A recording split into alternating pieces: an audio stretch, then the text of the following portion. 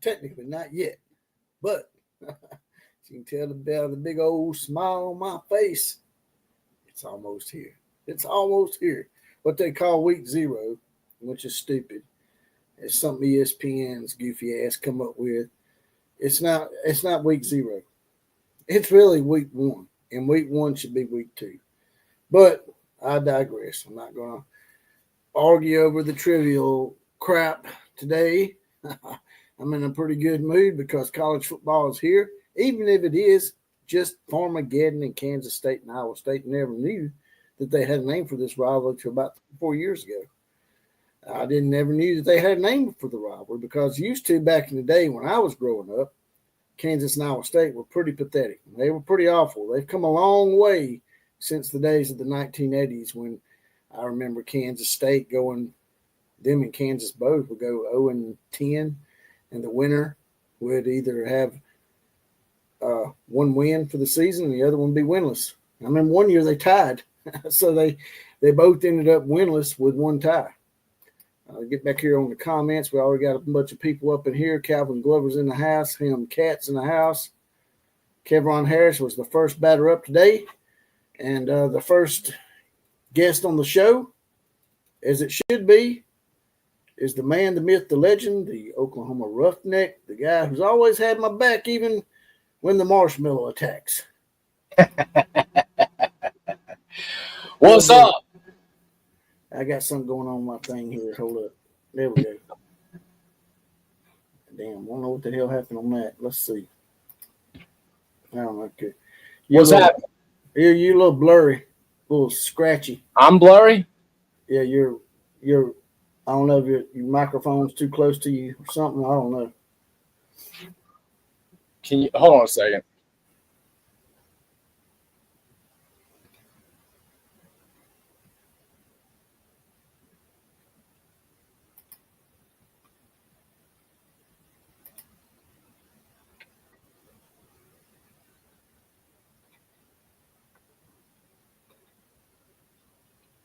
Hey, do me a favor real quick.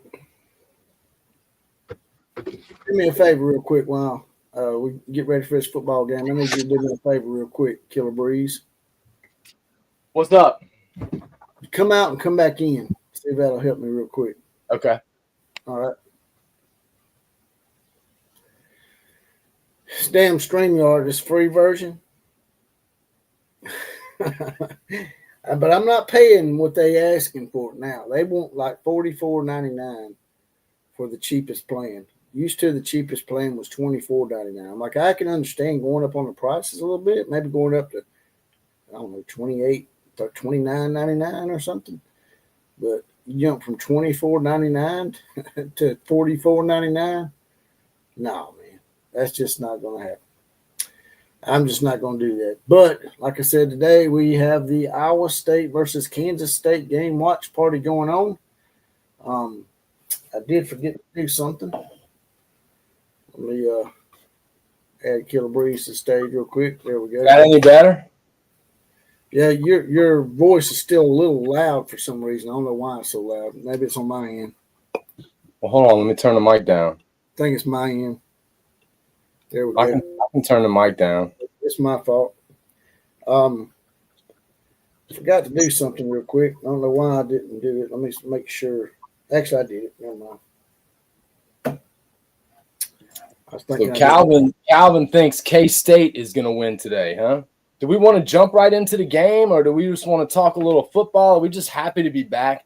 I mean, can we all just agree that what a wonderful Saturday this is, that now we're about to have 3 months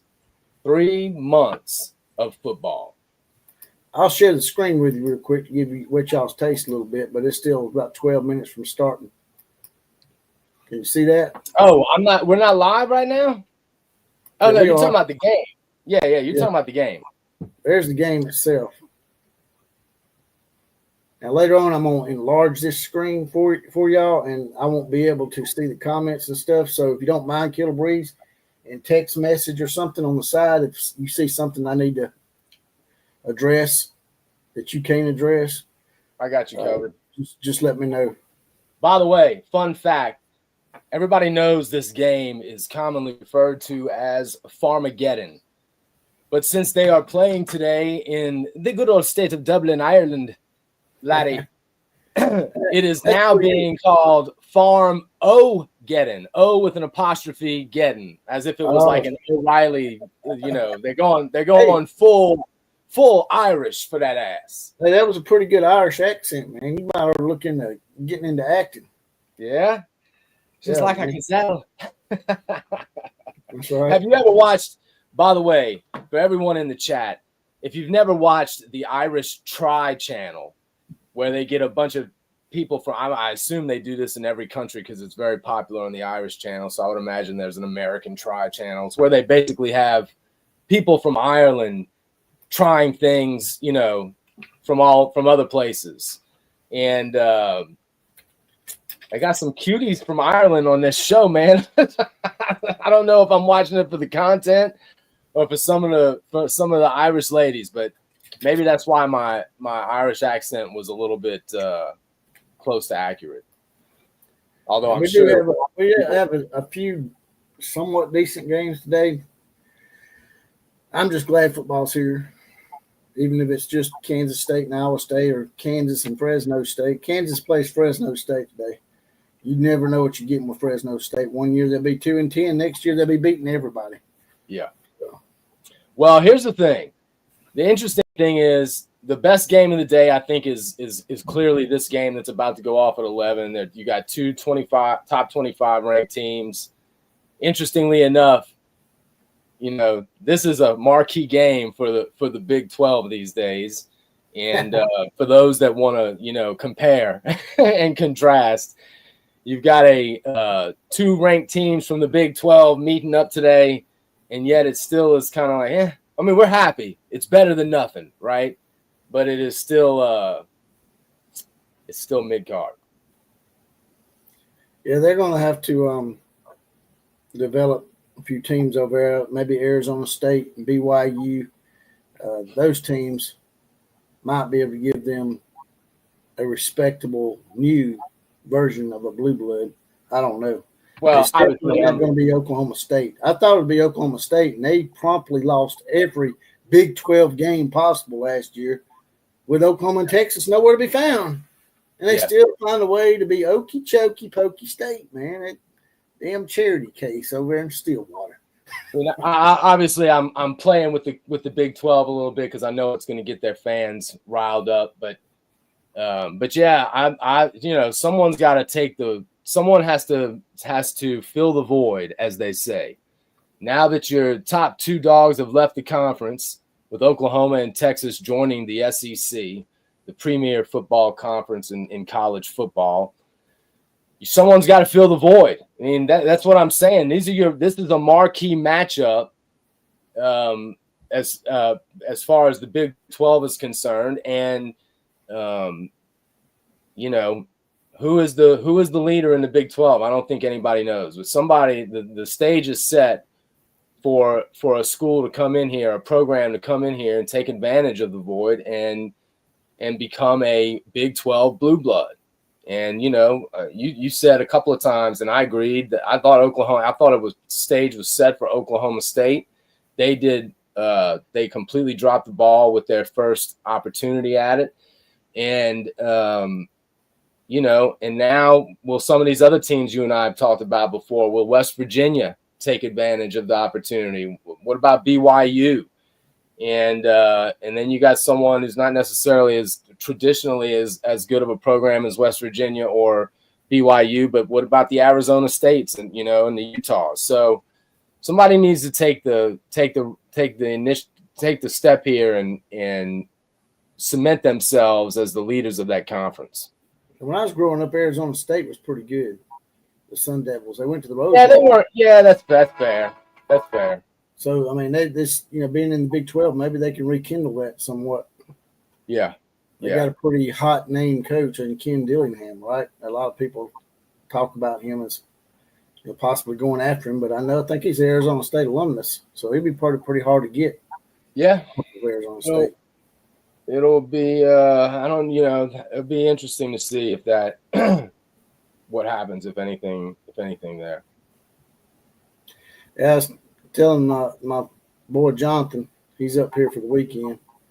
I was going to wear my cowboy hat today and wear my SEC hat. Like, that's probably might not be a good idea that I got my SEC hat on. I'm watching a Big 12 game. By the way, what channel is the game on? Is it on ESPN, right? I don't know. Yes, I was going to tell channel. everybody in the chat or anybody that comes up in here with us today that if you're watching the game live on TV,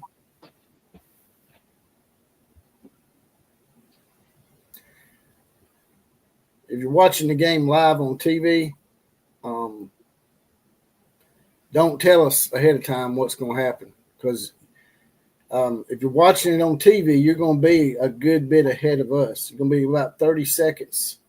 You're going to be about 30 seconds ahead of us. So if you're watching it on TV, don't give it away in the comment section. Calvin Glover says 31-23 K-State. David Orwig is in the house. David Orwig says, just don't let YouTube shut down the Outlaw. Be careful. I do this all the time, man. If they shut it down, they shut it down. They're not going to shut me down for doing this, because I'm just basically taking it from one of these foreign accounts. I'm just taking it from one of these foreign accounts, so they wouldn't shut me down. They would just turn off the pod. They would just turn off the. They just turn off the stream of the game, and it'd just be us talking. They wouldn't shut me down. But yeah, if you're watching the game live, you're going to be 30 seconds ahead of us, so please don't give it away in the comment section. And I'll tell Johnny Johns and Heath Stokes when they come in here as well, if they're watching the game live, don't tell us what's happening, because that sort of defeats the purpose of doing a watch party. Right, Killer Breeze? Yeah, I would agree. David Orwig wants to know if Gundy's team if Oklahoma State goes 4-8 this year, is that finally enough to get Gundy out the door? What do you think about that? I don't know, man. I thought in the past there was plenty of stuff to get him out the door, and they didn't do it. So I don't know, right, man. I believe that dude's got Teflon or something on him. It does seem like he's got. It seems like he's got dirt on somebody there, because you would have thought there were several opportunities where it would have been completely understandable if they let Gundy go. Calvin Glover says he bets the USC spammers don't come out this year. Well, they start winning, they will. Yes. All it's going to take is for them to win about 3 or 4 games to start the year, and they'll be in here, especially on my channel, because they have this affinity for me now. They like to stalk me a little bit because I grill the shit out of Lincoln Riley. Yeah. Giving him numerous nicknames over the past 3 or 4 years. We've made his life a living hell. I will admit to that. I do have messed with him pretty hard. Well, but did he not ask for everything that he received? I mean, seriously, when you handle your business the way Tebow handled his business, come on, man. What do you expect is going to happen? You know, it's going to be very interesting to see if their recruiting class stays together. You know, they're one of those schools that people think, or people have said, that they're offering a lot of money that's probably not going to get paid out. So are they able to maintain a top 5 currently? I think the number 2 rated class in the country. Are they able to maintain it? Does that class stay together? Got another special treat for y'all today. The best damn Van Halen cover band of all time, that being Next Halen. We have Johnny Johns. What's going on, guys? Johnny Johns is in the house. What's up, guys? We're back, baby. We are College back. Football. I was letting everybody know in the comment section, if you're watching the game live, don't give it away. Right. Because y'all probably 30 seconds ahead of us if you're watching it on your TV.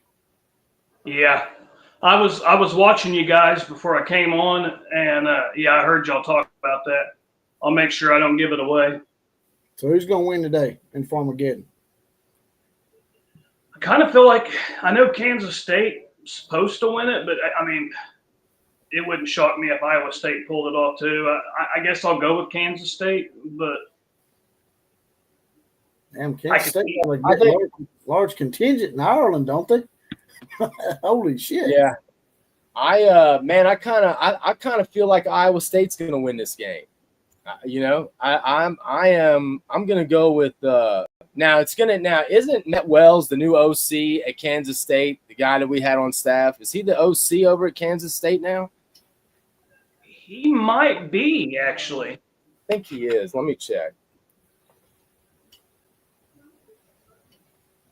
Let me see here.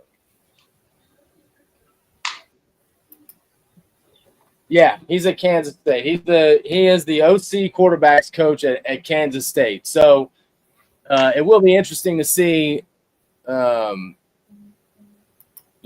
he's able to do. That quarterback, I can't think of his name right now. Avery something, right?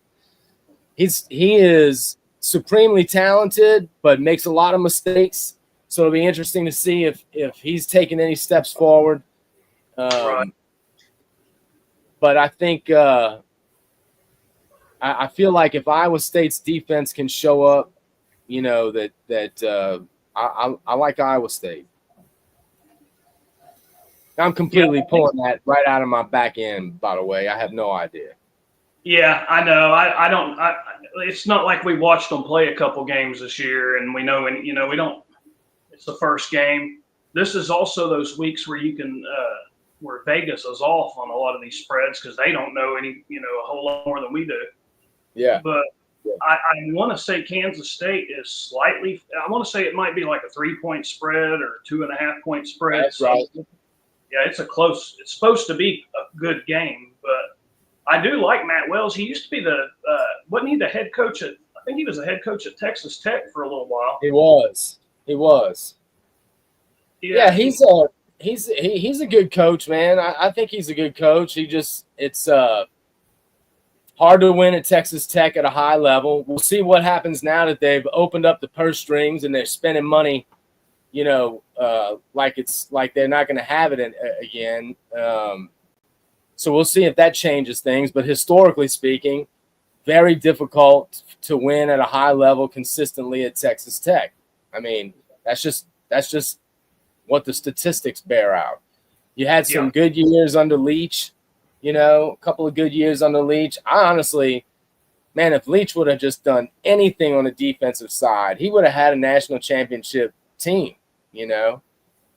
But he Y'all say you don't know much about Iowa State, but don't feel bad because Iowa State people don't know much about anything else. You have this dipshit on Locked On Ball Sack Network, whatever it's called, Locked On Sports. He's an Iowa State guy. Y'all remember that video with him and that Drake Toll guy where they were talking all that Drake stupid Tool? shit? Drake Tool and Nick Muppets? The Iowa State guy was talking about, I wish we were still playing Oklahoma because when we play them, we beat them. Yeah. Really? Yeah. That was compliments of Nick Muppets from the Locked On Big 12 podcast. It was a ridiculous statement. He said he loved watching Oklahoma come to play Iowa State because they win that game more times than not. Then they don't. 8 times in 120 years and lost 80 times. They lost 80 games. Yeah. It was a ridiculous statement. It was absolutely ridiculous. By the way, while we see the beautiful cheerleaders from Kansas State, that got me going a little bit. What do y'all think about the Minnesota Vikings male cheerleaders? Reminds me of Texas A&M. No, dude, but they take it a step further because this isn't guys in a male cheerleading outfit. This is guys dressing up as girls in a girls cheerleading outfit. That's what this is. Oh my God! I'll be honest with you. I haven't seen it. That is. No, dude. It's I thought, disturbing. okay, it's the guy cheerleaders that hold them up in the air. That's what I thought you were talking about. I didn't know that. So these are trans sisters we're talking about. Yeah, these are cosplaying cheerleaders. I'm telling you, dude, it's disturbing. It's just like, why? What is the point of this? Johnny John's had a gig scheduled for Minnesota. Didn't they cancel on you up there?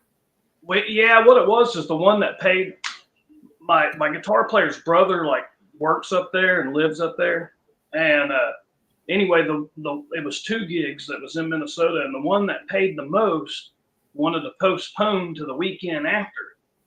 And we're like, dude, we're going down there because there's 2 of them. We don't want to go down there twice for 1 gig each time. And anyway, we ended up just scrapping the whole deal. But yeah, I didn't want to go to Minnesota in the first place, so it didn't hurt my feelings. They canceled on you, man, because you didn't have a transgender in your band. You need to dress up like a girl. That's right. if we had one of the trans sisters playing guitar for us or something, I just don't even understand. Like, again, what's the point, man? Who cares? Like, it's just like, why are you forcing? Do you honestly think about your customers here? Do you honestly think how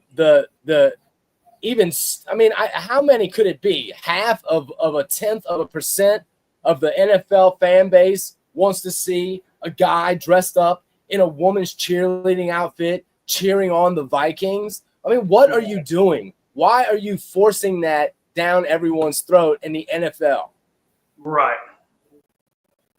Yeah, it makes no sense, dude. I don't know why they like you said, dude. There's a small group of people that even care to see it. Like who is like? I think the game might have already started, man. Let me turn it on real quick. It had. It did. Now hear that? Yep. And Becht will keep it on 3rd down, and he gets the first down. Rocco Becht had 8 rushing touchdowns last year, so he's very. Rocco Becht is not a terrible quarterback. Short yardage situations, they love to call Rocco Becht's number. You're going to see a bevy of tight ends today. That one, Benjamin Bramer pulling around, getting in front, and Becht making a man miss for the first down. Hanson, the ball carrier for the 3rd time, up to the 43-yard line.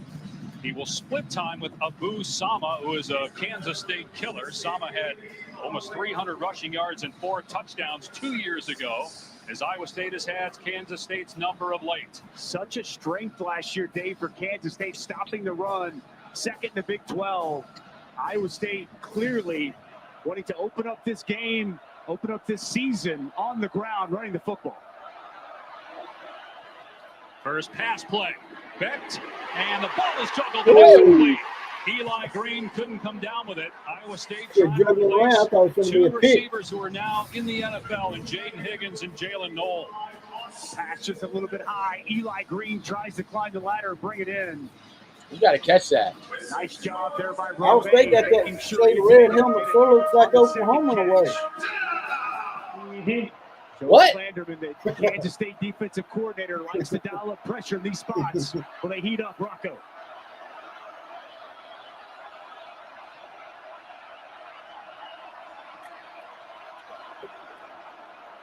They rush 4. Becht from the pocket is hit and sacked back at the 38-yard line. Toby Osunsami. That's how Oklahoma's going to be Arch Manning. In the backfield, along with Jordan Allen for Kansas State. That's exactly right. Really good coverage, and you're going to see the walls cave You're going to see on Rocco Becht. David Stone and my boy Jackson, Jaden Jackson, are just going to dominate the interior of that line this year. Tyler Perkins, 4th year as the starting punter. This is huge. Dylan Edwards, very dangerous with the ball in his hands. Oh! Defense, special teams, Iowa State. I saw that about 45 seconds ago, but I didn't want to tell you. When he goes to commercial, y'all remind me to mute it because they'll be monetizing it. One of the most dangerous weapons in the Big 12, Dylan Edwards. A costly mistake to start this game off. Remember last year, Kansas State fumbled the first play of this rivalry matchup on the road, turned into a touchdown for Iowa State. Huge. And Dylan Edwards, we've all been waiting to see him get his hands on the football. He just muffs it.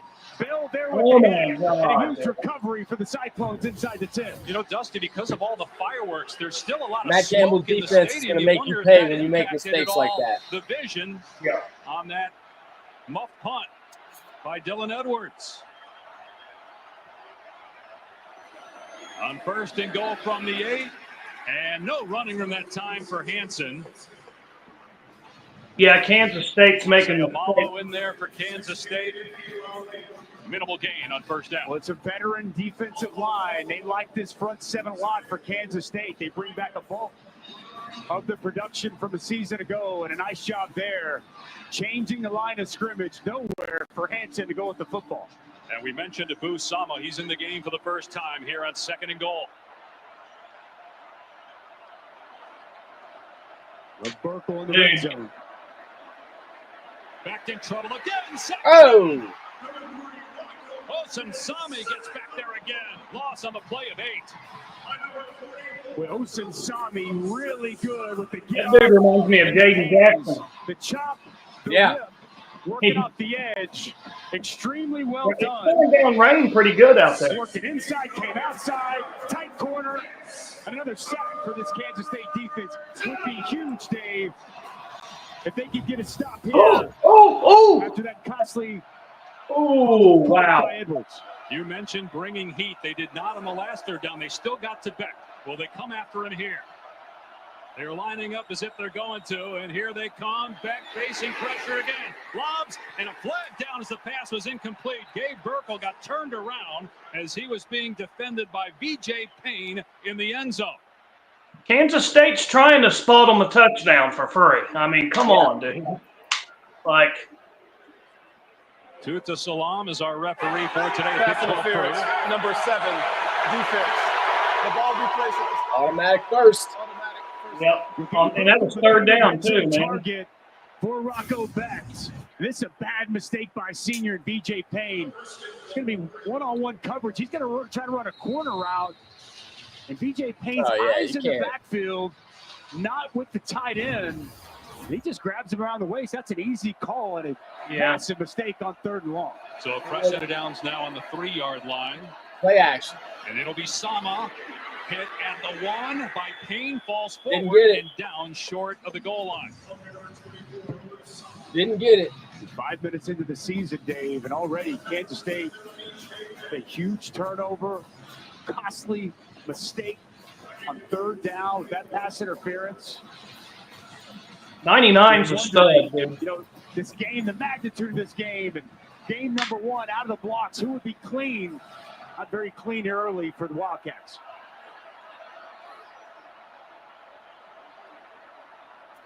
Pitch to Sama. Oh! Kansas State falls on it. Oh! Domain coming up with the ball. Oh, 2 turnovers in 5 minutes. someone just screwed the pooch. I know. And, I mean, dude, Iowa State did everything, or Kansas State did everything they could to give them a touchdown. And somehow they survived that whole little mess. There's no way that many Kansas State fans travel to Ireland, and they've got them damn Irish people a bunch of Kansas State fans. Hey, we can't hear you as well as we normally can. And the leader of this defense, Austin Romaine, on top. There we go. I didn't catch that real quick. I was just saying that there's no way Kansas State traveled that well. I think they handed out flags to people. I think they give half the stadium Iowa State flags and half of them Kansas State flags, and it's a bunch of Irish They people. might have. They Yeah. definitely might have. Yeah, well, you heard that interview. Dusty Dvorak was interviewing one of the fans out there that was going to the game, and he said, "You know who Oklahoma Sooners are?" He goes, "Who?" He had no idea. He said, "Oklahoma," and he said, "He goes, yeah, man, they're one of the best college football programs historically. It's where I played." And anyway, he goes, "You should root for them this year." And he goes, "Can you give me a Boomer Sooner?" And the guy says, "Boomer Sooner." The guy. So yeah, they probably did just pass out flags like, "Hey, what color do you like?" You know. For people just coming in the chat, we're in the commercial. We'll go back to the game. We mute the commercials because if we don't, they'll demonetize the channel. So if y'all thinking we're not going to let y'all listen to the game, we will. But I'm bringing in a guy by the name of Heath Stokes now. He's one of those big-time supporters of the program, one of my benefactors. I think you got you sideways there, Heath. You might have to turn your camera around. What do I got to do? I think you're sideways. Oh, shit. Now I just got blanked off here. Son of a bitch. He's going sideways out the gate. He going sideways on us. He's going sideways already. How's that? There you go. Yeah. Is that better? There you go. That sexy slot. Good, man. How you We're doing, just brother? living life. Lucky to have college football again. We Yes. still can't see our first touchdown yet because Iowa State's ready to pooch. Well, they always do early in the season. They always get beat the first game or two. Hell, Iowa rules them the first two games. You know, when they always play Iowa first or second game, they always get their ass beat the rest of the season. That's why I took Kansas State in this. Oh, I got to root for Kansas State. My boy Matt Wells. OC. So I'm hoping second year he can do some wonders with this quarterback. I was telling everybody in the chat, Heath, if you're watching the game on your TV live, you might have to sort of temper yourself because we're 30 seconds behind. You'll probably see it before we do. Let me turn the game back on real quick. I got it on. I'm not used to this stuff, so I'm trying to figure. Just watch the game on the podcast. It'll make it easier for you. Okay, cool. Share much more of the load as they're working on him. Joe Jackson gets first crack at it to kick off the season. Again, it's almost 1,400 yards off the left side. Coming flying in. Yeah, we were talking about Matt Wells earlier. We were giving Matt some credit earlier. Their quarterback is an excellent runner. Matt, Johnson, one of a lot of people don't know this, but I went to grade school with Matt. I went to school with Bill. Eighth grade. Save hours managing your library. You need to come Check check out how you get it here. We got to mute it. He went to school with Matt Wells. But an obvious passing situation on 3rd and 7. Yeah, I went to grade school with him all the way till 8th grade. His father was my dentist. Handles this. Dallas, Oklahoma. With Jackson leaving the backfield on 3rd and 7. Cool. And Johnson. I mean, we're real close. I talk to him periodically every few months. I mean, we're not real close, but if I text him or message him, he messages me back within 2 hours. Once that ball out quick. Nice. See McLaughlin come clean. That pass behind. Yeah, we grew up together. Played Little League baseball together. Played basketball together all through grade school. Rainy, a little sunny. Once again, the Iowa State defense. I didn't realize it was raining. Be able to catch the football. Yeah. Oh, it's pissing rain right now. Hell, they're in Ireland. What do you expect? Punt by Kansas State is now the return man for the Cyclones. And it's secured at the 43-yard line of Iowa State. By the way, Oklahoma is Alabama's homecoming opponent this year, just so y'all know. Back to Why would they do that? I don't know. Why would they? Why would Alabama schedule an ass whooping on homecoming? I know what you're doing, man. I know what you're saying. I did. I'm being serious. They did. They actually had. I know. Johnny, But you why would they do that? Johnny's Yeah. sideways. Someone's blowing up my phone, man, and it's there. We you go. Told you. Yeah, Johnny. someone sent me a message and said the sound quality, he said something was up with the sound quality of the video. Well, if you Well, try to the talk game- over, if you try to talk over the game, it's going to muffle you a little Yeah, bit. when the game is on, it's tough. Would I be better off putting like my TV on YouTube to watch, like to have the podcast on YouTube Probably. instead of watching the actual? Okay. Yeah, Probably. yeah, you can do that, or either watch it from your phone. Yeah, he said it was all good now, but it's probably just when the game's on. Yeah, when we start talking during the game, it sort of messes up a little bit. It's Right. hard to do that. Me and Killer Breeze used to watch the softball games, and sometimes we just have to be quiet. Yeah, it's hard to be quiet. That softball got me fired up, man. I didn't expect to get all excited about some softball, but I did. It was fun. I gained about Well, I got about 500 subscribers off that shit. It was fun, man. Yeah, Outlaw. Jesse, I don't know if you can turn your mic level up a little bit. Yeah, I don't know. There you go. That's better. It's probably because I'm not talking into There we the go. mic. That's better. Damn.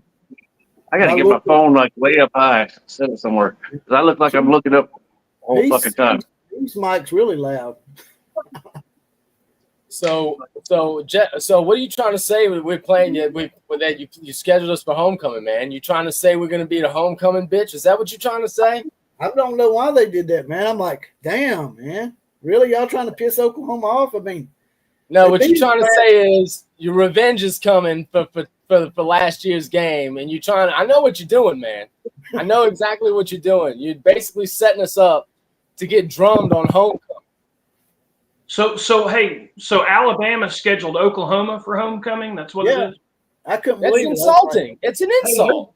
There's no doubt, dude. Alabama definitely wants revenge on Oklahoma.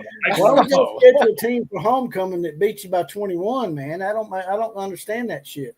Well, another thing is, dude, is Alabama feels like they owe us some ass whoopings, kind of like how we feel on a few teams ourselves. Because Oklahoma, the last 5 times OU and Alabama's played each other, Oklahoma's won 4 out of those 5. And if you ask, so we'll keep our eyes on it. And right now, Taylor, that's big because this may be a running game. We don't have a completion yet in almost 8 minutes. Carson Hansen had no room to run on first down and bring up 2nd and long. Interestingly enough, it doesn't feel like Oklahoma's won 4 of the last 5, though, does it? No, not at all. An offensive staff. His status, his health, very much. It'll be 4 out of the last 6 after this year. Probably will. Well, but here's the deal. First completion for either team. It's Dom Overby. Hey, I'm trying to figure this out. If I turn the volume up on my phone, I'm hearing the game over you guys. So if I turn the volume down on my phone, you guys still hear me? Some of the guys I can hear you. I don't like the new helmets for Iowa State, man. I don't like that Cyclones on the helmet like that. Man, there's no way to make those colors look good, so it don't matter. Oh, that's true. It sort of looks like USC. Stephen played in the NFL. McDonald's. That's like a born version of Washington, whatever you want to call them. It's sort of like USC's colors. Ronald McDonald and Hamburger would show up. A receiver, Brett Elskilson. And Iowa State. I'll tell you a fun story if you guys want to listen. I went to high school in LA. Okay, moved to LA, went to high school. And I saw a license plate one day. I was literally driving. I was probably a junior in high school. I was driving, and the bumper sticker said, not a license plate, a bumper sticker. He said, on the 12th day, or on the 11th day, Oklahoma got through the USC. On the 12th day, Oklahoma kicked their ass. And that was the funniest thing I ever seen in high school. I think I've seen that before. That was the funniest shit, dude. 34-yard punt, no return. Avery Johnson is his this first could be year a as real starter low-scoring last game. year, sophomore It season. is. There was some Really record game. 25 touchdowns through the air. Yeah, And he they is call a it dynamic 17-13 athlete as a State. runner, one of the best mobile quarterbacks in all of college football. But he came with some mistakes. He's got to clean those up. 10 kicks in total and 3 of the losses, multiple interceptions, decision-making. Really needs to start the round in a shape. Matt Wells, new offensive coordinator, feels like Avery is in a much better place here year 2 as the start.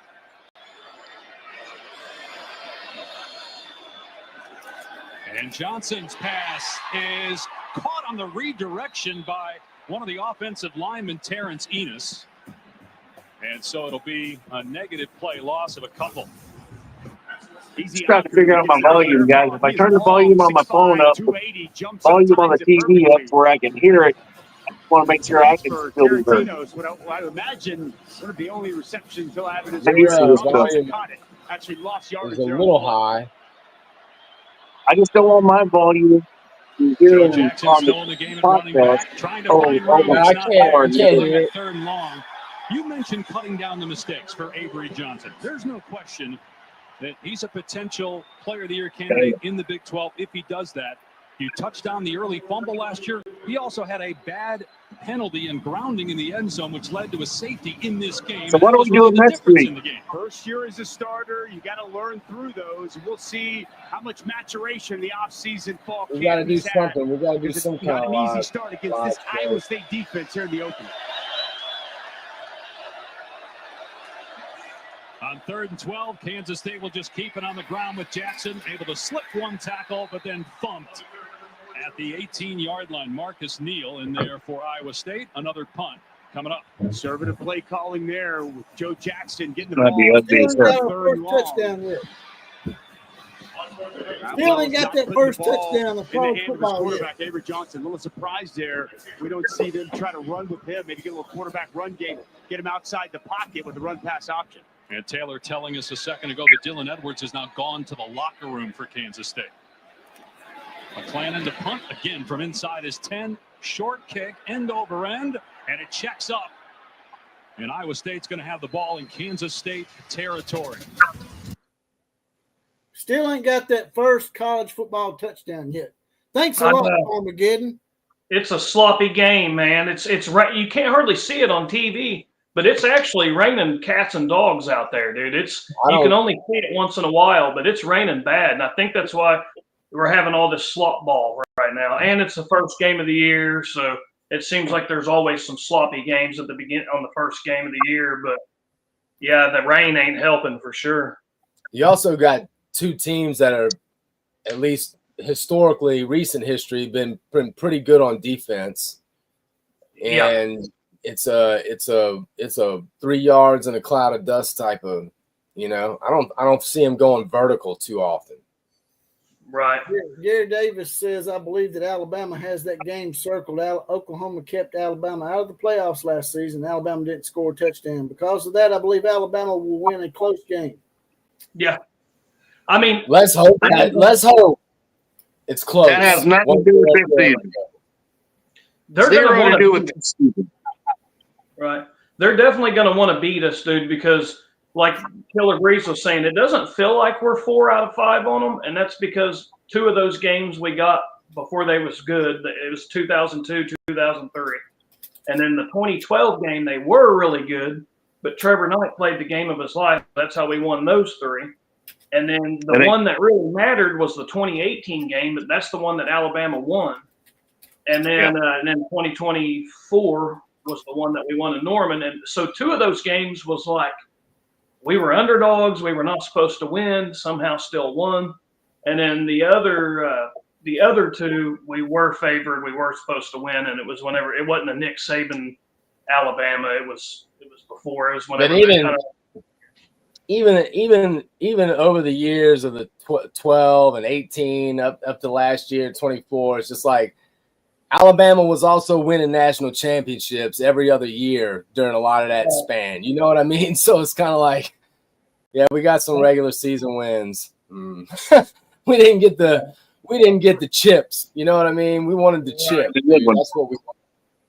Yeah, and a lot of people, like you said, man, it don't feel like it. It doesn't. And I'm sure a lot of people don't even realize that stat in their head. Holy shit, OU's won 4 out of 5 in the last 20 years or 22 years or whatever it is, 23 years. And a lot of people don't realize that because Alabama was busy winning like 6 national championships during that time. So, it's kind of like, what are they to care? You know what I mean? But Right. I mean, I live in Oklahoma now, so it's really everybody's very kind of excited, but it's guarded for this season. yeah, You know what I mean? But I think Oklahoma always does better as the underdog. We we seem to not show up quite as good when we're, when we're the favorite. But Right. tried and true over the last 50, 60 years, if something don't work, this whole state has, that's their investment, just like Alabama is. I mean, that's their pride and joy. So Yeah, they're going to make it right. And anybody that doesn't think that Oklahoma's going to end up making it right is probably going to come up on the wrong end. you played that underdog card really well last year on Alabama. Y'all not going to sneak up on us again. Right. Yeah, I hear you. I don't know how the hell it happened, but Smack around this time. I can't. We just have to. We have to win against Michigan and Auburn. Those two games, they're both super important. Auburn more so to me than Michigan. I mean, you can lose the Michigan game, and as long as you get your shit together and play well in the SEC, you'll be fine. Right. But I honestly think we will be able to go to Texas. That game is not good. What's that? I said, I honestly think we'll be undefeated going to Texas because Auburn don't know who their quarterback is. And let's be honest, this is a quarterback game. If you don't have a quarterback, you don't have a team. And Jackson Arnold will come in and light y'all's ass up, man. Oh, I know. That's what cannot happen. Yeah. I mean, what is the vibe? What is the vibe in Alabama right now about Jackson Arnold? Because everything I'm hearing on this end, which it may be biased towards Oklahoma, everything that comes out of a news channel says they're regretting their $2 million investment. Right. Well, I mean, Hugh Freeze is. Hey, look at there, y'all. Oh, nope, not yet. Hugh Freeze Yeah. is basically saying he's going to be playing deep night in the first game. So I think he's come out and said that. Watch this safety sneak down. It's going to create a void in this skinny post. Rocco Beck, good job selling it inside. You get that safety to creep up. There's open space and a strike to Askelson. Take a picture. We've had back-to-back completions. Obviously, a wet field, wet football, rain off and on here in Dublin. Kansas State rushes 5, back throwing to the end zone. And it's our first score of the season. Dominic Overby. First score of the season. Hello. The first score of 2025. The season is actually open now. Yep. Very Looks nice. like the rain may be dying down a little bit. By the way, I couldn't have been more wrong. He literally just went vertical. 19th consecutive game with a touchdown pass for Rocco Beck, a school record in the FBS active leader. Why'd you ban with Big more Stack? catches in this game, 2, than he had all year. In 2024, just 1. What did Big Stack do? Conradi makes it 7. I didn't really mean to ban him. I just removed his comments because he give the play away. I just told everybody, don't give the play away. He's like, Iowa State just scored a touchdown before they scored. And I'm like, man, I done told you about that shit. We'll do that. I like to go in there and unban him. I didn't mean to ban him. I was just trying to remove his comment. He's a big boy. He won't get upset. Yeah, he get Yeah, over I watched the score and I'm doing my best to not get excited. Kind of like right now, it's not a score, but it's big. But yeah, it looks like the rain's died down a little bit. Maybe we'll see it. Maybe this game won't be so sloppy. And a big pickup Goddamn, there. I love Exactly college what the football, Wildcats man. needed. But movement by Kansas State. False start. Number 86. Offense. 5-yard penalty. First down.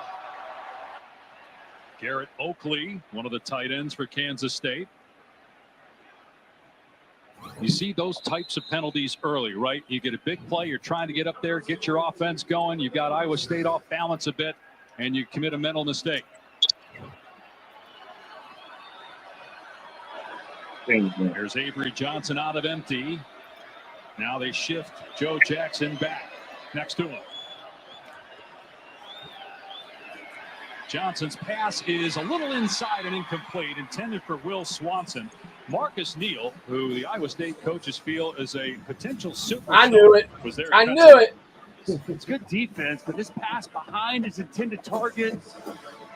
Tough for Swenson to come back to that football. It's a catchable ball, but touched on Marcus Neal. He really stepped up last year as a freshman, had a great game against Miami and the Pop-Tart Bowl Thanks, victory, Gary. and big expectation for the sophomore there in that star position of this defense. Another run play on 2nd and 15. Devon Rice inside the 30, got a chunk of it back. Gain of about 9. Rice had just 1 carry all last year. Took a red shirt. He's a freshman from Las Vegas. Second time we've seen Kansas State get on the perimeter. Good job by the center, Sam Hecht, pulling out in front. Important 3rd down. We have not called the name of Jerron Tibbs, the Purdue transfer. They raved about what he's brought to the table. Could we see him now in a crucial 3rd down to keep this drive alive?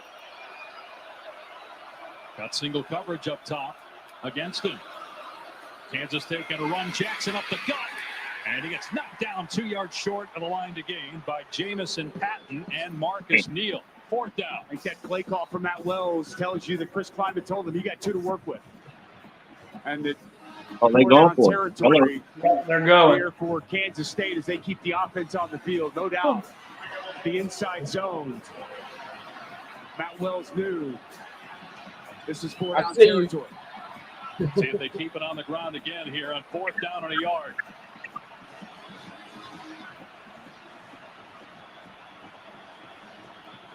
And the play clock down to 5. So Kansas State has to call a timeout. Man.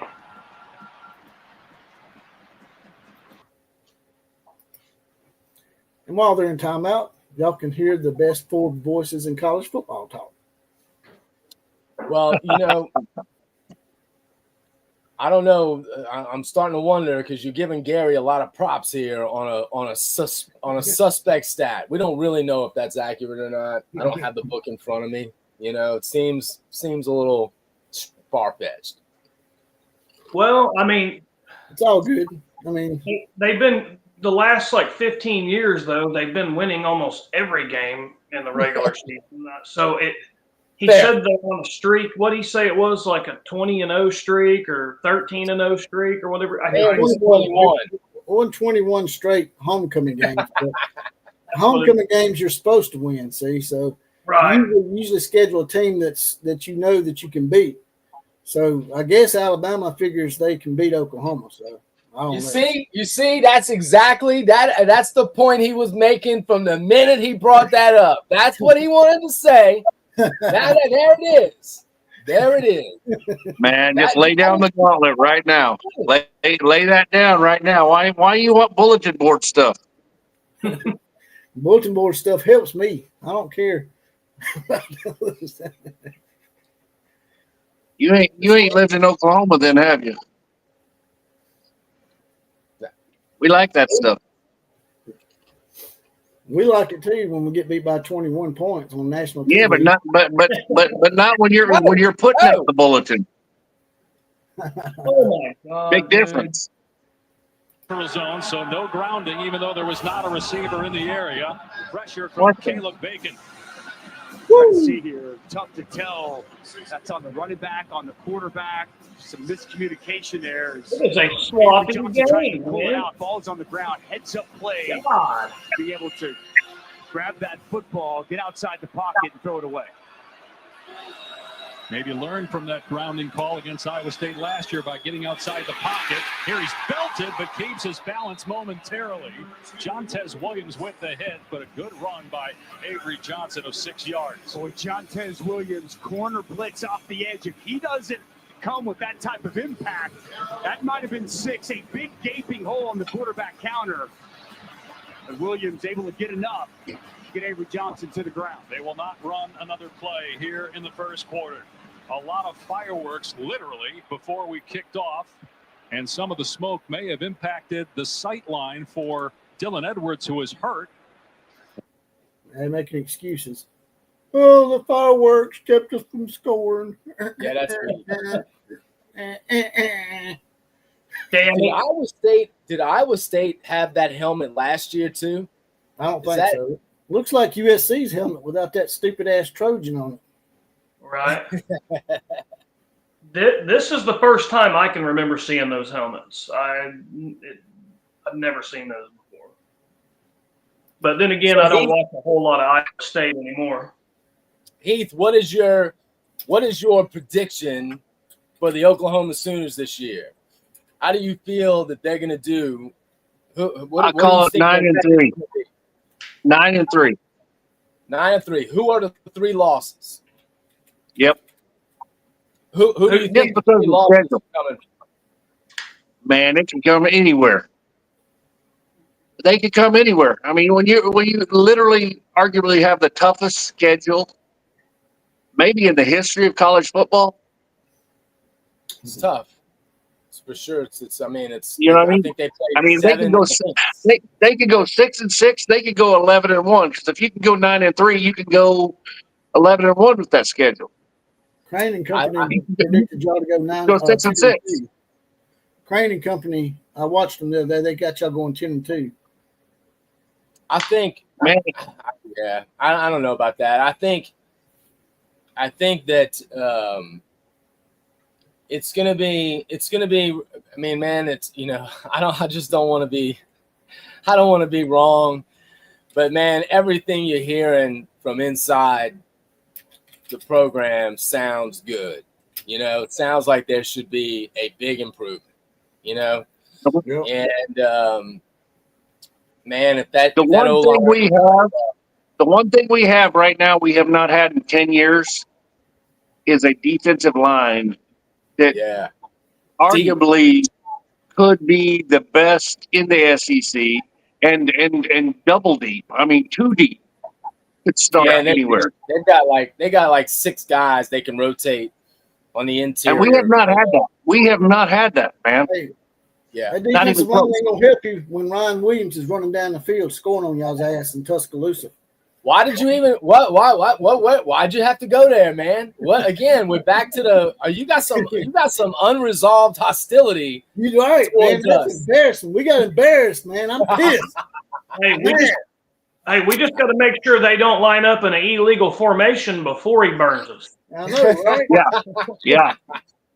That phantom call. Hey, by the way, Outlaw, who's your quarterback? Bart Simpson. Who? Ty Simpson. That's it. Yeah. And who's he? I still like Austin Mack. I think is his name. Mack. How many touchdowns has your whole quarterback room thrown? I'm not really sure about that. I have to look it up. Maybe 3. They're gonna throw about the whole damn quarterback room. They're gonna throw about 8 on Oklahoma. That's why we scheduled y'all for homecoming, man, so we can score 56. See? You didn't last year. Here we go with the homecoming bitch stuff. I knew it, man. Yeah, exactly. I absolutely knew it. They're gonna go home. They're gonna go home crying and hope they come again. Y'all might just do it. Y'all might come down there and beat us on homecoming. That really would hurt. That would be embarrassing as hell. Hey, Outlaw. I would like to have a homecoming in Alabama. I've been here for like 2 years here in Oklahoma, but I wouldn't mind coming back for that game. So you got an extra bedroom? Can you find some tickets? Yeah, I'll let you come in here and sleep with me and my wife. I'll put you in the middle. Whoa. This is a family show. I'll get you an air bed. We can buy us an air bed and throw it in the living room. Hey, I'll buy you dinner for your ass whooping you're getting ready to receive. Hey, them tickets are probably anywhere from $800 to $1,200 a seat, though, because I looked up. Guess what? After Alabama's like four and what? How late is it in the season? 4-4, 4-6, whatever. That'd be a little cheaper. Touchdown, Kansas State. Who needs to throw the ball when you got him? There we go. running? Holy Hey, shit! we got a 2 game touchdowns. Damn right. Love the play call by Matt Wells there. Haven't seen any confident throws from Avery Johnson. Allow him to utilize what comes to him most naturally, that running ability. Great call and well executed to get the Wildcats on the board. First ever attempt at Kansas State for Luis Rodriguez, who is kicking for the College of the Canyons, junior college in California. For the extra point, no problem, and that ties the game 5 seconds into the second quarter. What's tight ends, boy? It's a tight end game. Watch Garrett Oakley get upfield and get a key block. Inside, you see that defensive end cheat inside. Garrett Oakley secures that block. Hey, goddamn, opens up that edge. Hole was, man. Oh no! Avery Johnson puts his foot in the ground, gets north and south. Hell, I couldn't run through that. Finds the end zone. We show James, Dave. They love it in Manhattan just as much. And they love Avery Johnson. And boy, the coaches would love to continue to run Avery Johnson more. They emphasized him getting stronger in the offseason. Put on about 12 to 15 pounds. It's pretty noticeable in his upper body. They want him to be able to handle the hits, especially late in the season. That's where Kansas State struggled down the stretch last year, losing. Hey guys, my name is Harris Heller, and I've been a full-time YouTuber for over 10 years now. And if you are a YouTuber or you're trying, There we yesterday, he is bigger, 12 pounds. He knows that his number is going to be called more and more, and especially with Dylan Edwards out of this game, they've got to be able to create that run game, that explosiveness. You quarterbacks in college football bring that to the table the way Avery Johnson does. A live stream on the football game. McClellan kicking it deep for Kansas State. Fair caught, and will come out to the 25. Take a look at Rocco Beck's last drive. 3 straight completions. Well, give him some time, and the dude can deal. That's exactly what he was doing this last drive. Nice, easy find by Burkle, leaking out into the flats. Good, confident throw we saw to Eskelson. And how about this? An absolute dot over the top to a 6'5", Dominic Overby, and a Cyclones touchdown. A good throw. Really saw Rocco Beck God, those are ugly uniforms. as he was I'll just give you flawless in that. this offense. 6 touchdown passes in 2+ games in his career against Kansas State. 18-9 record as a starter. Dad Anthony played 11 years in the NFL. Mom, an All-American gymnast in West Virginia, grew up in Tampa area after Beck, his dad was done playing for the Buccaneers. And came to Ames, Iowa for college football. Run play on 1st and 10, and Sama with nowhere to run on the perimeter. Go nowhere. A yard downfield by Zayshawn Rich, the corner. Early penetration come flying in for this Kansas State defense. Cody Stufflebean, they pull those backside guard tackle at backside defensive end. He can penetrate, he can completely disrupt the play. Nice job by the front for Kansas State.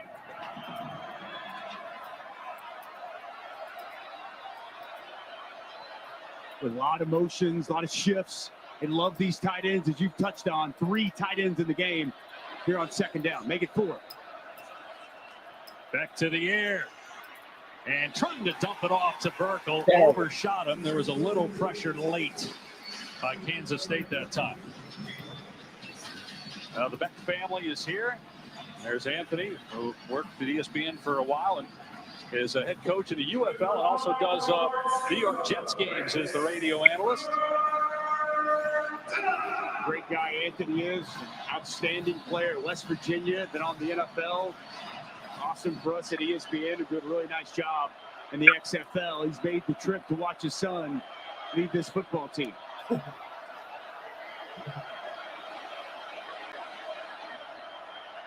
Back on 3rd down and 9. Gets leveled and fumbles the ball. Woohoo! It's recovered by Kansas State. There we go. Kansas State, good what Kansas State does. Quay Moss recovered by Chidi Obi-Izor. But Joe Klanderman's going to dial it up. Well, He's bringing pressure. He's got Quay like my Moss early call on walked up Iowa to the State line of might be in scrimmage, jeopardy here and he because I don't really know does an if excellent job with this blitz. Watch Quay Moss right here. He's going to They're start up. He's just, going to work inside, and he's going to come what are they scot-free and clean and get to the quarterback. Very well done as he works back inside late. Rocco Beck never identifies him. Ball's out. Kansas State on top. Really good job by Moss. Not just getting to the quarterback, Dave, but getting that hand on the football. Rocco had the Kansas ball State low. on top. Quay Moss Iowa knocks State's it on out. bottom. And Kansas State forces their first turnover of the season. And they'll take over at the 16-yard line of Iowa State. Where'd he The second takeaway for Kansas State's defense. K-State had the one I don't know, fumble. where did he go? And now they run the perimeter, but tracked down is Devon Price for a loss on the play.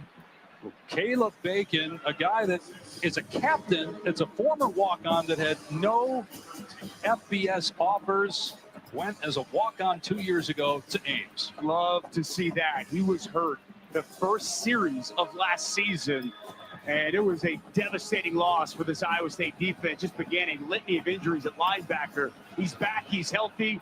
Nice job getting upfield, creating the negative play.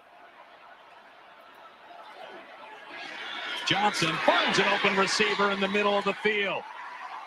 Garrett Oakley close to a first down. About a half-yard shy at the 7-yard line. Well, zone coverage there by Iowa State. Oakley finds that soft spot in the defense, and a quick find from Avery Johnson.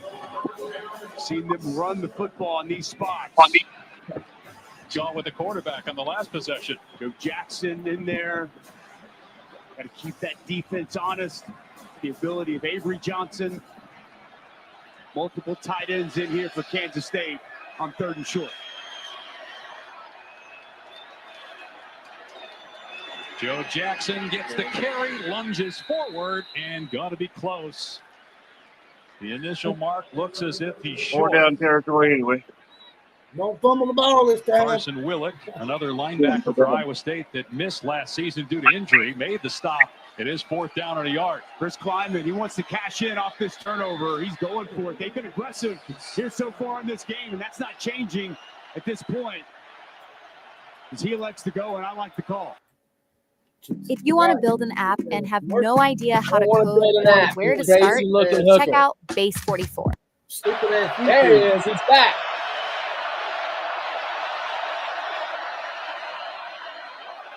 Give to Jackson, and he's been in the backfield and taken down by Marcus Neal. Does not appear to have it. Wow. Turnover on downs, forced by the Wow. Iowa State defense. Wow, we touched on Marcus Neal earlier. Iowa State's He playing ended up last and down, season man. Was Some such an good stuff outstanding and then game some against terrible stuff. Miami. The sophomore. Watch this speed coming downhill right at you. 4th and 1. Big game rivalry, maybe a Big 12 championship. Later in the season on the line, Marcus Neal's downhill, and he gets a big stop. We're tied up. Man, in a game like this, like 99% of the time, I say, yeah, you definitely go for it. The analytics tell you to, like almost every time if you're inside the, like I think if you're past the 45 or past the 50, the analytics always tell you to go for it on 4th and 1. But in a game like this, dude, where no one can hang on to the football, sloppy turnovers, penalties, just sloppy, I say you kick it only in this particular game right here. Because Take the field goal, take the points. Yes, you got to take the points in this game, man. The way it's been so difficult for anybody to get any kind of points. Like I would have took the points there, man.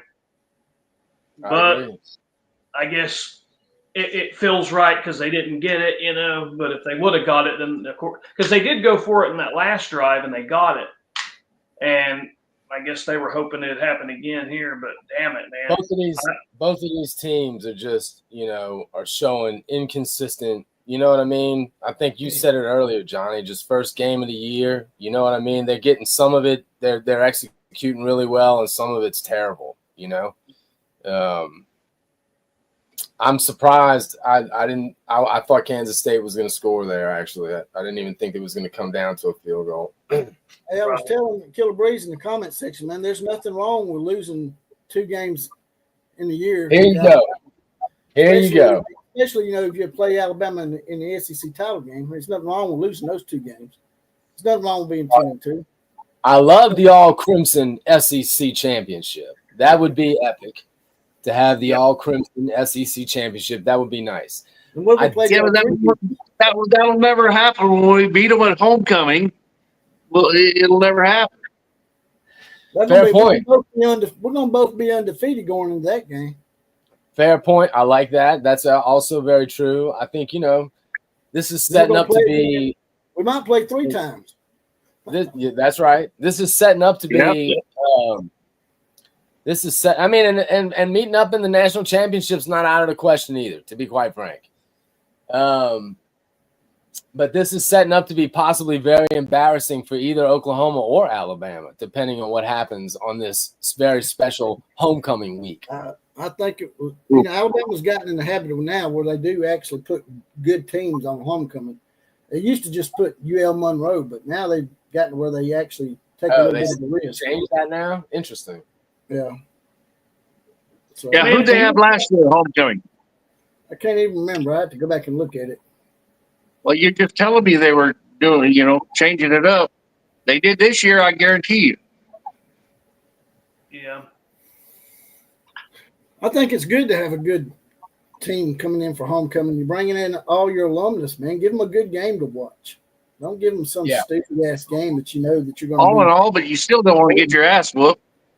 I don't know. I'd rather watch a good game than, be up by 50 at halftime. Yeah, but you don't want all the mamas and daddies to – come on, man. They're there to – I mean, we always scheduled Baylor when we were in the Big 12, or Kansas. Kansas or Baylor. Yep. I remember one year Baylor Kansas beat you. On homecoming? They gotten a lot better. I mean, when you had Robert Griffin, that was a whole different deal. Y'all need to schedule Oklahoma State. Schedule years and all that stuff. That was like the SMU years, Y'all need to schedule Oklahoma State as homecoming. I don't even want to talk about Oklahoma State because I live here now, but.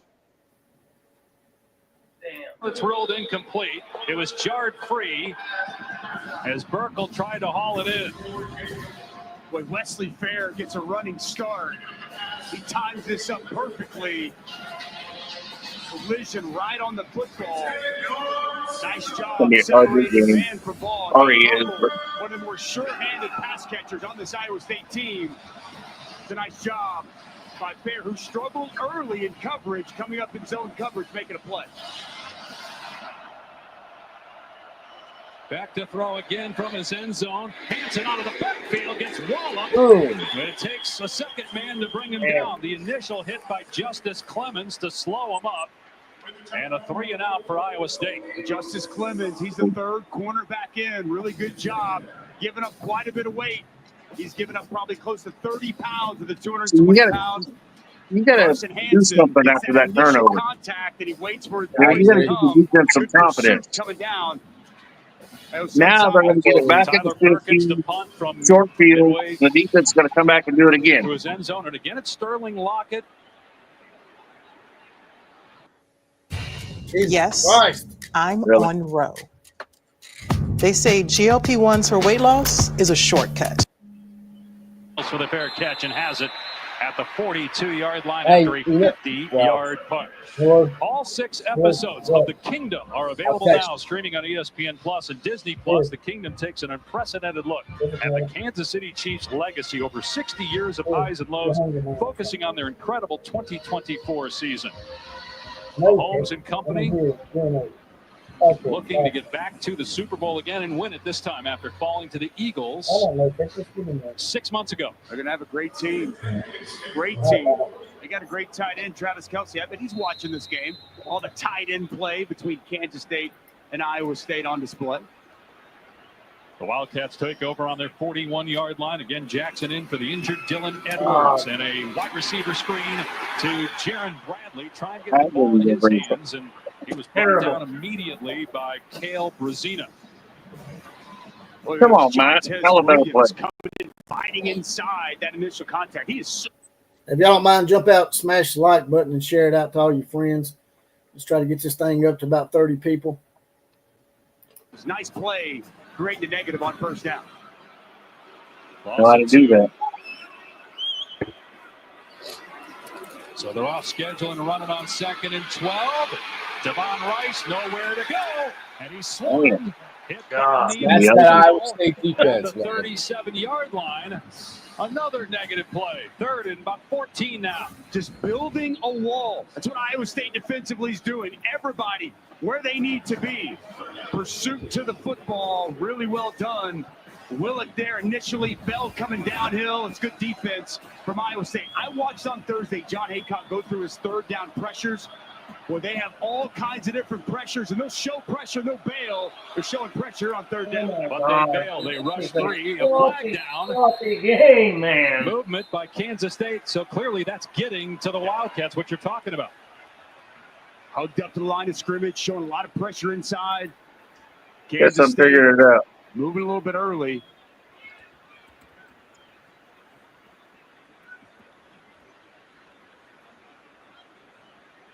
A lengthy conversation. One of the officials looks like he's pointing at Iowa State as if maybe they were doing something that's illegal to try and draw them offside. Yep, Defense, that's it. Number 9. The linebacker made symbols that simulated the beginning of the snap. Matt Campbell is pissed. Look at him. Third down. Kale Brazina cost them 5 yards. How he used to cry against Matt Oklahoma. Campbell is not happy. This is, as you mentioned, a new point of emphasis. He's mad at the officials, not at his defense. No. He's mad at the call because he's saying that he was telling his guys that his linebacker was making a call not toward the offense. So Avery Johnson on 3rd and 8. The receiver is wide open for a first down. It's the tight end, Garrett Oakland. All the way down to the 38-yard line. Gain of 20. Boy, Iowa State just playing soft. They're going to play soft, and you're going to see him just final open space right here. As Iowa State continues to bail outside, Oakley finds that grass, finds that space, and a big conversion on 3rd down. Oakley's second team That on was- Big that- 12 that- tight end in 2024. 2 catches so far in this game. Oh my God, That man. pass behind the line, that's a live ball. That's a ball. Scooped up by Devon Rice. And he does well to get back close to the line of scrimmage on that backwards pass. Another fumble. Pass was backwards. Recovered by the running back. Second down. 2nd and 12. He can't advance it, can he? Very smart. Can you advance the ball in college? This was a backwards pass at the live football. Recognizes that. Doesn't just get on the ball, but gets up the field and almost back to the line of scrimmage. Is that designed to be a backwards pass or a poor decision by Avery Johnson, the way he threw the ball? Or is it the running back who's back further than what he should be? Remember, Dylan Edwards typically would be catching that pass. Oh my God! Jackson with and he fumbles the ball. Oh! And it's recovered by Iowa State. Oh my Wow. God! Tayshaun James. Yeah, these two teams. Here in Ireland. These two teams. The Cyclones.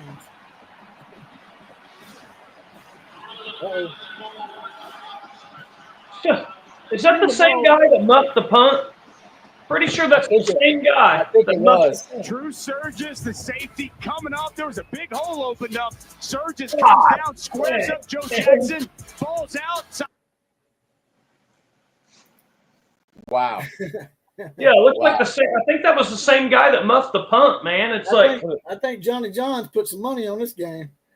no, but I wanted my pick to be right. You know, I picked Kansas State, and if they didn't have, you know, it's like every play now I'm expecting a fumble or a false start or something. Well, we've had It's some bad conditions out there. Right, it is. David Orwig said it's the same guy that fumbled earlier. Yeah, I thought it was. I could have sworn it was number 4. But you know, a lot of college teams, they'll have like 2 guys wearing number 4. They'll have a guy. I think how it is like they can like you can have a guy on defense wearing number 4. You can have a guy on offense wearing number 4. Only Right. one Right. of them special teams. So like if one of the number 4, so I didn't know if it was a guy that maybe plays defense and special teams or if it was the same guy. But yeah, it looks like it's definitely the same guy. By the way, Heath, Gary answered your question. Last year, Alabama played South Carolina for their homecoming game. So we've gotten to where we play pretty big name schools for homecoming games. South Carolina, really? Yeah, and we barely Really? won that. Yeah, we barely Really? won that game. Yeah, the team that But whooped your really, ass- South Carolina, big game? Yeah, the team that went into Norman and beat your ass. Yeah. yeah, you might. That you was a might bad wanna- year, Bubba. But hey, let's go back. Let's go back the You whole make last fun of the Gamecocks. 20 years, and let's I had to take up for the Gamecocks. You making fun of them. have the game Little Talks got anywhere near the SEC championship ever? Who? South Carolina. They went to the SEC title game under Steve Spurrier. Yeah. Yeah, they did. I think. What? I think He's a couple of times, 86. didn't He's 86 years old right now. they? He took them to the SEC championship a couple of times, didn't he? Well, yeah, but how long ago was that? Well, still, I mean, They played Cam Newton. Oh, Scam Newton. they Scam have had Newton, some- yeah. definitely Yeah, had yeah, some yeah. bad years. They've definitely had some bad years. Come on, Yeah, man. but You're they going were- to compare South. You're going to compare South Carolina to Oklahoma? Are you kidding me? No, that's not what I said. That's not what I said at all. I said South Carolina is not a bullshit opponent. They're it's not legit. Louisiana Monroe. You're acting like South Carolina's an easy homecoming team. That wouldn't be a typical easy homecoming team. Typical easy No, homecoming team. not easy, but it's not Oklahoma. No, for sure. They're not anywhere close to Oklahoma. But very few programs can. That's can all I even was getting at. sniff their jockstrap. Yeah. But they were tough last year, though. I think they had the same record as Alabama. Heck yeah, didn't they were.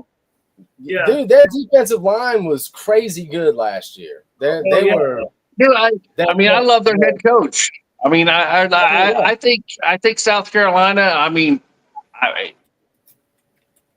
I think they're a decent team, and I mean, like I said, I love their head coach. I actually root for them.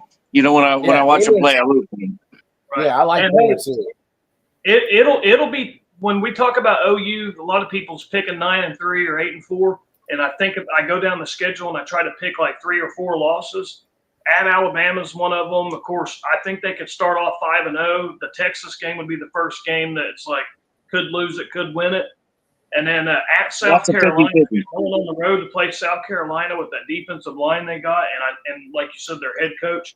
I don't know how good their quarterback's going to be, but they win with defense and special teams, kind of like his dad used to at Virginia Tech. Exactly. But Exactly. when I pick losses, I think at Tennessee could be tough. I think about at South Carolina could be tough. At Alabama's going to be tough, and then Michigan. I'm not too worried about that one because it's in Norman. I'm not either. That one, but I'm not worried about Auburn. And They worry about that South Carolina game. They whooped your ass last year. yeah, I know it. In Norman, they whooped our ass. So That's last year. well, With we no did spot quarterback. them. We spotted them 21 points in the first 5 minutes, but hopefully we don't do that again. But I mean, when I look at the schedule and I look at games that we could lose, like if we're going to pick 3 or 4 games that's a potential loss, I look at the road game. I can find 6. I can find 6. Beating the ground, break back to the ball, knocks it loose at the last second. Well played there by the 6'3". Just hoping we go 5-5 through those 6, or 6 or 3-3 through those 6. If we go 50% through those 6 that I think we should or could lose, then we're going to be fine. And he's got the edge, and he picks up a first down before he's thrown out of bounds by Austin Romaine.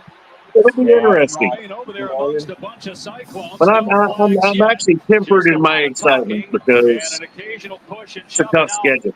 A little bit more pushing. It is. Officials may need to get control of this. Well, you know, what happens if Texas comes into the OU game 3-2? Call it a rivalry. Yeah, that's for very a possible. reason. No love lost. It is possible. Between these two teams that are so eerily similar.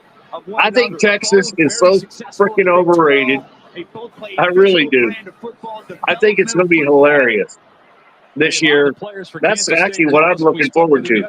I think watching Texas's demise this season, because anytime Texas is rated high, they end up just dying. They usually take a day, yeah, for sure. A gain of 8 on the play. Daniel Cobb's And nothing against Arch Manning, but he's got the weight of the world on his shoulders. Pressure off his right. He sees it. He slides And to his we'll left. see. Hole opens up. A nice pickup on first down. That was a free hitter in Daniel Cobbs. We saw a similar pressure from Quay. He's been there 2 years, but could never win the starting quarterback job. So let's just see. Could have been staring at a sack.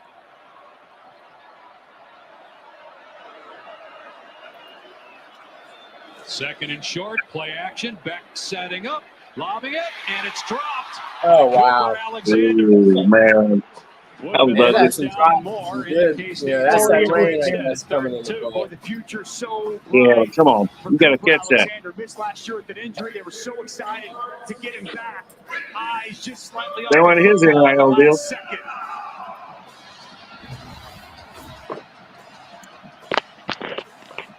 Iowa State 1 for 5 on third down. Keep it on the ground with Sama and Powers to the line, but maybe a half yard short. And Austin Romaine in there for Kansas State, along with Obi Izor and Sam Allo. We saw him earlier on 4th and short, punt the football from the other side of the field. Now, they love in these really short situations, quarterback sneak, and to keep the ball for quarterback Rocco Beck. The offense stays on the field. Here we go, Rocco. It stays in his hands. They got a full house backfield with 3 men lined up right directly behind Beck. Oh, we doing the tush push. Got a timeout on the field to review whether he is indeed short of the line to gain. Back in a moment. Yeah, I agree with you when you're saying there's 6 games that are like coin flips. We could lose them, we could win them. If we can just go, if we can win half of those, we can go 3 and 3. Exactly. Go 50-50. Yeah, that would be nice. But at Alabama is definitely one of the ones that I'm worried about. They're going to want revenge. I don't blame them. It's just like Missouri coming to Norman. Like, we're going to want revenge for them beating us last year. Yeah, I call that a W. Yeah, it should be. But yeah, well, let's be honest. If John Mateer is what he's supposed to be, if John Mateer is what he's supposed to be, yeah, we're good. I'm not worried. Yeah, and hey, I think we're going to have a top 15, top 10, top 15 defense. And if you got a quarterback, I know we got the skill players. We got the kid from Cal who is, the running back, if he is what he's supposed to be. But like I said, it's all hype. It's all hype right now. We'll see what happens when you strap the helmet on and go between the lines. Right. Hey, there's a very good chance, though, Oklahoma does have a better record than Texas when we play in the Cotton Bowl. They got to go at Florida and at Ohio State. We got to play Michigan and Norman and then Auburn and Norman. And I'm not worried about either one of those. Right. And they said, well, we kicked the shit out of Florida last year. Well, they was missing their quarterback. It was at Texas. It's going to be a different ball game going to the Swamp. And I'm not saying they'll lose it. They may win that game. But the at Ohio State, dude, that is definitely going to be tough. And at Florida, so there's a chance. I mean, who knows? Maybe they're both 5-0. Maybe we're 5-0 and they're 4-1. But if I had to bet money on it, I think even though they're ranked, what are they ranked number 1 and number 2 in all the polls? Yeah, I would actually put my money on OU being 5-0 more than I'd put money on them being 5-0. I would definitely, and I'm a gambler by trade. I definitely would say we'll have a better record than Texas going in there. I'm not saying we're going to be a better team than Texas. Yeah. But the second half of the season is where the shit comes down on Oklahoma. Right. Yeah, it gets tough. And man, and Arch Manning, dude, I don't expect him to be a bust or a bum, dude. I think he's going to be pretty damn good. Like I like all the Mannings. I love Eli and oh my God, I'm a huge Manning fan. Yeah, I love the whole family, and I expect him to be solid. But I hope it's similar to whenever Peyton Manning, when he played at Tennessee, he was really good, but he couldn't win a natty, and they ended up winning one the year after he left. And I hope he's a notch below. I hope he's a notch below Eli. That's what I hope.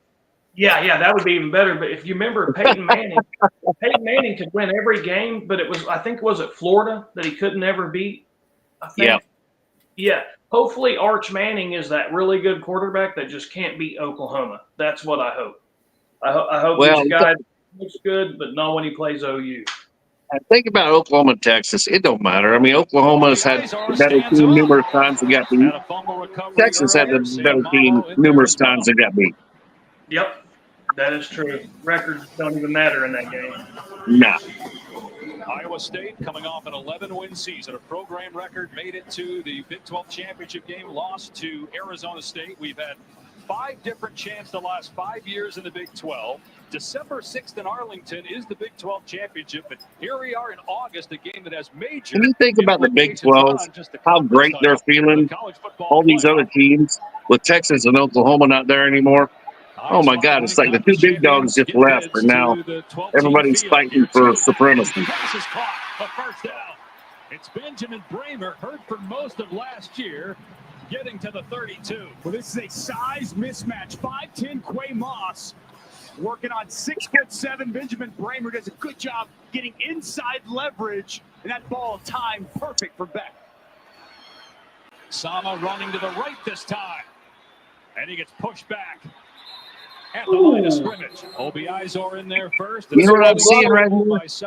Iowa State is dominating basically the game, but they're not winning. And that's the whole Kansas State MO, their whole, for years. They hang in there and then figure out a way. 23 yards on the ground here so far. The defensive line and the linebackers really working well off of one another.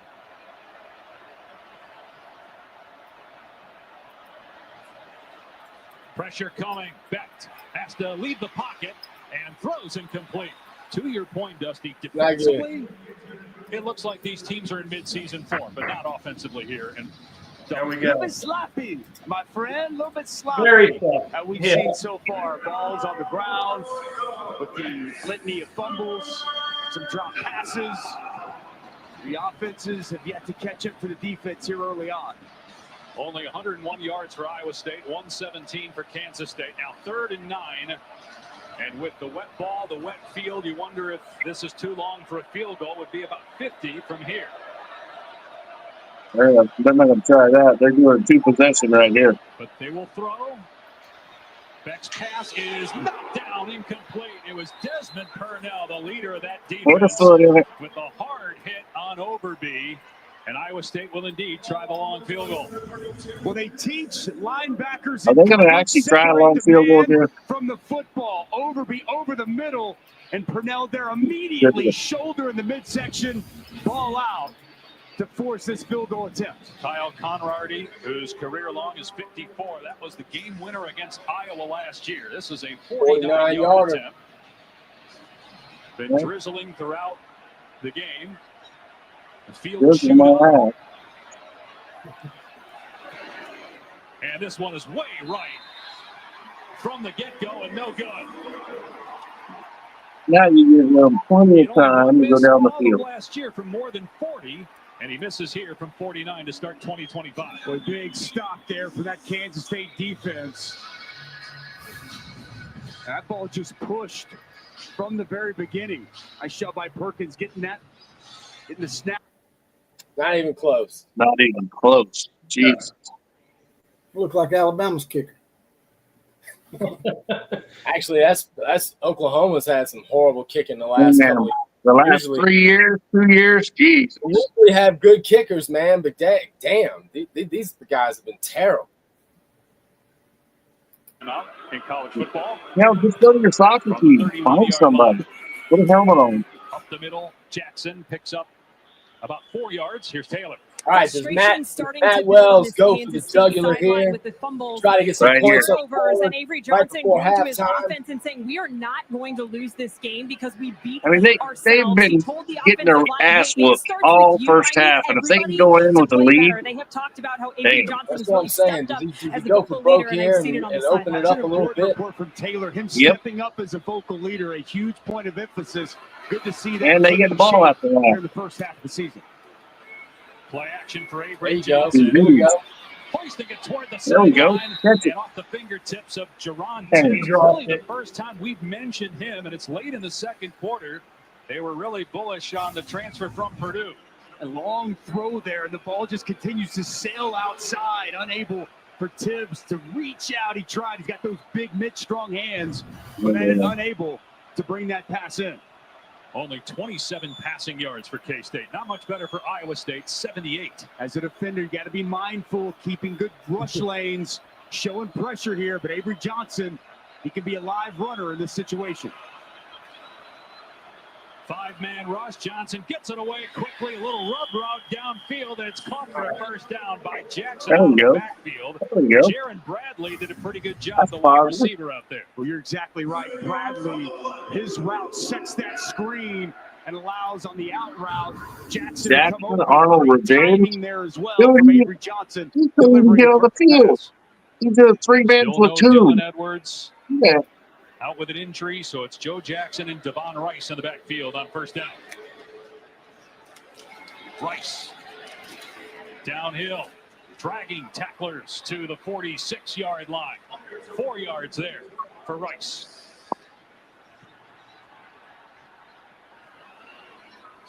Kansas State will take on North Dakota next week in Manhattan. Iowa State will be home to South Dakota. As you look at Edwards, been out since getting injured on the muff punt a couple of minutes into the game. Can Kansas State win without their star? They fake the jet sweep. Johnson kicking it into Iowa State territory. A flag down late as Johnson is finally spilled by Patton. Oh my God, dude! Kansas State's been stepping on their own dick. Quarterback counter action. Yeah. Dominique Orange Big play penalty. trying to Big play act as fumble. if he got shoved by a Kansas State player, but there are way too many officials around to get away with You're it. not buying the acting job by Big Citrus? Holding, number 69, offense. 10-yard penalty, second down. Taylor Portier, the 7th-year guard for Kansas State. That might as well be 2nd and 40. Again, it's a slick field, Dusty. You played the position that Orange Look at does. this acting job here. Oh, I think the official, Yeah. is the white hat. Come The on. white hat's the one They that got to actually get a pushed him, penalty like, on the Tutu official. Salam doesn't know his own strength, He able to doesn't. shove a 330-pounder to the ground with ease. been hitting the chin. LeBron James That Iowa 2.0. State strength Yeah. coach. We saw him on If Thursday. LeBron James played They have football. a point of emphasis. And they changed the flopping rules this year. What is the new rules now? Don't you get penalized for that? Hey, they say you're supposed to, but I never seen a player try to elicit a call from the official get pushing them down. No, he didn't time that out right. That just out flopped LeBron, man. Right. I've never seen anybody flop for the official pushing. Yeah, that was my Hey. first thought was LeBron James when I saw that. that's the first thing I thought. I've been a Laker fan my whole life, and I won't watch him now until he leaves. All I right. will not watch the Lakers until he retires or gets traded or whatever the hell he's going to do. Right off in his wheelchair at 50. Yeah, I've never seen that before. I guess he just forgot it was the official. It was like he was trying to get a call and forgot who pushed him.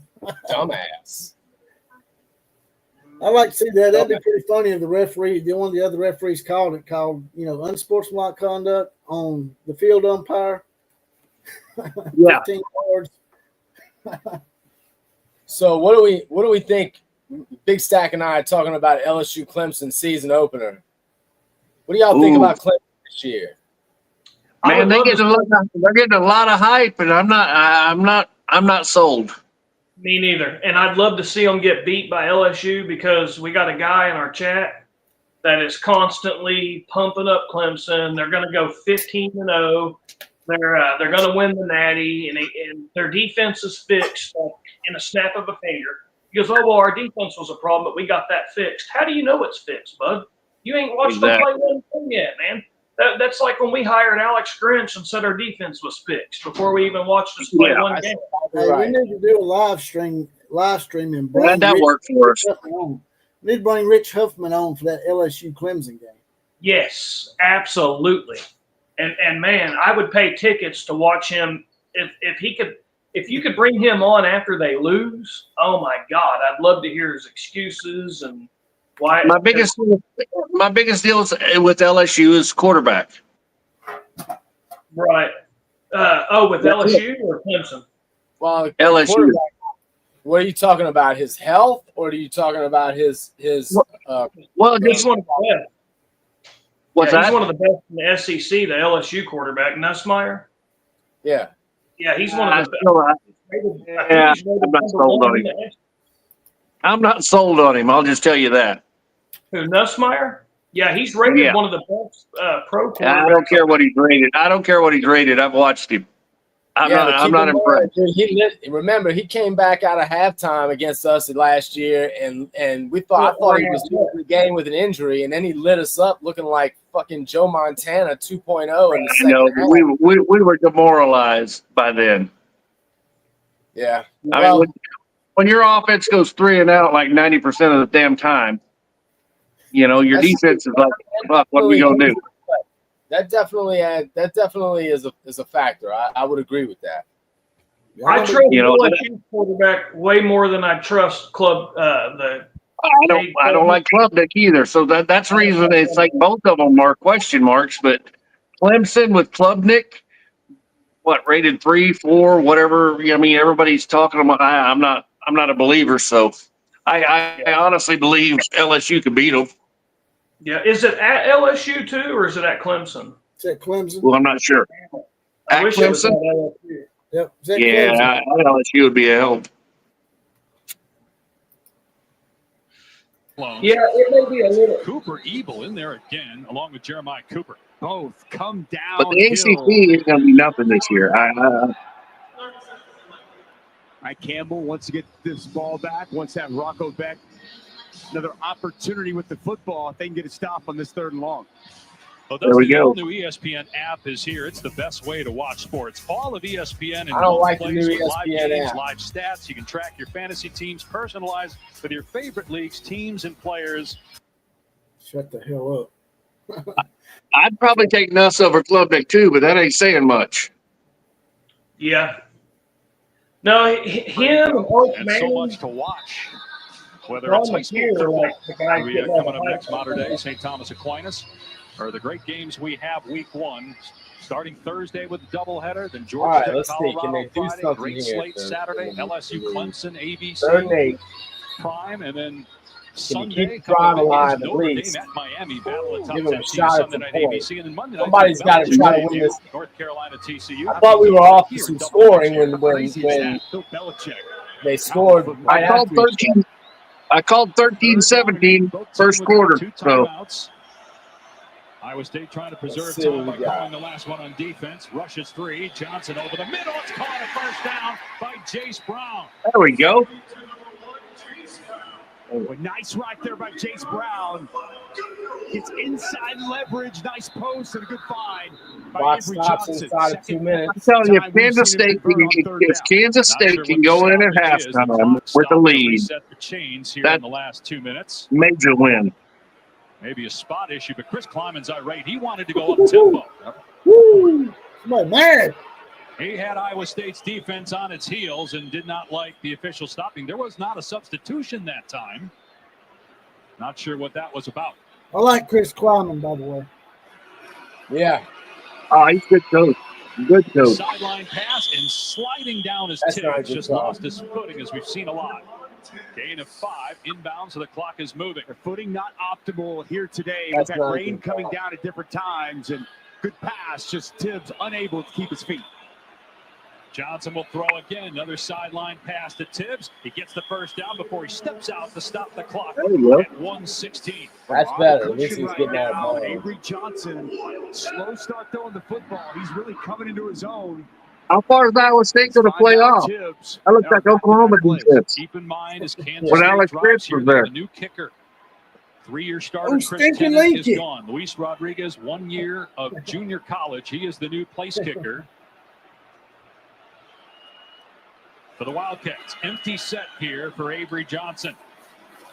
Blitz coming up the middle. Johnson in trouble, and that pass incomplete. That's not it. That Hey, should at be least he got intentional. the Receiver win. in the area. Hard to tell if he got There's a outside flag. the That should be intentional got that grounding. one past the line of There scrimmage, is. but there's a They conversation actually right don't now call from the that. officials that Avery They Johnson call got pass outside the interference tackle on box. offense for And whatever there's a reason. flag. Grounding. I was going to They say, dropped it through the flag. Number he 2, didn't drift outside. Yeah, they call. The ball Oh, man, they got him. It's second down. Let's bring in Matt Austin, our rules expert. Avery Johnson disagrees with the call. What did you think, Matt?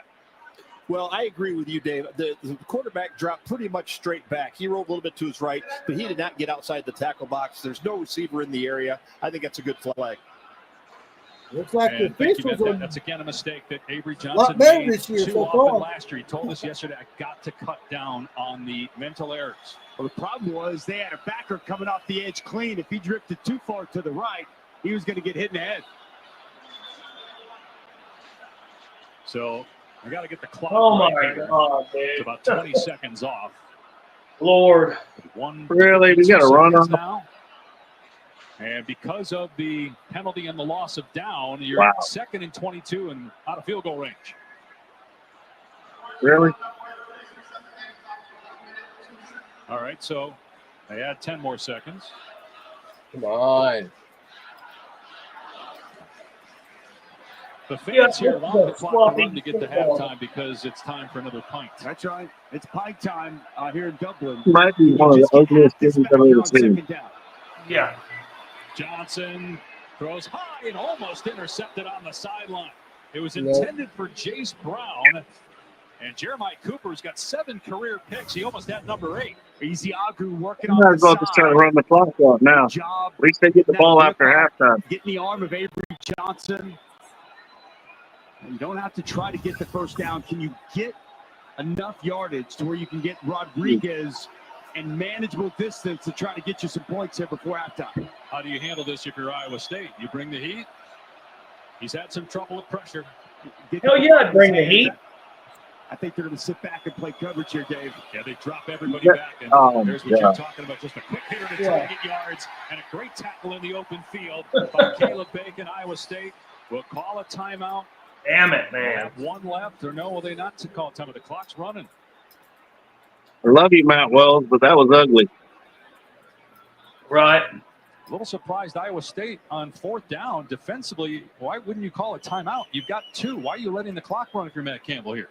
We saw Matt Very Campbell aggressive happy earlier with his Where you're at timeouts. right now. Guess he feels like Kansas State can have I am a a little chance to confused. Oh, they don't let them run down and clear the day. But not what, going to be aggressive to close out the half. but what happens because of the wet weather? You have a bad snap. The punter maybe drops the ball. I understand you're concerned about fumbling it yourself. Wow. Surprised that, they did not use 3 the yards timeout in a there. cloud of Coming up dust. at Here we 3:30 go. Eastern over on ABC, the Little League United States Championship. Fairfield, Connecticut, Summerlin, South Nevada. The winner of that game will play for the Iowa Little League State World Series somehow title pulls off a Sunday, 3 miracle o'clock here. Eastern on Wow. ABC. Hey, guys, I got to bolt for a second. I'll be back here in about a half hour. All right, man. Okay. Simon McClanahan will punt. But imagine Matt Campbell is told the returnman, Aiden Flora, don't touch the ball. Stay away. Just get away from it. Stay away. But again, you could have a bad snap. You could have an issue with the punt if you're Kansas State, and then you got a loose ball and there's no time on the clock for Iowa State to do anything with it if they recover.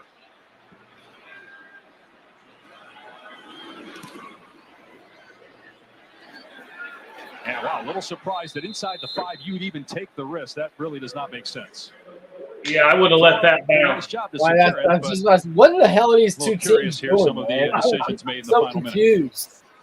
Farmageddon, Very man. surprised he caught that A football. real Dave. rivalry. Usually heels at the 10. No, don't Maybe typically this is see, just what you get with especially mid-card in these football. conditions in this weather, ball fielded inside the 5. I mean, the What reason you did mid-card not call football timeout looks was like. basically to say we're good, just going to halftime. Seriously, So you why don't hear even him risk a melting down mistake? when he hears him say that. Especially when But you look hey, at the anybody offense so can win. far, and it's been a struggle for both That teams. makes it interesting. I think That that's makes why it Matt somehow Campbell lets to interesting. take it into half. I think That's that's That's the kind of argument. the thought process here. He was going to be aggressive Wow. earlier when he had him backed up. When they converted on 3rd down, made more sense just to take it to What an halftime. incredibly 17. boring way to end the half. Kansas State will get the ball to start the second half. I was expecting to see like a safety at the end of that game. The way this whole first half went. I'm like, man, surely there's going to be a fucking safety or something that ends the, you know. But what this reminds me of is whenever you're playing Madden and your little brother that's 5 years old and your nephew that's 6 years old, they want to play. And so you put the game on easy, you hand both of them the controllers, and then you watch a game on a video game that's really, really sloppy. And that's exactly what this looked like, was your 4-year-old nephew and your 5-year-old son playing each other on Madden. Well, it looks to me like Kansas State is one of those games where you've seen it a million times. They look like the better team, but they're not capitalizing, and they're leaving the other team in the game. And then at the end of the game, Iowa State finds a way to win because you just didn't take care of business in the first 3 quarters. Yep. Right. Absolutely.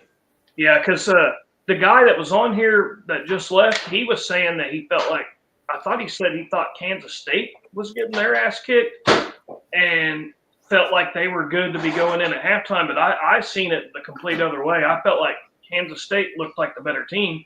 Iowa State's only in the game because Kansas State keeps, shooting themselves in the foot. Like they'll make a big play and then a turnover, or it'll be a turnover and then they'll make a big play and then there's a false start or an offensive pass interference.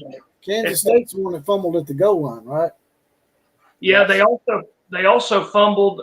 They muffed the punt like on the first. It was after the first series of the game. The first time they're about to get the ball, they muffed the punt inside the 10-yard line. Should have spotted Iowa State 10 points, and then they're about to stop them on 3rd and long, and then they have a pass interference that gives them a new fresh set of downs. So now they give them 2 chances inside the 5. First time inside the 10, second time inside the 5. And somehow they end up, because of a turnover by Iowa State, they end up getting the ball back. And nothing happens with that one. But then they have penalties. It's just been really, really sloppy. I do feel like Kansas State's been the better team slightly, but they're both really, really – they both deserve to lose. Yeah. For sure. There's no doubt about that. Hopefully it's a little better in the second half. A lot less sloppy, hopefully. Hopefully they don't drag out halftime like they normally do in college football. Maybe since it's in Ireland, it'll be a little different. Right. Yeah, the halftimes they used to be, 15 minutes, and now it seems like you have them that are 20, 25 minutes. That's the NFL. I mean, this is one of my biggest complaints of the college football. That's the one thing you have to give the NFL credit for, man. Their games, most of the time, unless they go to, overtime, and even then now with the rules, their games go 3 hours, 3.5. I mean, they're 95% of them are 3 hours, right? And the halftime is exactly 15 minutes. Right. College, though, man, the halftime, ends up being like fucking 35, 45 minutes, you know? And it's one of the reasons why a college game sometimes goes 4.5, 5 hours, dude, on a freaking football game. Al Ashbeck and Jim Traber was just talking about this like a couple months ago or maybe a couple weeks ago, saying the same thing. They said, dude, these half times are getting longer and longer in college football. And, yeah, it is crazy. Like used to, man, you'd order pizza or call in pizza and like, hey, we're going to go grab it real fast. Yeah. And before cell phones, we'd have to be listening to it on the radio to make it back on time. You wouldn't make it back on time. Now you can go get the pizza and damn near have time to eat it there and come back home and the game just started. That's right. Yeah, it's crazy. Yeah, I hope they fix that because that is too much, man. It's like you're watching 2 different games. That's too long of a break. That's right. Yeah, it's ridiculous. And it's got to suck for the players. You know what I mean? Like 45 minutes cooling off for 45 minutes. Like, that's terrible. You want to stay hot. Go ahead. I didn't mean to cut you off. Julian Sayin, I think is his name. It says he's a transfer from Alabama. What does Outlaw know about that guy? He's the guy they named as the starter for Ohio State.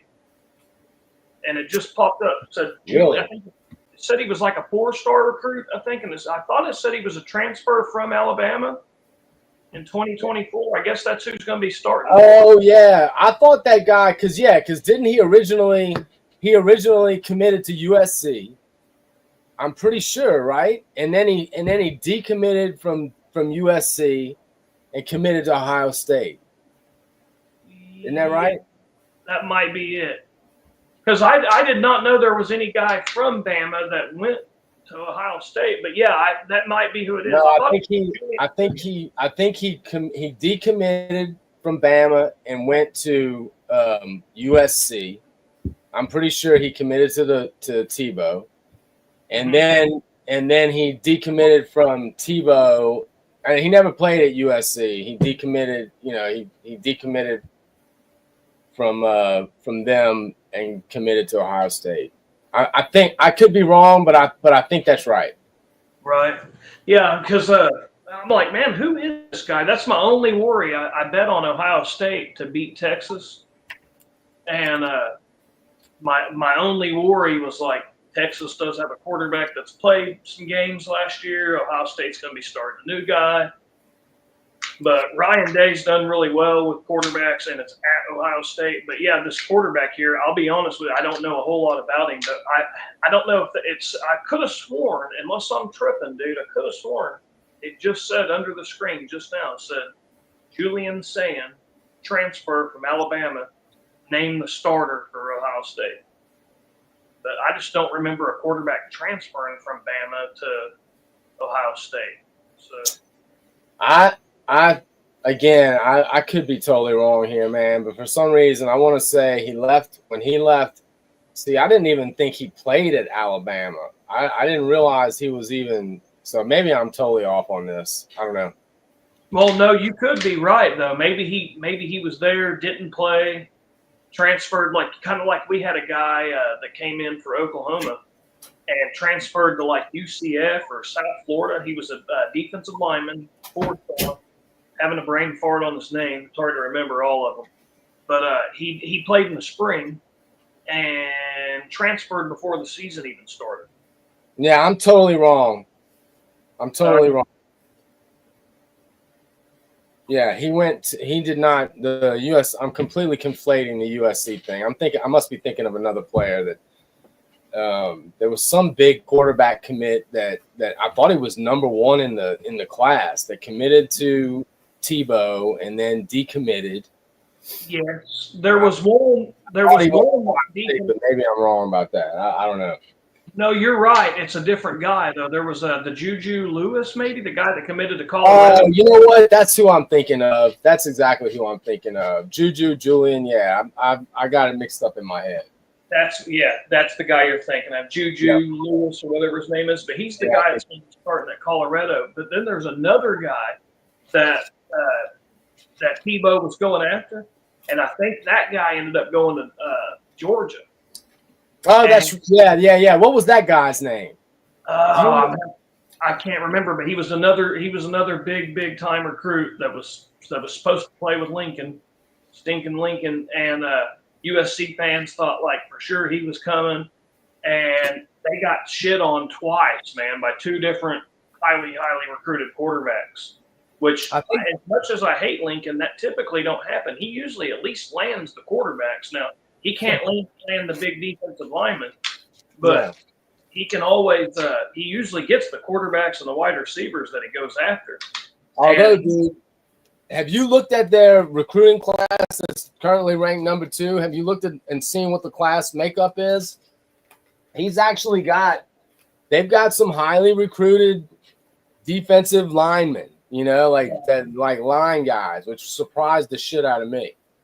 That new defensive coordinator has a lot to do with that too, because man, that guy has been really good. Like he had his offense, he had a top 5 offense every year when he was here, and that hadn't been the case the last 2 years with him, or definitely the last year wasn't. I think the last 2 years he hasn't had a top 5 offense. But Calvin will give you some stats on the game. It's pathetic. Yeah, it's crazy. 100-something yards apiece. I don't know, man. They're beating Iowa State from what he's saying in the stats. Yeah, I figured they were. It feels like they should be up by 2 scores right now. Right. That's how I seen it too. Yeah.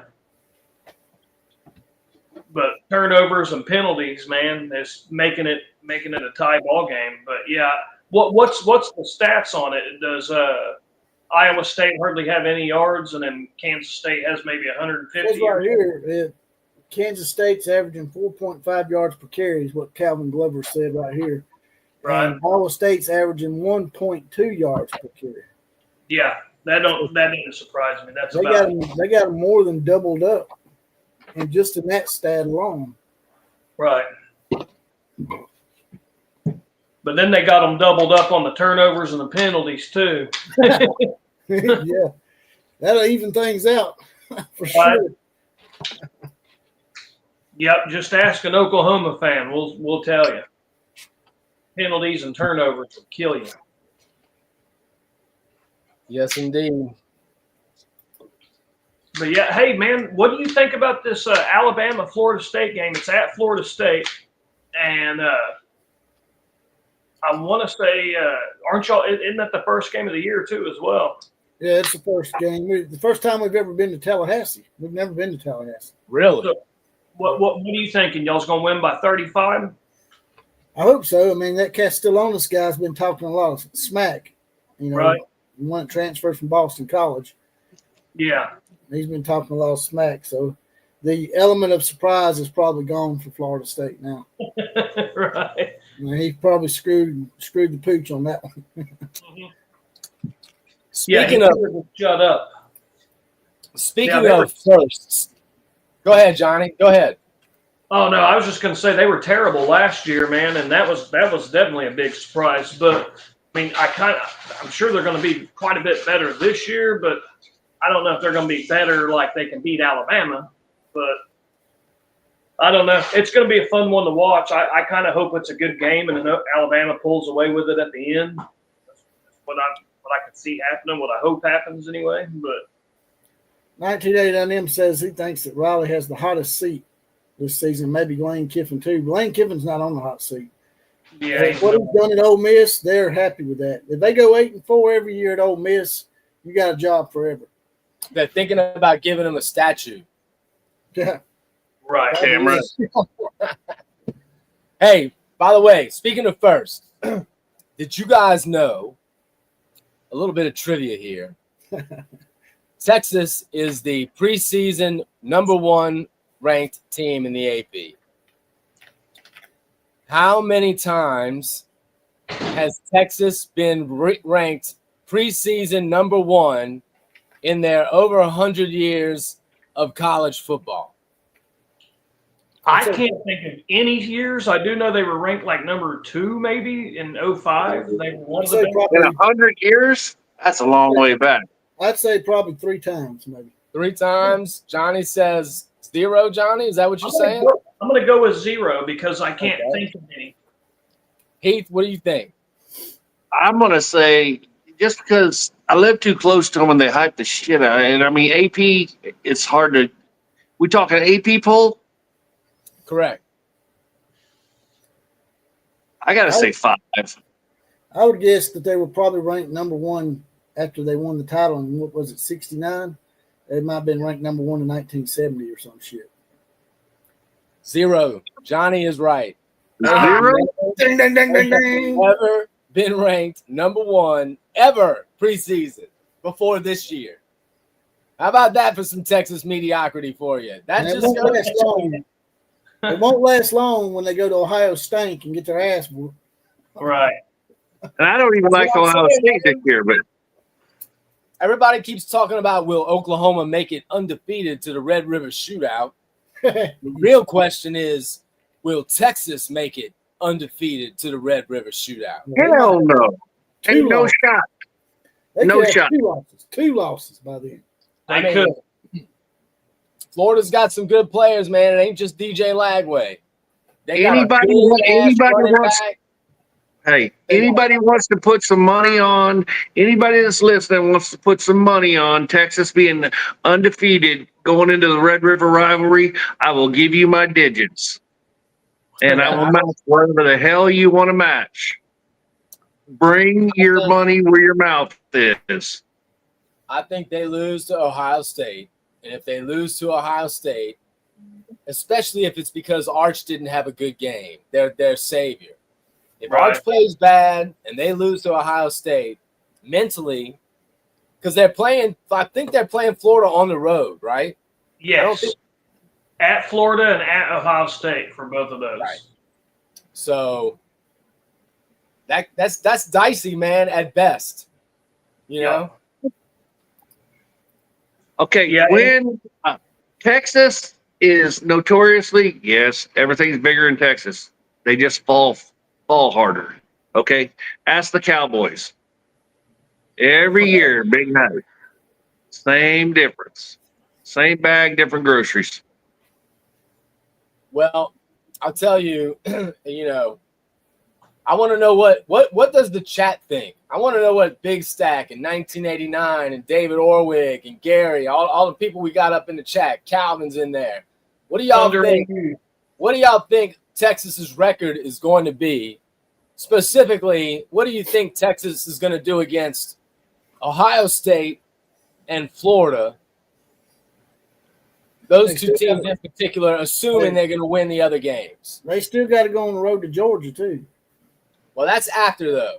That's after. 3 games this year. I think that Texas and Ohio State are both overrated, man. I think that, you know, Big time. They both lost a lot, and whoever wins this game is going to get a lot of ballyhoo. But I think whoever wins this game, they could lose a couple games, too. Hey, Outlaw, what do you know about this quarterback that Ohio State just named as the starter? It said he was a transfer from Alabama. I'm trying to remember who that guy even was. Yeah, he was a 5-star from California.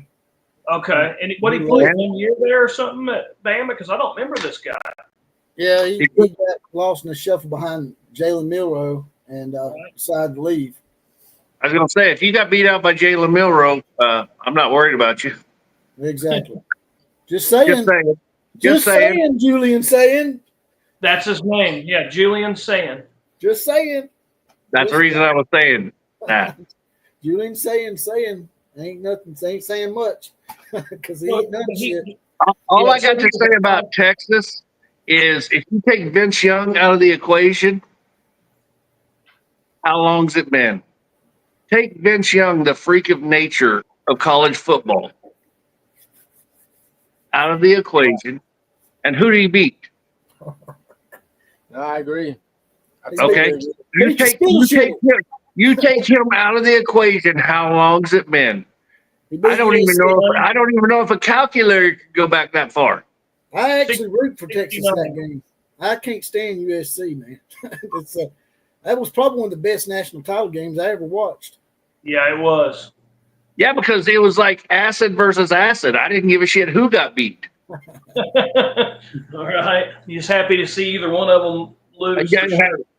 It was just one of those deals. Somebody had to bubble to the top. Oklahoma's due. Yeah, we're way due. God, don't even. I won't even try to. I'll take all the flack on that. Alabama I got a bulletproof vest. It's okay. Alabama don't win the national title. Oklahoma will. Y'all can just deal with it. I think it will be Crimson this year. One way or the other. 2 Crimson Nations going to be in Atlanta. Let me ask you guys. Let me ask you guys one question. Does John Mateer remind you of Baker Mayfield? Yes. Because he does to me. Oh my God, he does to me. I see so many characteristics. You got to laugh out of Big Stat Kelly. He said acid versus acid. Pretty good. I'm going to have to remember that shit. I'm going to use it. Or assholes versus assholes. Whatever. Yeah. Liberal spastics. His personality kind of reminds me of Baker. He has a slight sidearm. It's not like sidearm like Josh Heupel or Tim Tebow. It's like Matt Stafford. Yeah, it's like some of his throws are like your guys like Baker Mayfield, Sam Bradford, even Kyler Murray. They threw the ball like it was a overhanded, like you see a lot of the NFL quarterbacks. It's his like slightly sidearm. Jason White sometimes threw it that way. Brett Favre would throw it that way when he had to. It wasn't his like go-to throw, like it wasn't his main platform. But I've noticed some of his throws are slightly, just a little bit sidearm. And but he gets it where he needs it to go, though. I mean, he seems to be pretty accurate, and I love the fact that he can run. They say he can squat 600 pounds. How fast is he? Because he looks fast as hell on video. I don't know, but I mean, maybe they sped up some of the videos I watched, but Yeah, he does look like he's just as fast, if not faster, than Baker. Like Kyler Baker Murray. is fast. Well, like Kyler was super, super fast, but Jalen Hurts was fast. But I don't think Jalen was quite as fast as. He was like a long fast. Jalen's like a long fast. He's like a 400-meter guy. Yeah, I think Mateer may be something in between Jalen and Baker, but nothing close to like Kyler. But no, Kyler's just quick. But he'll smoke your ass, man. He squats 600 pounds, so he can run someone over too, like on the the tush push, like Jalen Hurts does. He's strong, man. Do y'all prefer the way I got y'all's pictures right here, or the way I had it? I like this right here. You like this better, or would you rather put it back the way it was? Sort of in the way, I guess. I know the people watching may not like it, but. Yeah, the people watching might get pissed off, I guess. Yeah, I hear you there. You might block her, though. I don't want to block her. Damn, I'm right in the way of the boob shot. I don't see much there. Well, Tyler McGregor just come across that. So. Damn, he's just raked her boobs on national TV tonight. Poor old girl done got flat chested. Well, when a little bitty picture covers it, what the hell? Itty bitty titty committee.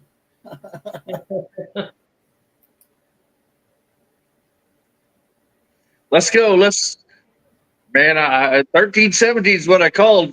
We might be hard to get there. Oh, I know it. You might have overestimated the offensive prowess. Well, I've now got to watch the quarterbacks. He's going to get his hand up. Really good timing. Got that big wingspan. Shuts your rush down. Know that pass is coming out. Try to get in the throwing lane. Very well done. I'm going to tell you right now. That's how I bat it down. Time here. I bat it down just like that. 15 pounds of muscle. It'll be easier to get off those blocks with improved strength. Get his hand up. Johnson keeping it. We'll see if they run him. There we go. Just run, dude. A rushing touchdown for K-State's only score in the first half. At this point right now, I think they should go to the wishbone. After a gain of 6. When you see the speed, whenever Avery Johnson gets to the perimeter, there's potentially maybe a little bit of a hold there on Willick, but Johnson able to get to the edge and a nice pickup on second down. Big Stack said small boobs matter, That last possession before I didn't say they didn't matter. Third downs, throwing the ball. Trouble with communication here. He's looked over the side. He can't hear what the call is. And inside 15 seconds to that communication device between the offensive coordinator and quarterback shuts off. And it was at about 12 when they had the issue. The pass is caught, but well short of the line to gain. Jontez Williams right there as well. Will Ancio caught it at the 28, 4th down. Still over looking at his Tinder account. Really nice tackle. Man, what the? Catch tackle on the Man. I'm sorry. I got to even stand for my own here. State, a really nice job getting a stop on this opening possession. If the Kansas State offense was a set of titties. Simon McClannon, second-year punter, and Aiden Flora, who had a fumble recovery on the muff punt in the first half. You got to have a quarterback. Let's be honest. You got to have a quarterback who can throw the ball maybe before you go. Did not, though, and scoots out of bounds. Iowa State. That girl's boobs is par for course of this game, man. There ain't much there. Yeah, offensively for sure. You know what? Maybe that's why they put her on. Yeah. Yeah, she's Once they start scoring, maybe they'll put some boobs on there. There we go. And the all-new ESPN app, you can watch all these games as well. So many intriguing matchups. What's Florida State going to be this year? That was just wild to see last season, a 2-win team for Mike Norvell. got that stadium renovated. They're going to be there with a hungry crowd, a team that was here in the opener in Dublin last year, lost that first game. God, those uniforms are in ugly. my opinion, going to be one of the best in college football. That's a fascinating game in Tallahassee next Saturday.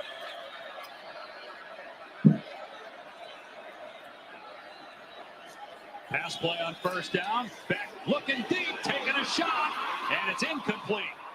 Really? It's intended for Get the Chase. DB right in the back. Broken up by Zayshawn Rich.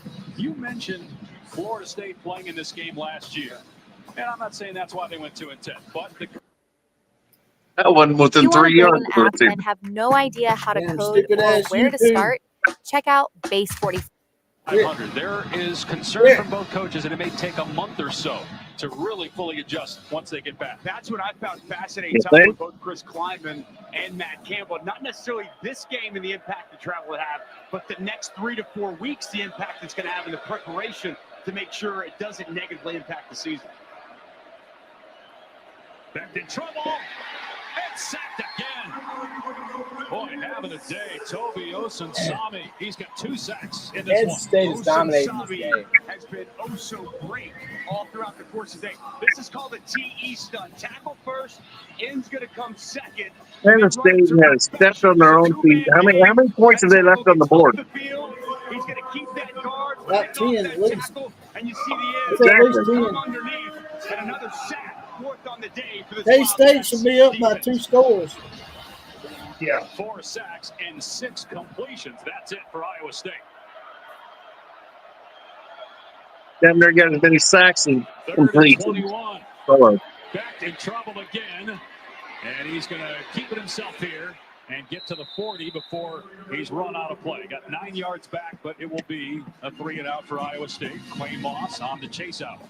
Damn, I didn't know I created such a deal about moves, but yes, I did. Thought he may take a shot. Looked like he might have had Overby down the field with a step on the We done defender. He started likes to a keep it in his A arms boob and go conversation. out of bounds. And a nice stop there. You know what? Kick off At least that it's a second half conversation. for the Wildcats. It's very They much matched about this that game. stop It's on a Cyclones conversation. on each of the first 2 possessions. Calvin said the Vikings don't care about boobs either. Sterling Lockett. That's what I mean. Injured. Dylan Edwards as the punt returner. They want that jack in the box.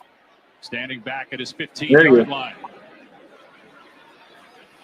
Good punt by Perkins. Perfect hang time. And the fair catch made at the 15. A penalty flag down late. Thrown at about the 25-yard line. That's the epitome of this game. Good punt, flag down. I mean, that kind of describes the whole game. He does. And what's crazy, man, is as bad as Kansas State's been, Iowa State's been worse. They're averaging 1.7 yards or whatever it is per play. Kansas Wow. State's averaging 4 yards a play. And Wow. But the equalizer is the turnovers and the penalties and all that. Man, this reminds Yeah, me. and the fourth and 1 and all that BS. This reminds me of watching an NIT game or some shit. Yeah. Basketball. Right. Like I said, it's like giving your son that's 5 years old the controller on Madden and your nephew that's 4 years old, and you watch them play a sloppy game on Madden. Like, And then they want to compare themselves to the SEC. Yeah, exactly. right? Let's be honest. What? Someone's trying to call me. That's the emergency broadcast system. Yeah, because I mentioned how good the SEC was, and shit just started to happen. Yeah, the emergency broadcast system is like, this ain't real football. Turn that shit off. Killer Breeze over there looking at his Tinder account. Quit looking at boobs. Killer Breeze trying to find some real boobs.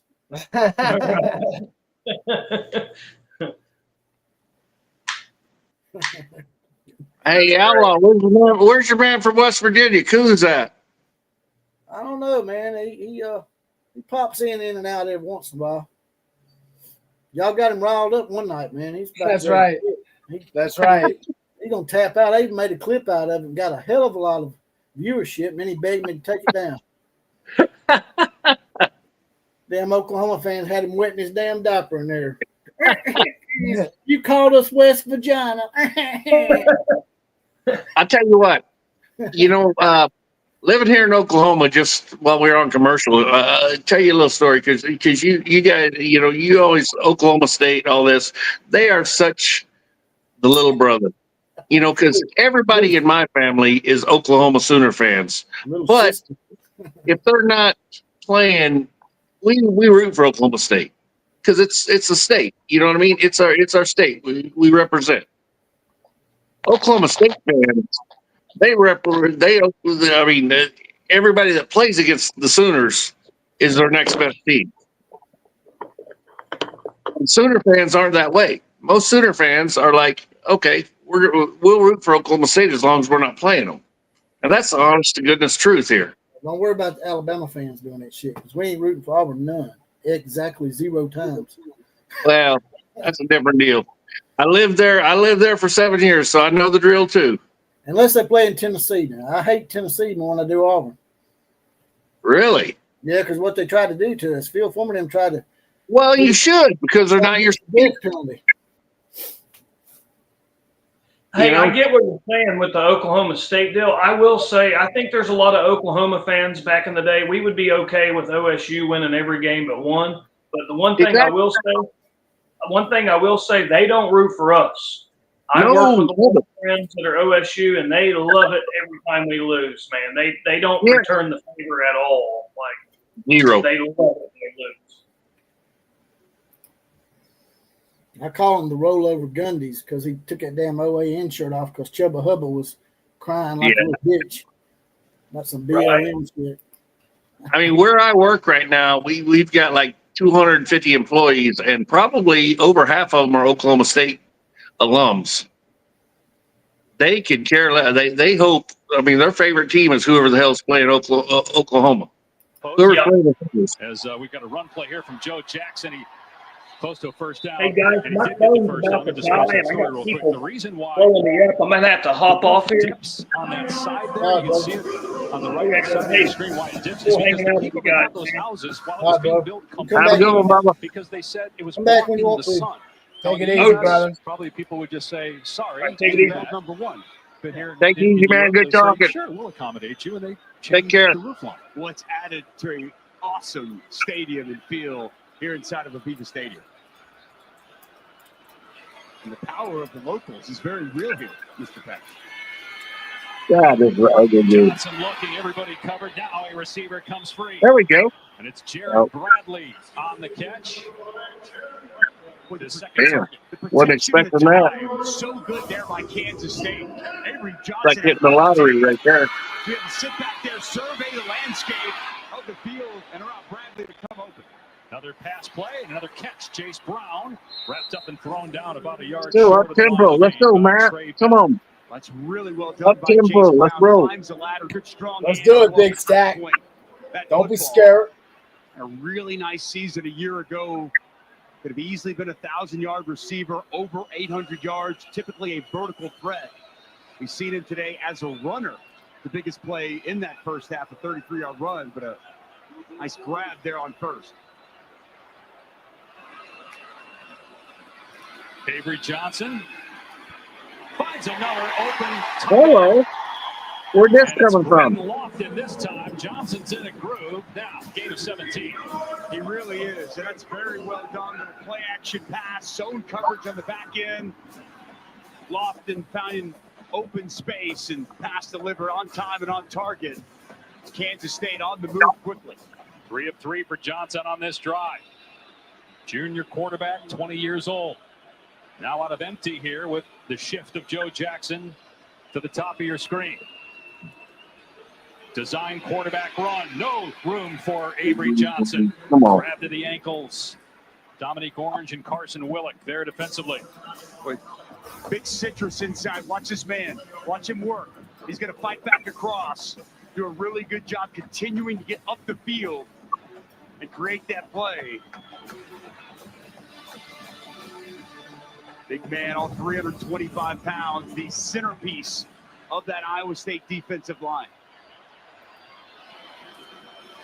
There's the end-around pitch to Chase Brown. And I ain't going nowhere. was not fooled. Tackle made by Jeremiah Cooper. Man. And Jace Brown really had the only Why was explosive it play for huge now? Kansas State in the first half, running the ball. So they tried. If y'all don't mind, jump out and smash the like button. Jump out and smash the like button for us. It'll push the algorithm out, and we'll get more people in this party as we get closer to the end of the game. People start filtering in usually around the end of the third quarter. That's what used to happen with the softball game, right, Killer? Correct. They start filtering in towards the end. That's right.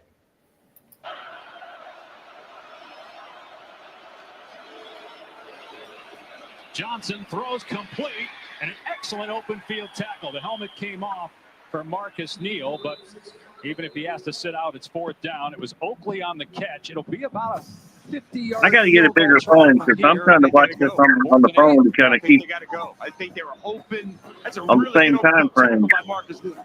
I think they were hopeful that Oakley would be able to break Still that I'm back tackle, in get the a few more yards, but 1990s. too far for Rodriguez, and big fourth down here early in this second half.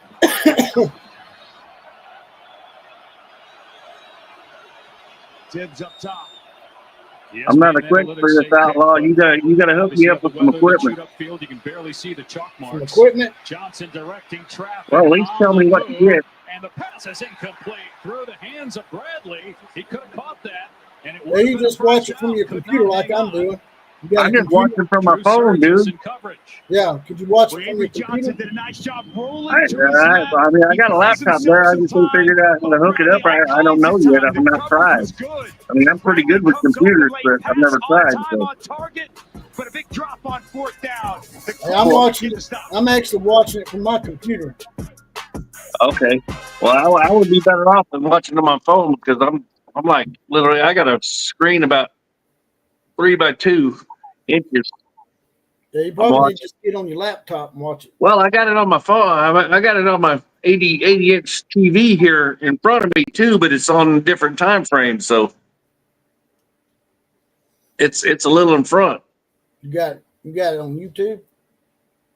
On your TV, you got it on YouTube. Yeah, I got a YouTube on this TV. I'm watching the game on my other TV next over here on regular TV, but I got one that's ahead and one that's behind, so I'm trying not to watch except for here, so I can stay in time with what we're doing. Okay, I don't know why. But the one I'm actually watching will be ahead. If you're watching my YouTube channel, it shouldn't be too far ahead. the YouTube channel is It's a slightly, little it is bit. slightly ahead, Jesse. Whenever I put your YouTube channel on Yeah. versus what we have when we're doing the StreamYard, the channel is actually usually a little behind me. Yeah. Behind us. Yeah, we're probably a little behind this thing. Yeah, it is behind what we're doing right now. So Yeah, that's right.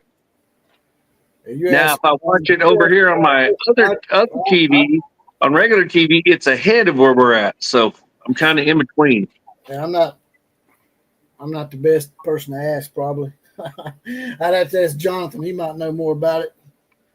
Hell, Killer Breeze might know more about it than me. And I got 2 or 3 different feeds on my Fire Stick that I can go to, and some are a little ahead and behind. I've been trying to flip through which ones and try to get close. I ain't found one that's right on yet. 1989M says, I'm at work and I got you guys in my ear during work all day. Thanks, guys. Yeah, I bet you we got you cracking up about the whole boob thing. That's Heath Stokes' fault. He started that. Didn't know I even started a thing, but that's okay. At least it's a conversation. It is. I took it and run with it and threw it up there. It's like alley-oop. It's like Phi Slamma Jamma. There you go. Houston Rockets back in the day. Clyde Drexler. Clyde the Glide. Akeem Olajuwon. Phi Slamma Jamma. Right.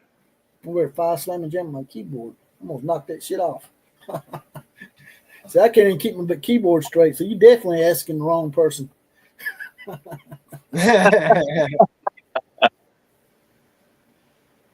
to get us some more Michigan people up in here. Michigan's playing Oklahoma in 1989, and we need to do a live stream on that. I know, we're close, 1989. What do you think, man? What do you think? Man. What do you think? I'm worried about Michigan this year. Is your mother trying to I'm worried about Michigan's well-being. I'll just tell you that. Why are they showing Boston College? What the? Oh, Doug Flutie. Lee Corso. Lee Corso. That had to be a Doug Flutie moment.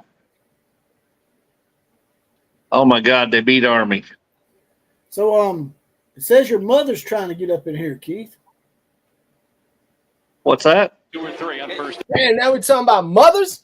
It says your mama's trying to come into the live stream. It says Alice. No, I just shared it with her like you told me to share, but I don't know. Maybe I shared the wrong link. Bring her on. Going and She's watching. trying to come up in here. Let's get her up in here. You won't even Bring do her that. on. There it is. Alice Stokes in the house. Hello, Miss Alice. Miss Alice, can you hear us? Yeah, they gonna put you on video. Oh, no, they ain't. We got you. Tell him I'm watching. I'm listening. We got you, Miss Alice. We got you. You're Well, hi. Yes. How you doing? Long time. You ain't got your camera. No. on. But anyway, Wait. I just got it opened up. I found the link on this. I'll close it down for you. Bye. Bye. Yeah, cause you're messing the whole stream up. She come over next to me and it's like echoing. She made history. She's only the All right. second female ever to be on here. There we go. Abu Sama off left tackle. Squeezes through a hole for minimal gain. Austin Romaine on the takedown, the leading tackler last year and second team All Big 12 performer. For Kansas State. Beck was nails on that touchdown drive, Dave. 3 for 3 was flawless. Outside of that, the struggles have been real. Not all on him. There's been a couple of drops, some routes that weren't run quite clean because of the surface. But this passing game, they've had their struggles outside of that one touchdown drive. Play action. Back in trouble. Steps away from pressure and takes off. Past midfield. And then goes to the ground. That was a about good the scramble. 48-yard line, so it will bring up third down. Boy, Purnell, so good coming on the pressure. How many times have we seen this today? Rocco, little jab step in, move to his left.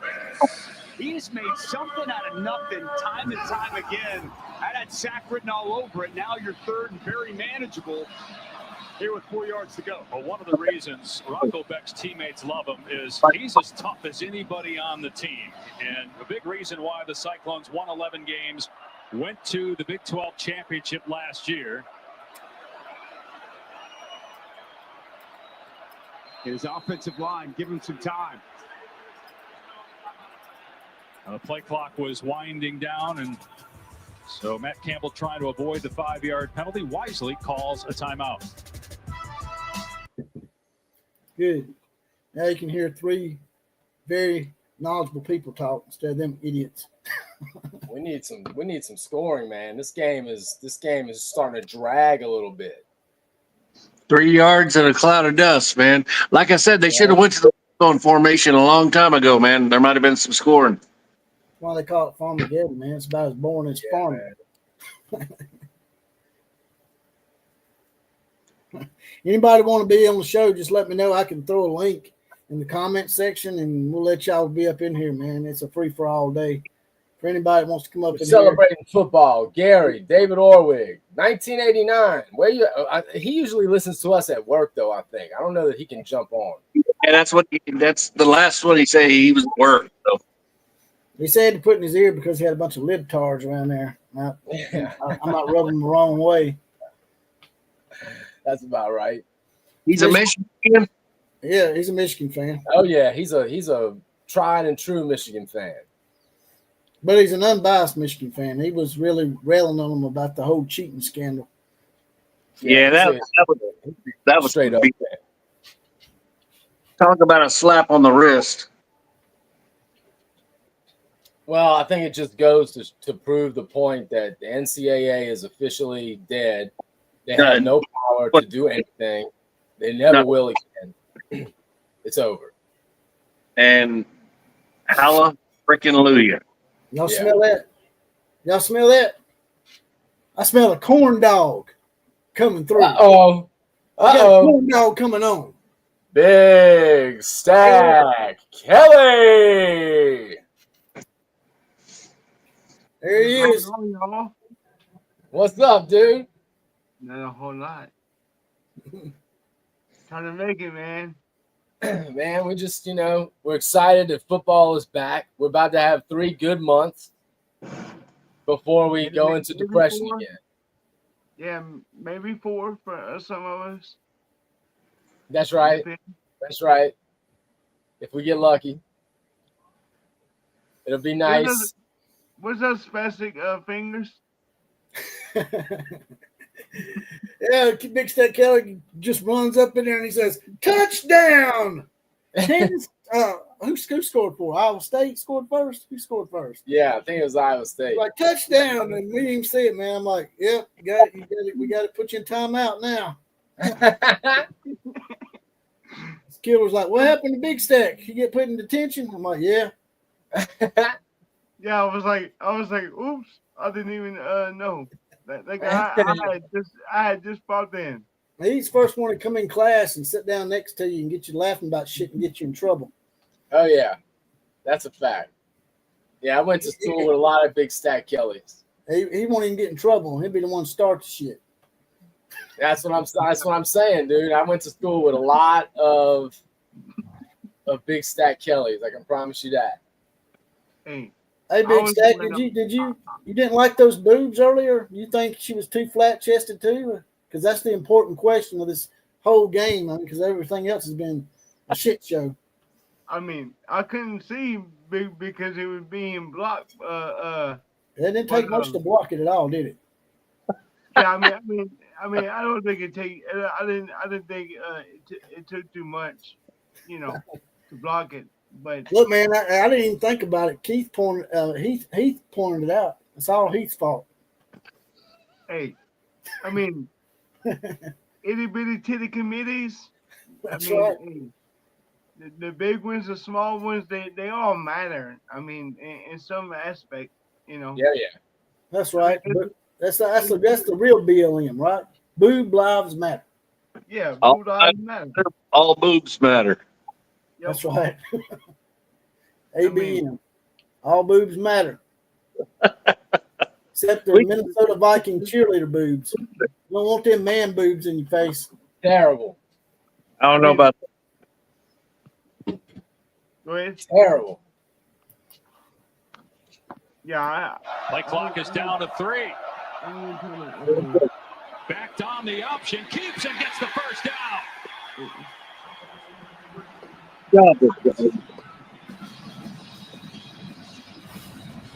So they go tight into the field. They're going to run this to the boundary. They play off of VJ Payne so well. Watch Rocco Beck run this option. He waits on VJ Payne. He's trying to feather it.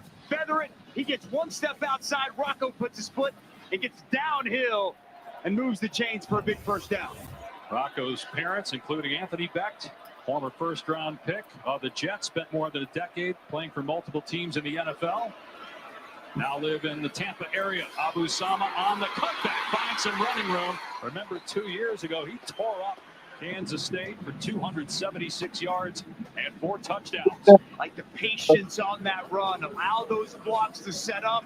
Took a while, and then finally, as that hole started to open up, got north and south and a really quality pickup on first down. We haven't seen a lot of quality running with the running backs throughout the course of this game. You got to imagine that the Kansas State blowing as many opportunities that they've blown in this game. Hansen so far in this game. Hansen had Iowa most of those State's going carries to set early on. themselves up here at some point to take over. Iowa State on the move. Sama again, and he picks up the first down, getting the edge off the right side down to the 28-yard line for 7 yards. Just running it down that throat. Tyler Miller got just enough of Jordan Allen to allow Sama to get to that perimeter, get to that edge. All of a sudden now, Iowa State really starting to put together a nice drive. Only had 1 field goal attempt, and that was by Iowa State. Come check out how you can edit your end screens, cards, and descriptions of all of your videos with just the click of a button. Go away. Go away. Stupid ass. Rain throughout the day here in Dublin. Direct snap to Sama, runs straight ahead, gets upended at the 25-yard line by Obi Izor.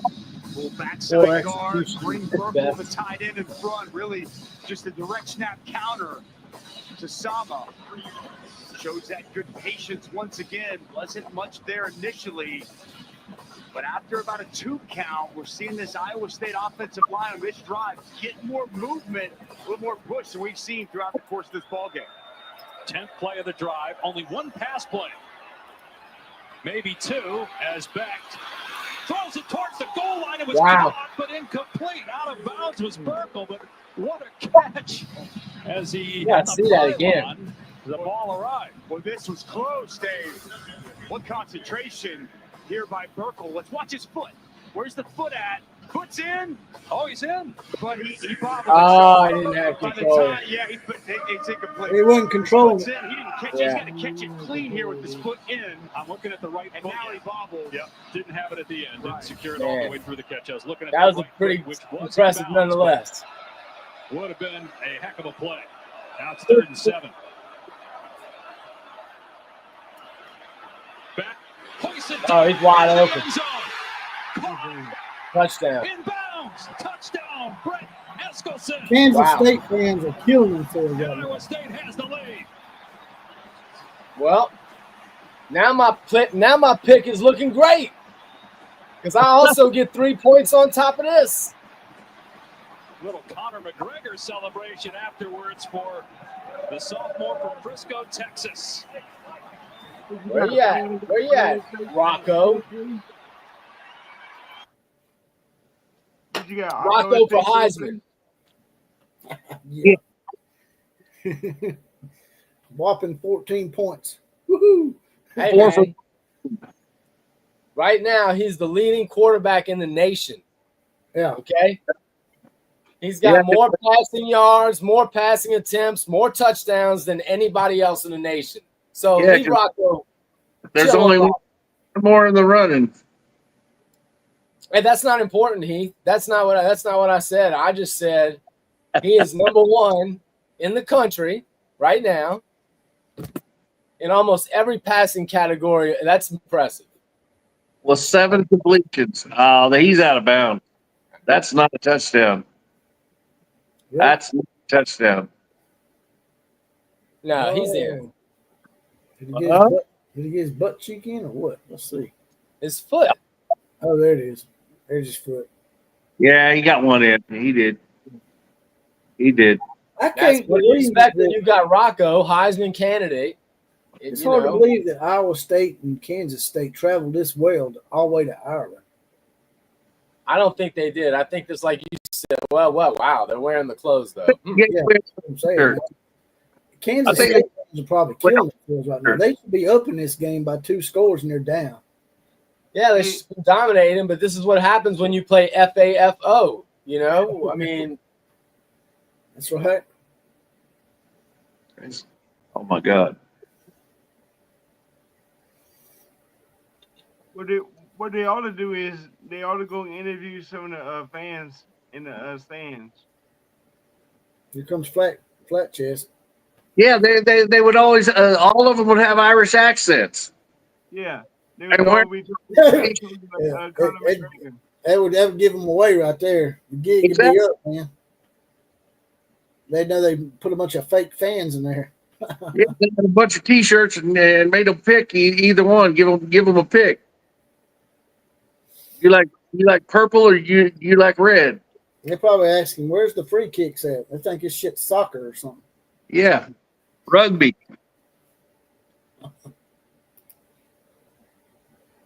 Line wrestled to the ground after a pickup of 2 by Carson Van Dinter, a walk-on. There's a flag down. It's going to be a hold on Kansas State here, Dave. And from way in the back. Holding. Number 83.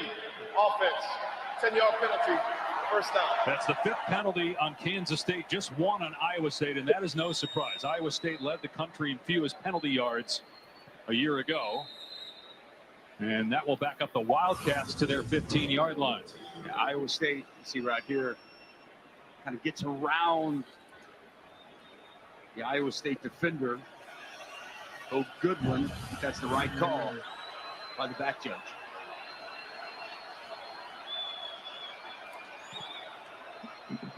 Johnson.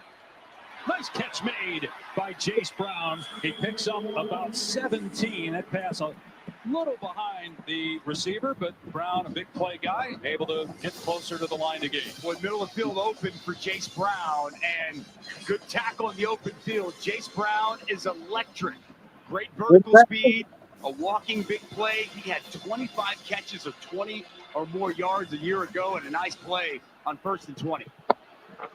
Perhaps the final play of the quarter. Play action pass. Johnson setting up, climbing the pocket, and a wide open tight end Oakley into Iowa State territory. Tackled at the 44-yard line. This is the end of the third quarter. Why would you cover somebody downfield? Okay, to answer your question about the catching up with the TV and getting everything in sync, you gotta be able to pause the one that's ahead. Yeah, that's right. And then once you see where it is, it's easier to do it during a commercial. Pause it and then pick it back up once it matches. Right. Yeah. Okay. And you can kind of play with it, after that. By the way, have y'all seen the show Mobland? No. Mobland? I got somebody turned me on to this show. It's with Tom Hardy and Pierce Brosnan and dude, it's awesome. It's basically a gangster show in London. But it's awesome, dude. I can do that. I love it. It's a series. Yes. Yeah, they've only had one season. They've already renewed for a second, but the first season is on. I get it through my little Fire Stick TV service like you got. Yeah. And I just finished watching it. I binged it quick, man. Once I started, I couldn't stop. It was all. I love Tom Hardy though. Tom Hardy's a badass. He is. I like Tulsa King. Which one? Oh, Tulsa King? Yeah. Yeah, with Stallone? Yeah. Oh my God. Hey, any of you guys got a Fire Stick? Just me up and I'll hook you up with I still need to get with you, man, because the guy that I get my service through, I'm done with this dude. So I need to just do my own. Your own service for $25 a month. You get 5 connections, and you get everything. Hell yeah, I'm in. I'm on FameFam. It's like $48 for 2 connections for 3 months. I got you $25 a month for 5 connections, but let me tell you what, you get everything, pay-per-views, everything. Yeah, I get all that, all the pay-per-view and everything too. I get movies, series, all that. I've tried them all for the last 10 years. This is the most reliable, no buffering, everything, and I've got like 4 different ones that I deal with right now. This one is by far the best. I can't believe everybody doesn't get TV service like this. I mean, this is the best TV I've ever had in my life, man. Yeah. And you can search and get anything you want. And it's so cheap. Yes. I mean, compared to DirecTV and AT&T and all that satellite Dish network. As long as you got Wi-Fi, you're gold. Yeah, man. I mean, you just got. If I try to put my grandson on here, but it's too tight right here where I got my computer. So, hey, I tell you what. During the year, like the football season, yeah, you can find just about any game you want on regular YouTube. That's true.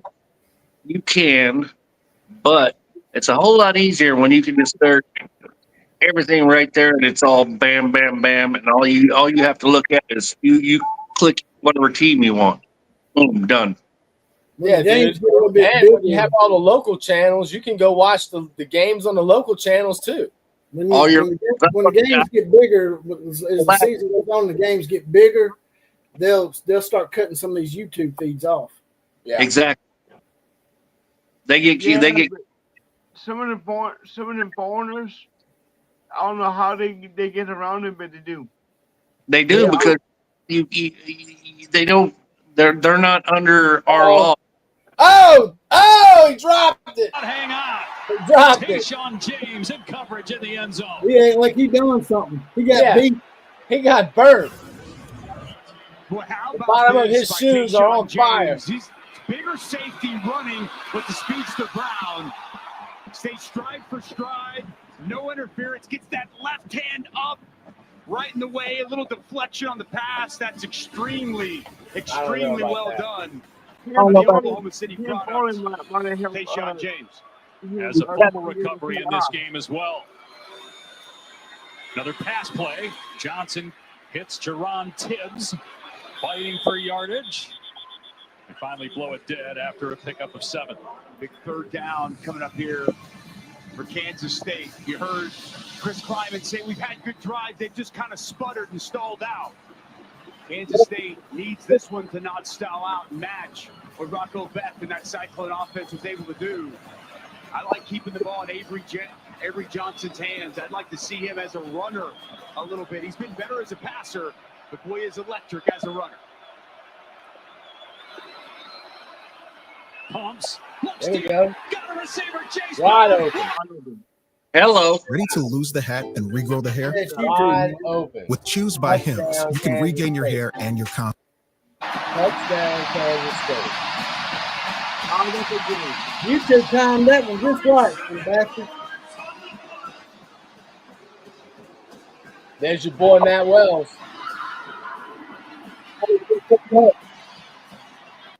YouTube timed that shit just right.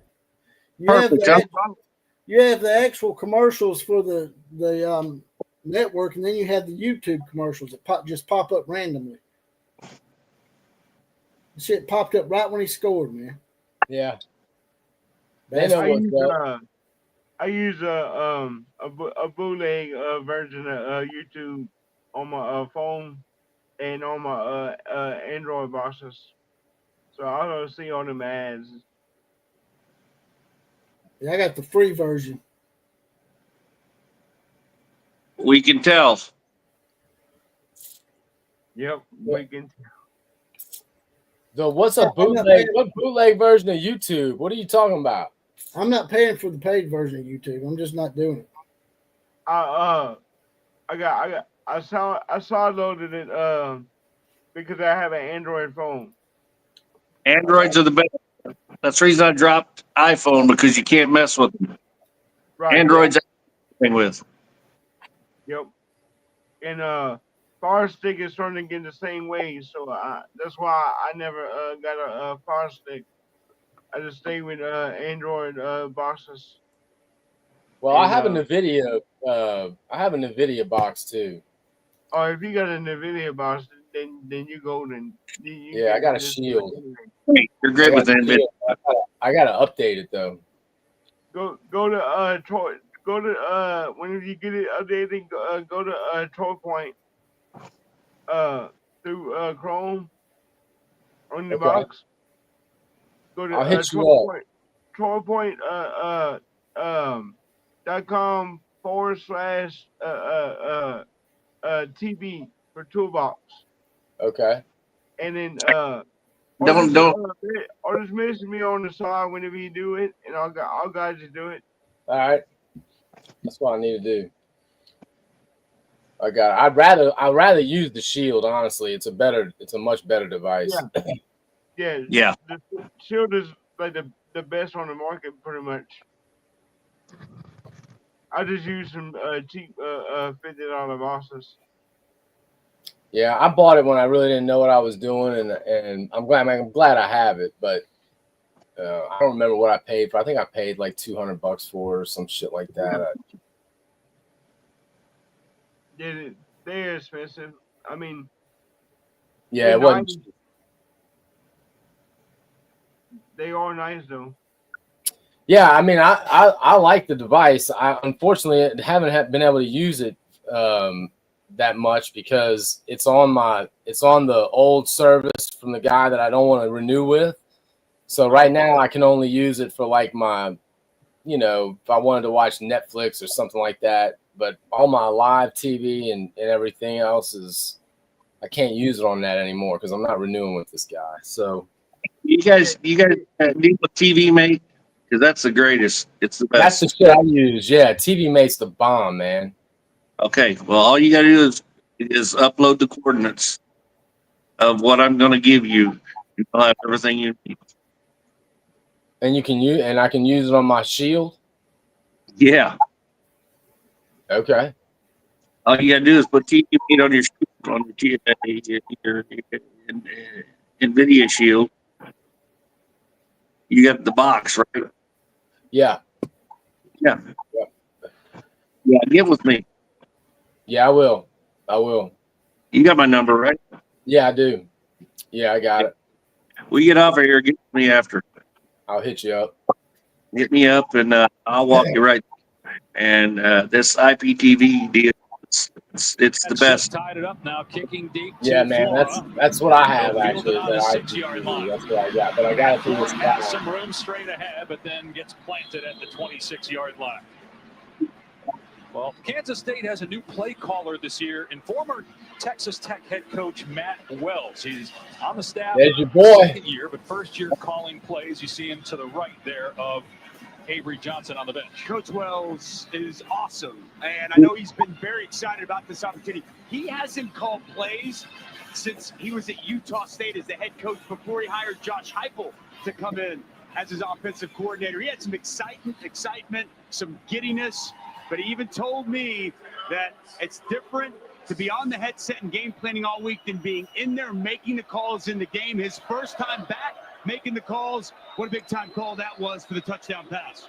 Ball on the ground again. Beck picks it up cleanly and fires complete. Well done to Eli Green. Let's check in with Taylor McGregor. And I can tell you, Matt Wells and Avery Johnson have been communicating the entire game, sitting side by side the entire game, just like we're seeing right now. And you can see a note card that Matt Wells has. It says notes of the game, and after every series, they'll go over things that Johnson did like, he didn't like, and just before that last series, he told Jace Brown they were coming for him. Meanwhile, the play calling for Iowa State by Taylor Mauser, second-year offensive coordinator, pretty good on this drive. Big play on the ground for Carson Hansen near midfield. Great report there, Taylor, and I love that shot of that card. But to your point, Dave, Taylor Mauser's taking no backseat whatsoever. We haven't seen or heard from Carson Hansen in a while.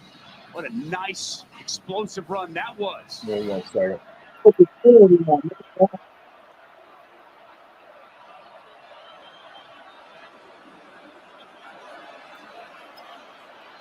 Becht off play action, and the pass should have been picked off. Wow. It was dropped at the 25 line by Donovan McIntosh. But a game Kansas State just does not want to win this game. Been another one there. Rocco Becht, thankful for that drop by McIntosh because the gift almost delivered. McIntosh eyes on the quarterback. This ball thrown right to him as he works back to the football, just unable to come up with the interception. I wonder if that's on the receivers, Dusty. You got a lot of guys who have not played before for Iowa State at that position. First game of the year, obviously. Carson Hansen with room, and he's got a first down inside the 40-yard line to the 36. Hansen starting to heat up. 15 yards on the ground. How about Jim Boniface, the center? Watch him get up to the second level. Watch him work up. Really does a nice job opening up this hole. Works through the nose tackle. And a good cutback there by Carson Hansen. Give Jim Boniface a lot of credit. Back in 2023, started every game as a center. Was a backup last year. Now getting another opportunity to start. And a good job opening that hole and another first down run. Hansen up the gut one more time. 8 more yards for a player that Matt Campbell told us is poised for a breakout year. This after. We got some questions in the comment section there, Big Stack. You need to address them. I already did.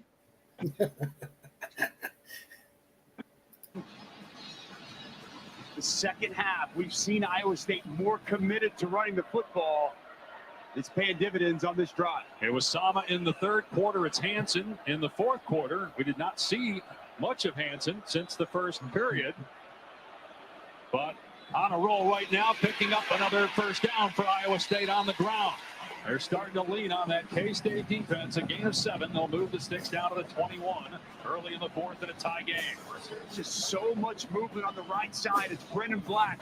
How about the redshirt freshman Cooper Alexander getting those tight ends involved? He's getting good push. Just mushing that front of Kansas State.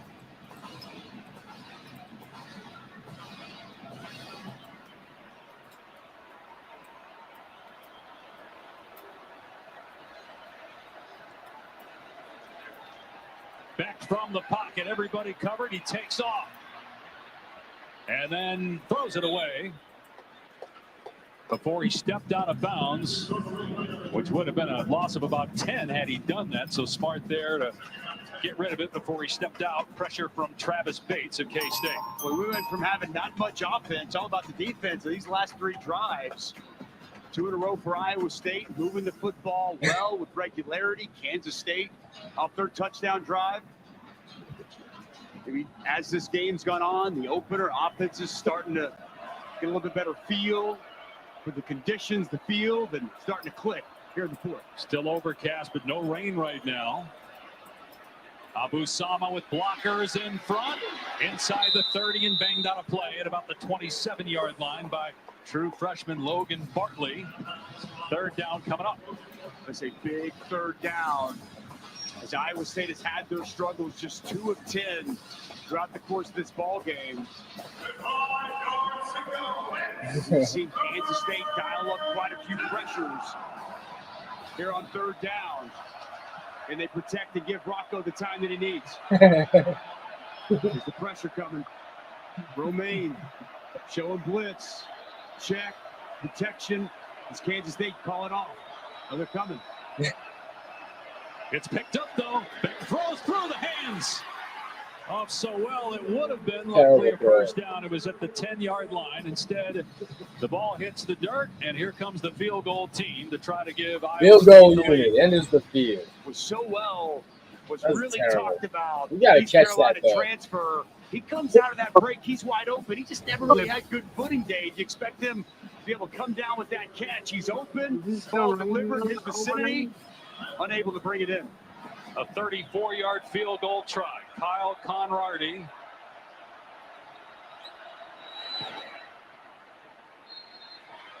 And Got it. Iowa State has the lead back. Conradi missed the 49-yard. Almost on your score, Keith. Keith. Good here Keith. from 34. Keep The calm, Cyclones with 10 minutes Got to it. go. Lead I got to be Dolan honest. I by see 3. Kansas State going down the field and scoring, though. 117 now. 21-17. Yeah, it's like I was telling Big Stack Kelly, man. Brian Kelly better not mess around and lose to Dabo and the Duty Diggers, the damn Clemson rock molesters up there. They think that shit's so cool. They rub that damn rock when they come out. Fucking rock. Are you kidding me? Come on, come up with something else besides the damn rock. I know, right? They can rub my nutsack. Yeah. Well, Brian Kelly gonna put the tea bag on him. Oh, Brian Kelly. It's the battle of the Death Valley. Who's the real Death Valley? He gonna rub it on the rock. Dude, Clemson's little bullshit stadium, that is not Death Valley. That's a cute version of Death Valley, but it ain't Death Valley. One of them says they spell it D-E-A-F, and the other one spells it D-E-A-T-H. Well, ours is D-E-A-T-H, death, motherfucker. That's what's going to happen when you come to Death Valley. Okay, but Unless neither, you're Alabama, then you neither do all one, or neither one of them are in the desert where Death Valley really is. So what the hell?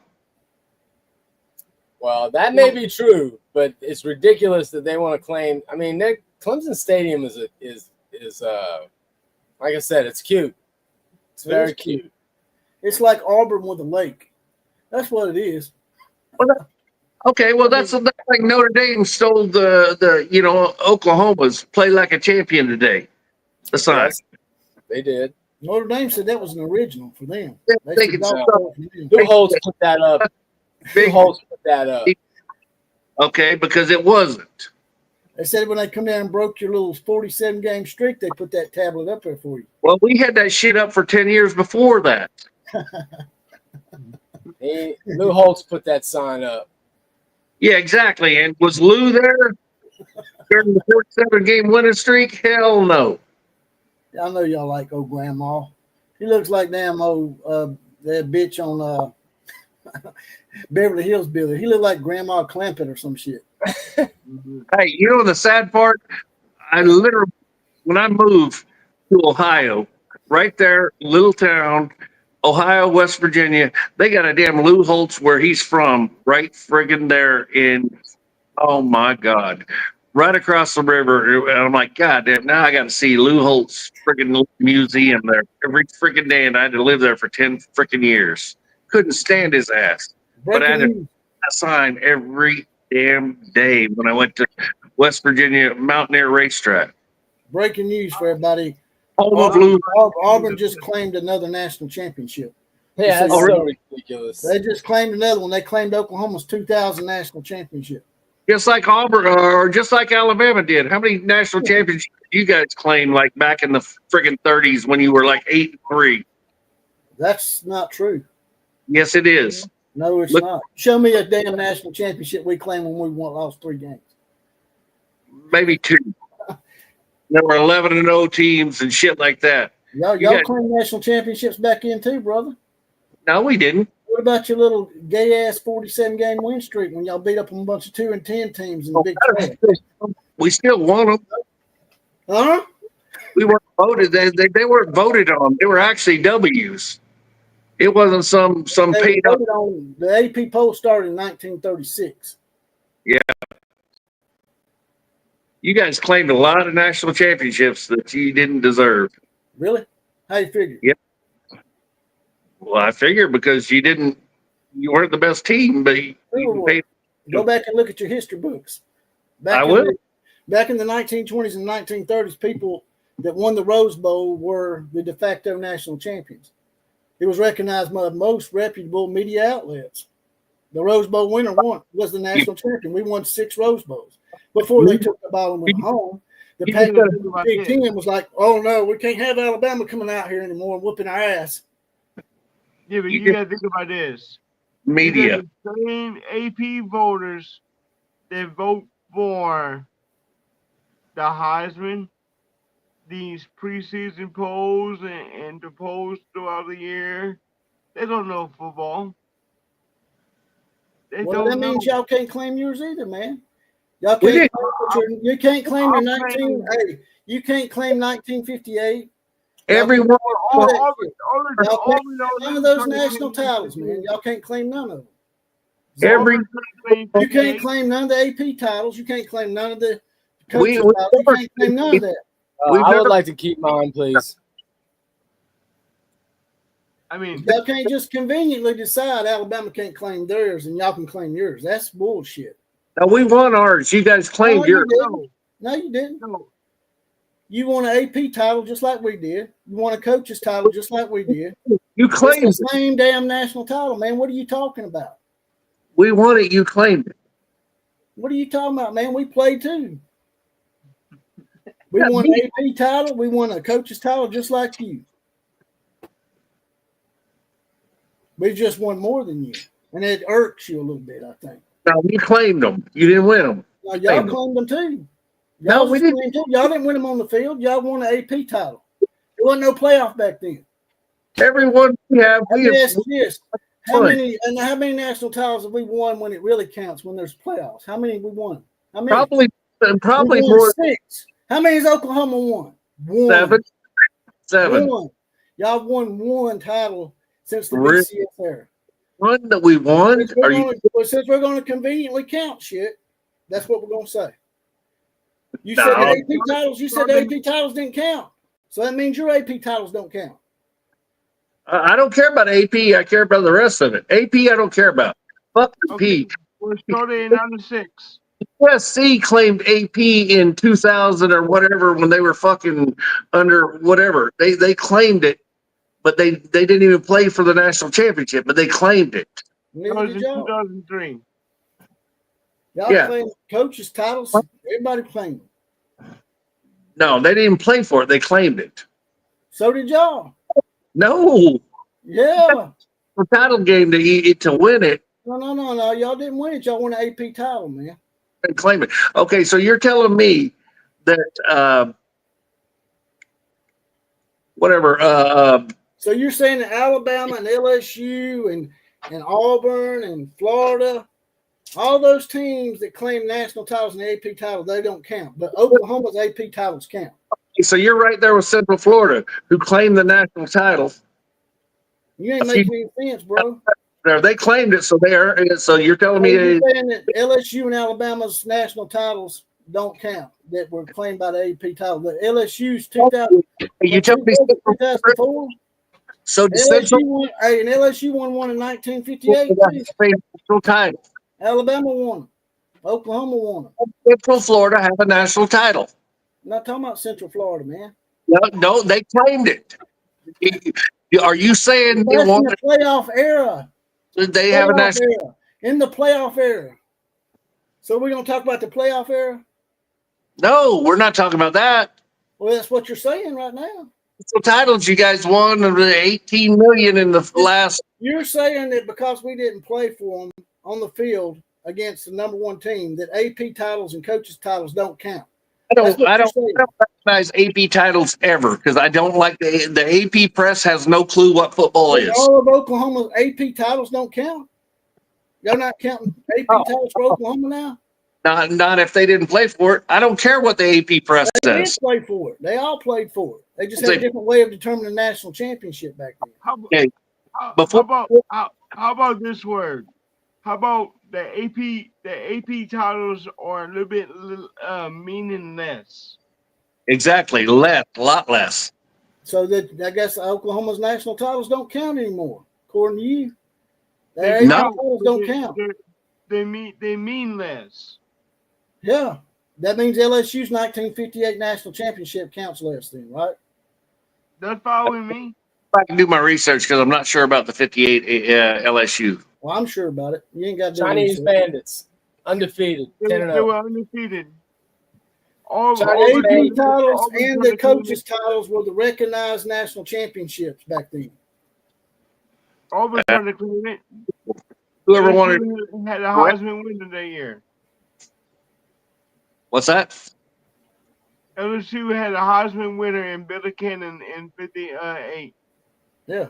Also had the Chinese Bandits. LSU was the recognized national championship in 1958.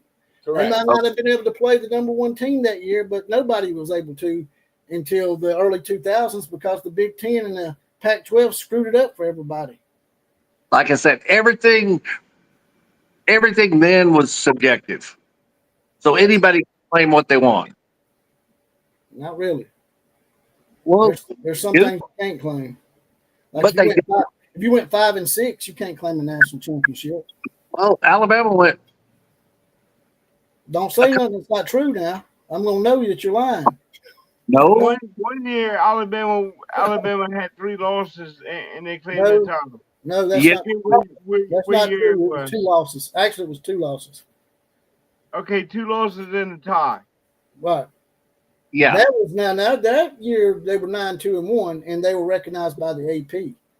That's okay, but the AP I don't recognize. All right, well then Oklahoma's AP titles don't count. That means y'all probably ain't got but 2 at this point. No, that's bullshit. Oh no, seriously. Oklahoma recognizes the AP titles. LSU recognizes AP titles. Alabama, everybody recognizes the AP titles, but you. How many does Alabama have if you don't count the APs? About 8 How many left. does Oklahoma have? Alabama still got 6 in this century. How many has Oklahoma got this century? I got you there. Talking One. about. Exactly. Only one. I wasn't disrespecting Oklahoma's title. No, I didn't think you were. But obviously, Heath is Just don't disrespecting. like when you go, you got some years where you definitely weren't the best team and you still claimed. And so did Oklahoma. Every team's done that. Every You team's done that. find me a year where we weren't the best team then, and Out of, you out of the 18 times Well, Alabama you could argue that they weren't the best team in '85. you find me a loss and a tie year that out of the 18 times that Alabama's won national title, there's maybe one, and that's that team in 1941. 1941 is the one that Big Stat Kelly's talking about. He's talking about the 1941 team. yeah, there's a there. It's That's okay. the only one. So we still got 17, even if you take that one away. And in 1966, we were undefeated and untied and uncrowned. So, yeah. Can you give us a couple? Exactly. I'll give you whatever you want, but hey, let's go post World War. Then we'll worry about it. Post World War. Man, where's these convenient timelines coming from? I mean, Let's start in 1907. Let's start in 1930. Let's start in 1950. When Bud Wilkinson, suspiciously, Bud Wilkinson starts coaching, then it starts counting for you. Post World War, you could take about 19 years off. Post World War II, Yes. Alabama would still have like 12, and y'all would have what, 7 or 8? 12? I don't think so. Since post You need to read your history books, man. I will. Trust me. Don't make me because I will. Oklahoma's, if you're saying they're not legitimate because they're poll titles, that means that Oklahoma's only got 1 and Alabama's got 6. Oh, see, now you're taking it way over the top. You're taking it way over the top. Oh, now. you said the AP titles didn't count. What I'm saying is, you think you like And U.S. it's the most recognized national championship before the playoff. Everybody used to recognize the AP title. The BCS era started in 1998. If you want to go from there, Nah, I don't want there because that's that's whenever teams started playing for a national championship. For real. not really. Oh no, you can go wherever you want with that. That's bullshit. I love Oklahoma, but some Oklahoma fans like to make convenient timelines. BCS started the Most national Oklahoma fans ain't championship. like that, but some do. Get national championship before the BCS era. That is a bullshit comment. Oh, I will call that out all day You're the long. one saying it. You're the How one is saying it they don't bullshit? count. You're They saying played- that AP titles don't count. For national championship started in 98. I know when the BCS started, but that don't mean that's when national championship started. Well, you're saying they didn't count. That was the only way you could crown a I'm- national title was the AP poll. The If we AP didn't poll get was the the only board- person that crowned the national champion. I don't like the AP poll today because I think it's bullshit. When it If comes we're out gonna with disregard the APA, or the AP polls and the titles, then let's start with the BCS whenever everybody started playing for a national championship on the fucking field. It wasn't claimed, it wasn't dominated. Let's start there. How about that?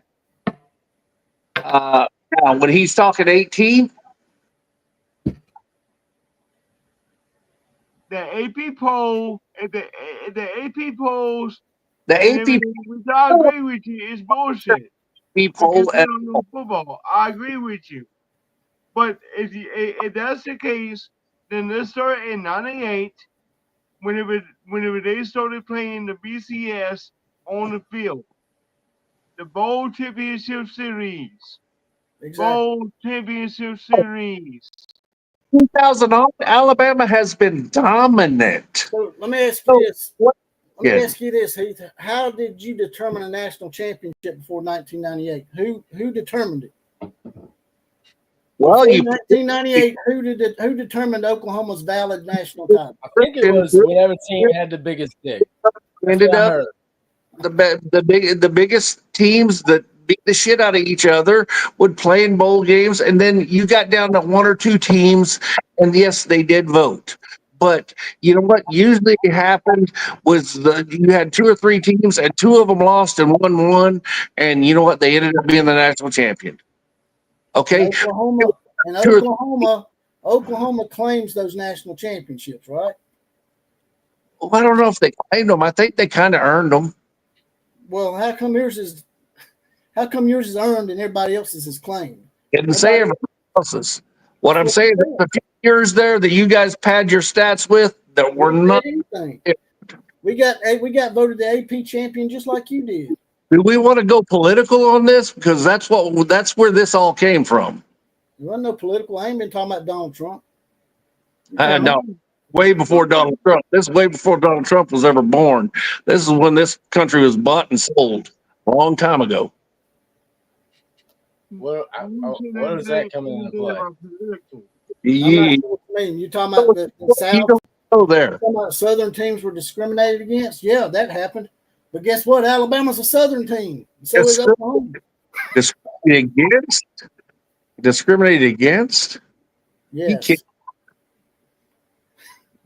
It's before integration. So I don't want to hear about nothing, and we won't talk no more about this. So we're going to start with integration now. Now it's integration timeline. If you didn't have black players, your national Iowa State just scored. I know, and they blew out my whole score. They blew out my whole damn score that I predicted. They're now up by 10. Here we go. Look at this shit. My pick is looking nice. Nice. Well, I hope you are betting hard on Iowa State. And I probably did. It's a credibility bet. I didn't put any money on it. Oh, really? No, dude. I used to harder than. I did a ton of gambling back in the day when it was illegal in the late 80s and 90s. Here we go. Kansas State just scored. And scores. Touchdown, Kansas State. What a response. Wow. Finally, we're getting a little bit of action in this game. One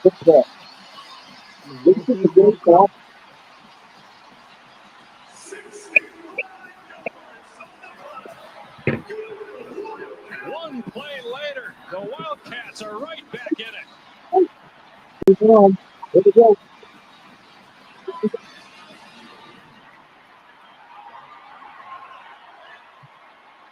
And like Rocco, I didn't think that was going to happen. Now with Iowa 2 passing State started touchdowns rolling and a away. rushing score. Luis Rodriguez, first-year kicker for K-State, puts it through, and it's a 3-point game again. Well, the redshirt freshman, Cummings Coleman, the staff told us he's been excellent, and we're going to see a lot of him. He's going to be playing the safety position. Go ahead and roll that, guys. Play the safety position. Now freeze it for me. Freeze it. Cummins looking down inside. Give me a different look. The safety was looking down inside. He's got to be over the top. He never gets over the top. Cummins right here. He's got to get over the top of this. His vision is down inside on Jace Brown, and nobody runs with the vertical from Bradley. Safety's got to get over the top here. His vision gets back inside to Jace Brown. Nobody over the top, and it's a walk-in touchdown for Kansas State. He was right there, and he just took the wrong. Bradley spent last year at Boston College, was at Texas Tech for 3 years. And we expected big things from the big receiver today, but he had been quiet until that 65-yard touchdown. He had just 2 catches for 10 yards prior. And the fans in Manhattan know their team is right back in this one with 6:23 to go. Another short kickoff, and Flores got it. Past the 25. Slips a tackle. Past the 30 and dragged down at the 37-yard line by Wesley Fair. What an answer from Kansas State. Wow. Just when it felt like Iowa State secures a 2-score lead. Bam. quick strike. Kansas State, one of the more explosive offenses in college football last year, a huge explosive play. But Iowa State, they've been really moving the football well here in this second half, Dave. They've run the ball much more effectively. They ran it for 23 yards in the first half, 90 here in this second half. They've leaned on that offensive line, Carson Hansen, Rocco Becht, and they've run the football very well. And just think, we got a whole season to go. This is the first game. We got 4 more months of this. But what an opener here in Dublin. From the 37, Becht sideline pass pulled in by Burkle and hit out of play by B.J. Payne after a gain of 3. These teams, it's always close when you put Iowa State and Kansas State on the football field. It don't matter if it's in Manhattan, it's in Ames, or it's across the pond in Dublin, Ireland. 13 one-score games since 2008. That's the most in college football. 109th consecutive meeting between these two schools. Run play. Hansen downhill. First down past midfield. They just running all over Kansas State. They must be worn The out. right side of this offensive line is doing work, ladies and gentlemen. Absolute work. It's Tyler Miller. It's Brandon Black. Watch the push here off the right side. Just watch the mash down. The movement on the double. Burkle getting just enough of that second level. And Dave, Carson Hansen looks like a different player here in this second half. He is running with a purpose. He is running with fresh legs. And his presence has been felt mightily in this final frame. Masterful job by Matt Campbell and company, how they've used both their backs today, Hansen and Samu. Hansen again wrestled to the ground after a pickup of 2. Diving over the top that time was Gabe Powers. Inside 5 minutes to go here in the fourth quarter in Ireland.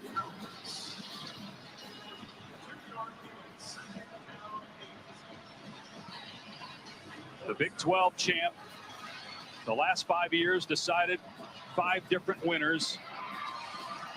Arizona State won it last year. There was a 4-way tie. ASU, Iowa State, BYU, Colorado, Iowa State, and Arizona State played in the Big 12 championship. The Sun Devils won. Iowa State trying to get back there. A win today would certainly go a long way to determine who plays on December 6th. Another sideline throw that's caught. It's Eskilsson, who's hurt earlier on the touchdown catch, but he's back on the field and makes the catch. Comes up just short, though. Third down. It was great to see Eskilsson back on the field. We hadn't really seen much of him since the touchdown catch earlier this half. Well, we've seen Rocco Becht's number called so many times, but really it's open playbook. The way Carson Hansen's running or Rocco Becht, Taylor Mauser's going to keep this on the ground. Heavy set, 4 tight ends in the game.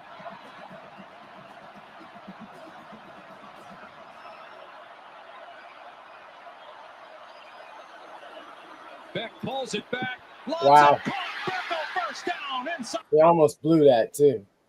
Get fuller hair with options starting at less than $1 a That's day. what I need, Through fuller Hims. hair, Our man. doctor-trusted treatments are The ground. That's why Taylor Mauser is They so almost good at blew what he this, does. though. He's going to fake, and then he's just going to sneak out. Great job by Rocco, selling the play action. Burkle sells it so well. Stock blocks, sheds, releases, comes wide open, and a great find. What a play call by Taylor Mauser. That is trust in a veteran quarterback in that spot and executing to perfection. Iowa State by 3, inside 3 to play. Ball on the 23 of Kansas State. Play clock down to 3. Hansen running to the right. And he gets mauled. Gabe Powers in there along with Cody Stufflebean, the team captain. Clock stopped at 2:39 as it appears Kansas State has called the timeout. That will leave the Wildcats with 2. They got 2 and the 2 minute. Right. Year 2 of that new rule in college football. In each half, get an extra stoppage like the NFL with a 2-minute warning. The first half was all about turnovers, each team with 2. We have not had a turnover here in the second half, and the offense has gotten better. The passing game has come alive for both teams. Had a lot more scoring here in the second quarter as well. Exactly what we expected. And you're 100% right. The offenses have really found their footing, literally and figuratively. And it was all defense and some sloppy turnovers in the first half. And these offenses have really come to life. And it's just crazy. We're here week 0. The magnitude of this game, the rivalry aspect, the Big 12 implications aspect, everything, so much on the line. Here as we creep down under 3 minutes to go. There's a ton of games in week 0 and week 1 that already impact who plays in the college football 12-team playoff. Miami, Notre Dame, LSU, Clemson, both on ABC. This one here today. Hansen running to the outside, dragged down for a loss on the play by Obi Izor. Will Not good. check that third down. Excuse me, third down and 10 here for Iowa State. Got to go a little misdirection. Watch Obi Izor get up, set this edge, and not allow Carson Hansen to get outside. Really good job working off that block of Brendan Black. Work outside. Effort to the football. A huge third down coming up. Eskelson has been a target we've seen. Here's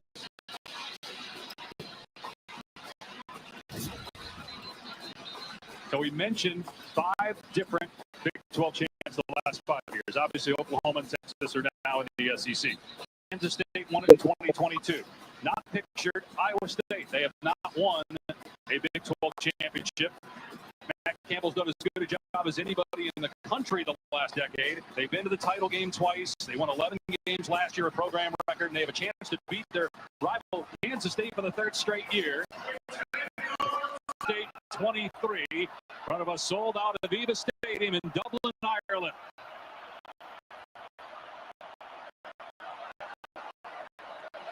Beck to the air, steps up, takes off. Beck makes a move, but he's planted about 4 yards short of a first down by B.J. Payne. There yet. timeout, final timeout taken right there. What a call here from Matt Campbell. 3 yards, you get a first down, you end the game. You can kick a field goal, potentially take a 6-point lead, and force Kansas State to have to go down and score a touchdown. My gut tells me he's going to kick the field goal here, but there's been Kyle Conrad, the kicker, has made a 34-yarder in this game. They stay in the game. And we'll see if Matt Campbell does just that. Now, Conrad last year, 6 of his 7 misses were from 40-plus. He's pretty much a guarantee. Hard to say that about any college kicker, but he's as close to it as there is. It would be about a 34-yarder again here to make it a 6-point lead, but then you risk losing. And it's a long 3 now. I mean, it's pretty much 4. The offense coming out of the field. They're trusting Rocco Becht to get a first down. And if they can get these 3.5-ish yards, they'll secure, for the most part, a huge victory here in Dublin. Right. The only other stoppage would be the 2-minute timeout. K-State.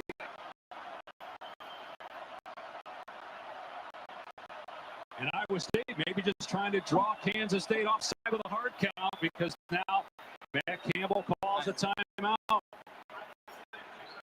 And we'll see. Maybe he calls a timeout to see what they're in. They're going to come back out and keep their offense on the field. Yeah. It also would not surprise me whatsoever. Well, we see Conrad go out there and try to kick this, make this field goal. To your point, one play, 3 yards away, you essentially win the game. You kick the field goal, even if he makes it, Kansas State put together a long drive. He wants to reset the sticks. But Kansas State can go down and win the game on that last drive.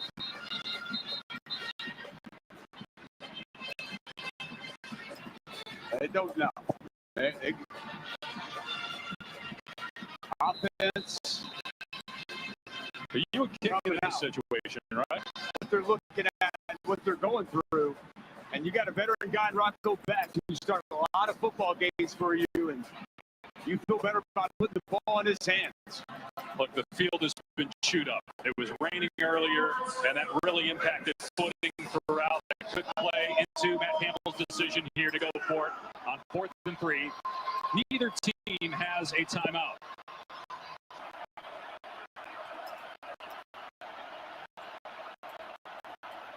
K-State acting as if it's going to bring pressure, and here they come against Beck, who lobs it, caught Hanson, got the first down. Hanson still going, dives, Wow, he he's scored. down, but he got the ball across, touchdown.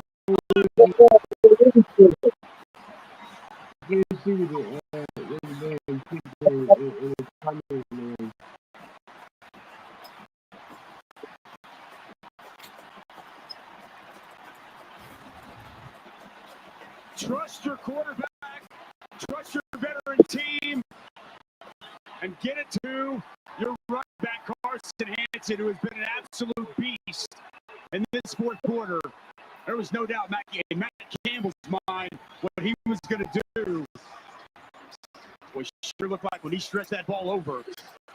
Yeah, let's keep an eye here. They're going to review this. Where's the forearm?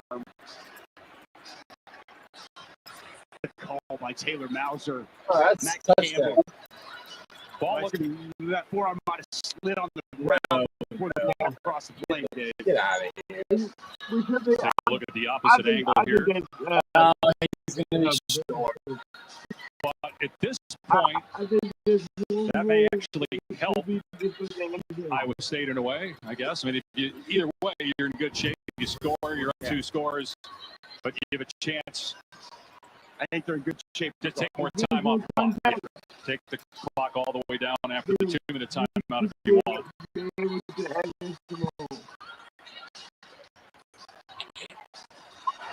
After review, the runner's right forearm placed inside the 1-yard line. It's first down for Iowa State. So if you're Kansas State here and Iowa State hands the ball off, do you let them score? Yeah, I think it's a 3-point game. And 3-point, but you don't have any timeouts except the 2-minute timeout. you don't, but You trust your defense to there's get 3 still straight going to stops. be some time. I mean, if you start doing the math, you got to 4th down, how to make that decision. I mean, right? Be just very close.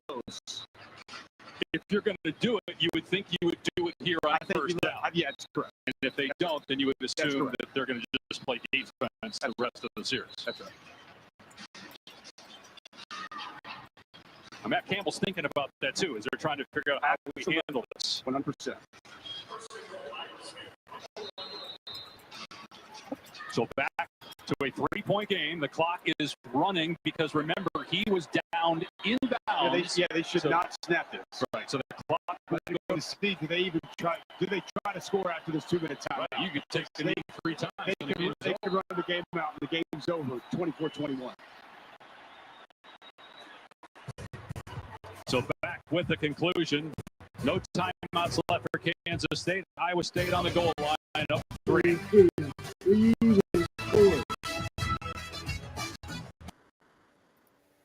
Get a commercial break. I mean, should you even No. score right there, or should you just Take a knee. run?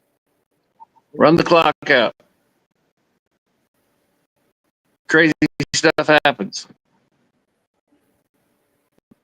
Yeah. And if it's me, I'm taking a knee. Kansas State is going to be kicking themselves in the ass after this one, man. Oh my God. They outplayed 80% of the game. Oh, Yeah. Exactly. What the hell? But you know what? That's what gets me with the whole Oklahoma schedule we were talking about this year. That's right. Man, there's going to be these times through the season. Oklahoma's ass all season. All game. You know what I mean? But they're still going to. They're still going to be there. I think moving forward in the SEC and the Big Ten, especially now that the SEC is going to 9 games, which, by the way, we haven't talked about, which is a brilliant move by Greg Sankey. Once again, plays chess while everybody else is playing checkers. Exactly. And but with that in mind, it's just going to be hard for teams to not lose a couple of games, no matter who you are in the SEC. I just don't know how realistic it is to might be season. I don't trust what the committee says. Do you honestly? Yes, they can. Do you honestly want to get beat up for another game? I don't want to, but now that they're taking strength of schedule into consideration for the playoff, it basically perfect. I just hope they live by what they say. They released going to 9 games either the day that the playoff committee announced the strength of schedule factor, or the next day. It was absolutely a response to that, because now look at just any SEC team compared to everybody else. I just don't see how any other teams are going to be able to compete with that. Well, yeah. I mean, especially if they put in like a FP and FPI style system like what they do in college baseball, then yeah, you're gonna get primarily SEC. In a way, do you trust the committee? No, I wish they would get the playoff in place. I wish they would go back to BCS rankings, and determine the playoff by the top 12 or top 16 or whatever it is in the BCS. You must. I mean, they're going to.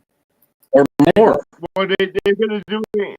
But that's what I would prefer. Take the committee out of it. Against Kansas State. Huge win for him. Just the job he's done with this program, man. Now in his 10th year, the level of consistency that he's had, the retention of his players, the retention of his staff, the culture that they have built, and everyone there is awesome. Absolutely awesome. This is a huge way to some years.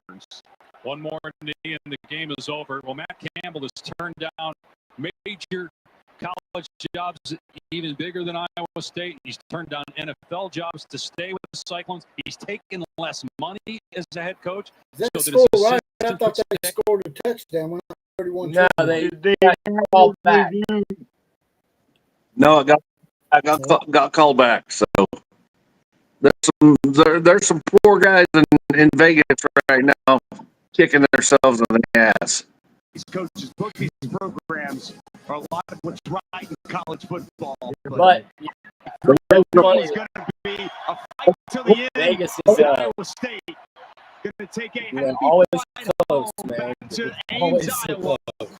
after this huge 24-21 win. I don't know why we are even in December discussing whether programs pay players. It's very possible.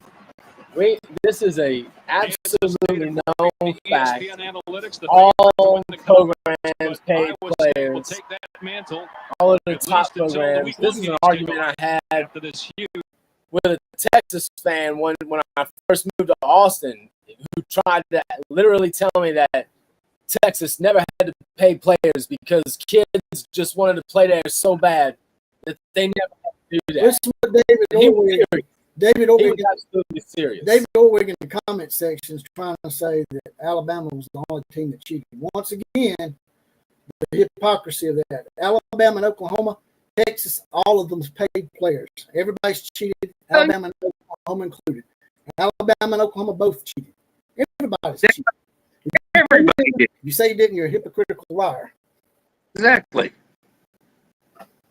No, that's they absolutely cheated, and I'm glad they did. Me too. I appreciate my 3 national championships from Barry Switzer. Boomer Sooner, man. 3 titles. You pay for what you got. It's the problem is the other teams didn't pay the right players. If you ain't trying, what the hell? That's a fact. I mean, hey, there's gray area there. You know, there's whatever, but no, with friggin' Billy Sims on ESPN, where Texas and Oklahoma were camped out in his friggin', you know, him and then the Marcus Dupree deal. Are you kidding? Yeah, man. I mean, yeah, man. We were doing that shit for get the hell out of here. Everybody's been doing it. Now they just kind of legalized it, kind of, however you want to call it. Well, it ain't kind of. They did legalize it. They legalized it because there's no regulations. Because they actually over legalized it because now there's no regulations. Yeah. Yeah, I mean it's all West. Yeah, and they still have no regulations on it. So it is what it is. But this shit's been happening for years. I mean, well, since ask Eric Dickerson why he went to SMU. David Orwig was saying that because Alabama give their players cars that we cheated more. I'm like, it doesn't matter what they give them. When they really? A new car, give them $100,000. What's it matter? Okay, well here's the deal. I can tell you stories about Oklahoma guys that, you know, their families now have homes and farms and everything else, and come from nothing. People that aren't willing to admit that their program might have cheated a little bit, just they're in denial, man. Well, nobody's an angel in this. Exactly. At all. Exactly. If you didn't cheat in those days, you weren't competing. Cheating was competing. And it still holds up today. Exactly. In politics, in anything you do, you look for an edge. And people can call it cheating just because you find an edge that they can't, whatever, or it's not documented, does not mean it's cheating until somebody says, "Oh no, that's not fair because you're ahead of the game, so you can't do that." So that's not cheating. Yeah. Yep. You can get the competitive edge at work. You can get the competitive edge any way possible if it's up to you making money. My whole family's in the horse racing business, okay? Just like in the Olympics, whatever. You're looking for medicine that they don't test for, and we can use it because it's there and it passes the test. Okay? I didn't cheat because it's not on the list. Yeah. I think what was on the list that you can't use. So guess what? I didn't cheat. I see the list that I can't use. This ain't on the list. I used it. I beat your ass. David Orwig says, read your own chat. I did read my own chat.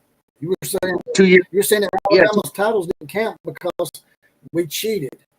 I'm saying everybody cheated. That's all. Yeah. And didn't do it. If you didn't, you weren't competing.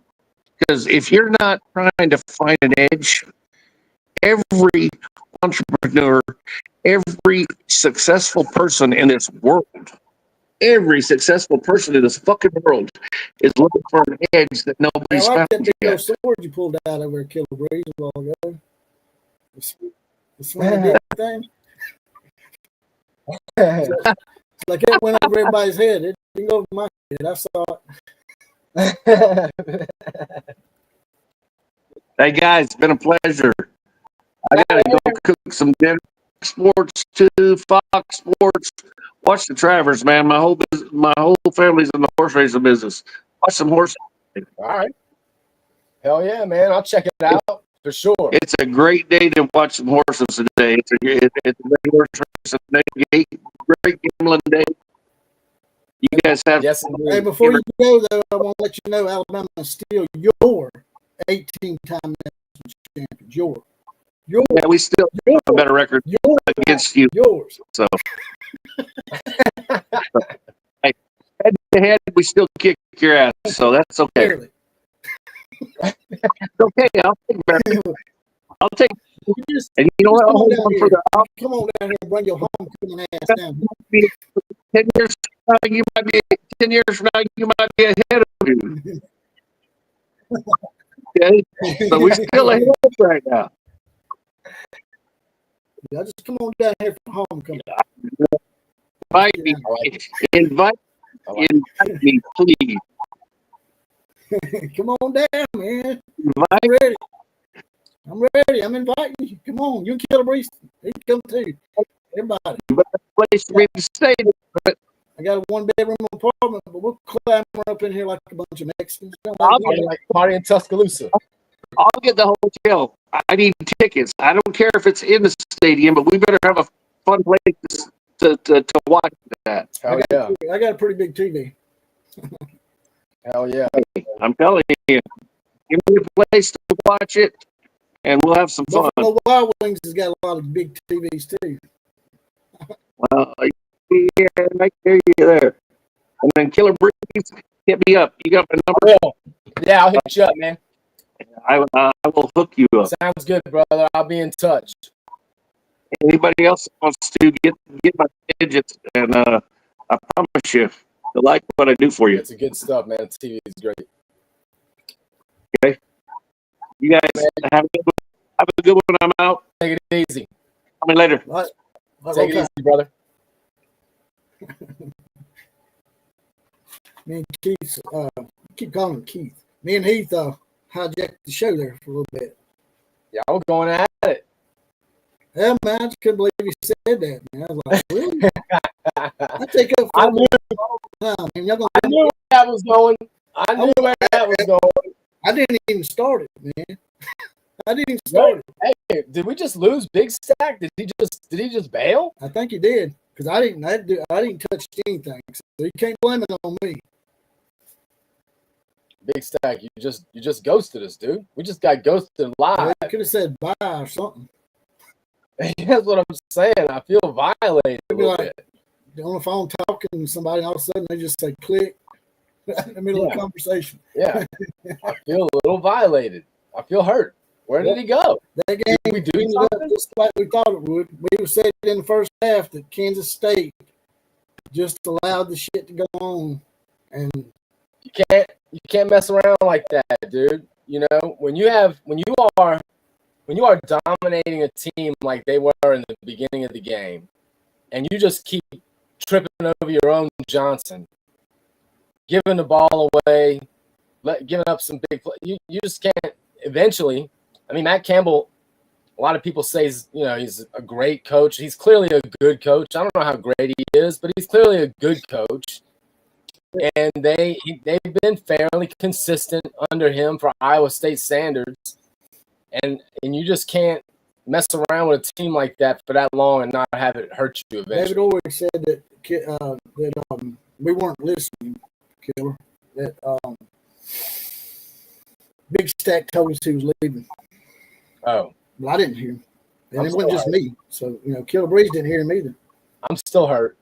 It still feels like a violation. It feels like I got ghosted live. Yeah, you got rabbit ears, I guess, David. We got ghosted live. Either you're hearing shit that's not there. See, man, that made me feel bad because I've grown to like and love Oklahoma. And then we love you back, Outlaw. They're gonna come at me like that, man. I'm like, what the? We love you back. Let me speak for Sooner Nation. We love you back. I mean, I love Heath, man, but he made himself look sort of stupid there for a little bit. I'm like, seriously? It was a. How can you say that our AP titles are not earned, but yours are? I don't get it.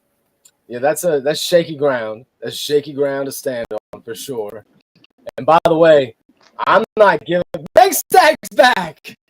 There he is. Hey, I had to take care of some business. What was you fixing to say, Killer? I'm just saying, just for the record, I'm not giving up any of my AP national championships, so you can say whatever. He's not speaking for me. When I said that, I looked at you. When you said that, I looked at you, and you was like, you just rolled your head back. You're like, damn, man, you just took about 7 of our national titles away. No, I'm not giving mine up. I'm keeping all 6 of mine and my BCS. And he's like, I'm bringing up, not just Alabama, LSU, everybody's claimed those AP titles. But I will say this. I mean, dude, one of Auburn's national championships that they're claiming is ridiculous. You know, it's like they're claiming 1958. Like, that's so dumb. That's how it started, because I was making fun of Auburn for going back and claiming national titles. Yeah. Well, Alabama did the same thing, but Alabama didn't really do it like that. They asked Alabama and a bunch of universities to create media guides in the 1980s and tell them who their national championships were. Yeah. So Alabama wasn't the only one that did it. Right. No, dude. But the thing is this. I'll say this: if Auburn's going to play loose and fast with the rules like that, I swear to God, if a couple of other schools do the same thing, then we're going to claim I think we got 8 or 9 unofficial national championships too. We claiming that shit too. NCAA.org, for example, the official website, has Alabama with like 22, and we only claim 18. It's got Oklahoma with 16.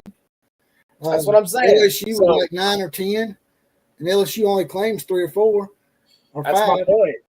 Yeah, LSU claims 9 or 10. I mean, Auburn embarrassed themselves with that, dude. I thought that was a desperate. That was just like a desperate move. Yeah. You know, to try to change your football history. How are you going to do that now? Of all times, now. Why you until now? Right. It's like you should have cleaned them way back in the day. Yeah, when they were asking for media guides back in the early 80s, they should have cleaned them then.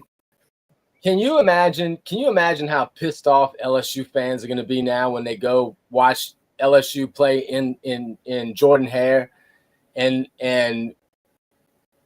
they see the 1958 national championship up hanging in the rafters now? You know, because they're going to put something up. I mean, Auburn already got 1957 awarded to them by the AP, and they were on probation that year and didn't even play in a bowl game. If anything, they should take away a title. Yeah, because they were on probation in 57. Yeah, dude, it's ridiculous, man. I mean, what do you think caused them to do that all of a sudden? I don't know. I just think they it's just like these liberal spastics at Cracker Barrel. I mean, they thought it'd be a great idea to mess with the logo and stuff, man. It's just like they're tone deaf, man. They don't realize that they're going to get backlash. And Auburn, I guess, thought it would be a great move, and it ended up backfiring. Yeah, that was stupid. What do you say? I mean, it's like trying to be relevant whenever you're not. You're trying to be more than what you were. And I mean, you know, look, the only year that I can semi agree with is in 2004 because they were undefeated. Okay. Yep. But if UCF can claim the 2017 national championship, then okay, go ahead and claim that one because y'all were undefeated. But the rest of them, no, y'all were irrelevant. And like you said, they were on probation for the 58 win. I mean, for the if you try to go back and claim titles from 1998 till now, you look really stupid because all of them's really been earned. Right. That was my point.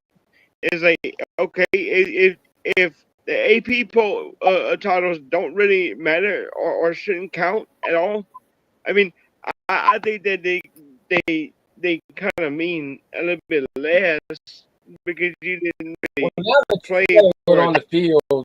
Now that you saw on the field, it's all of it's going to seem less than to some degree. because you just better now. That's why I brought up since '98. Okay, well, everybody played for a national championship. Yeah. No, I mean, I agree. I don't necessarily disagree. I just think it's it's just what it is. I mean, but like we were talking about, it's just like everybody's history is what it is at this point. You can go claim those extra national championships all you want, Auburn. Nobody looks at you differently now. If anything, you just have people looking at you a little bit worse. They're kind of looking at you like you really are little brother now, because you're just doing everything you can to try to seem bigger than you actually are. That's just dumb. I don't understand. Well, just got here, they could go back and say that Alabama stuff wasn't legitimate because you really didn't play the number one team on the field sometimes because the bowl time. That's what it was. But it's since like Big Stack Kelly said, if you want to just do it based on when it was earned, let's just start in 1998, I guess. It doesn't change anything. But Alabama's still going to have a lot more national titles than everybody else. That's my point. That's exactly my point. It doesn't change anything. So what's the everybody's history is what it is. Oklahoma's not claiming all those extra bullshit national championships. Fucking, nobody else is doing that. Everybody is where they are, and you're just adding from here. And as far as Auburn goes now, like I said, man, if anything, I look at them as a little less legitimate, like that was just such a weak move, man. Well, like Big Stack said, if they went back and claimed 2004, I could understand that because they were sort of left out and they were undefeated. But to go back and try to claim 1958, yeah, the LSU title, like you said, with the Chinese Bandits, pretty much everybody and their mama recognized LSU as a national champion. Yeah, and they had the Heisman winner that year. It's kind of like, it was it's dumb. It's dumb to try and go in there and now claim that you're the 58 national champions. That's ridiculous. And in the same conference. So I'm like, what? Yeah. I'm sure. Yeah, I mean, LSU it's not just 58. It's a lot of other years, that they try to claim. It's like, why? I mean, why now? You're just trying to make yourself relevant in something that these kids nowadays don't really care about. Yeah, that's 100% right. About all those past national championships. So what? I agree. A few of the things doing, that's it. I agree, man. I just looked it up. It says 1958 LSU football team went undefeated 11-0 and was a consensus national champions, while Auburn went 9-0-1. Did not play LSU that season. They had a tie. With Kentucky, I think. Yeah, probably so.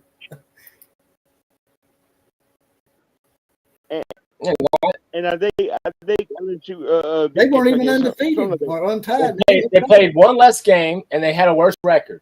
Yeah, that's just what it is. I mean, that counts. That tie counts, man. It's not a win. Yeah, I mean, it's like kissing your sister and 7 Alabama. It doesn't do that for you, David Orwick says he doesn't believe Barry Switzer was ever accused of spying on other teams like Saban did. I don't know what that's got to do with anything, but I don't think that's Saban. I think you're talking about maybe Jim Harbaugh.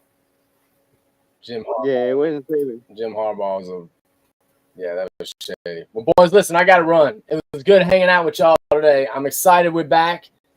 Next weekend, we got to do the same thing. Meet here again on Saturday and hang out with the Outlaw Posse. All right, what we're going to do is we're going to get you to be the moderator, and me and Keith try to hijack the show. You tell us to shut the hell up.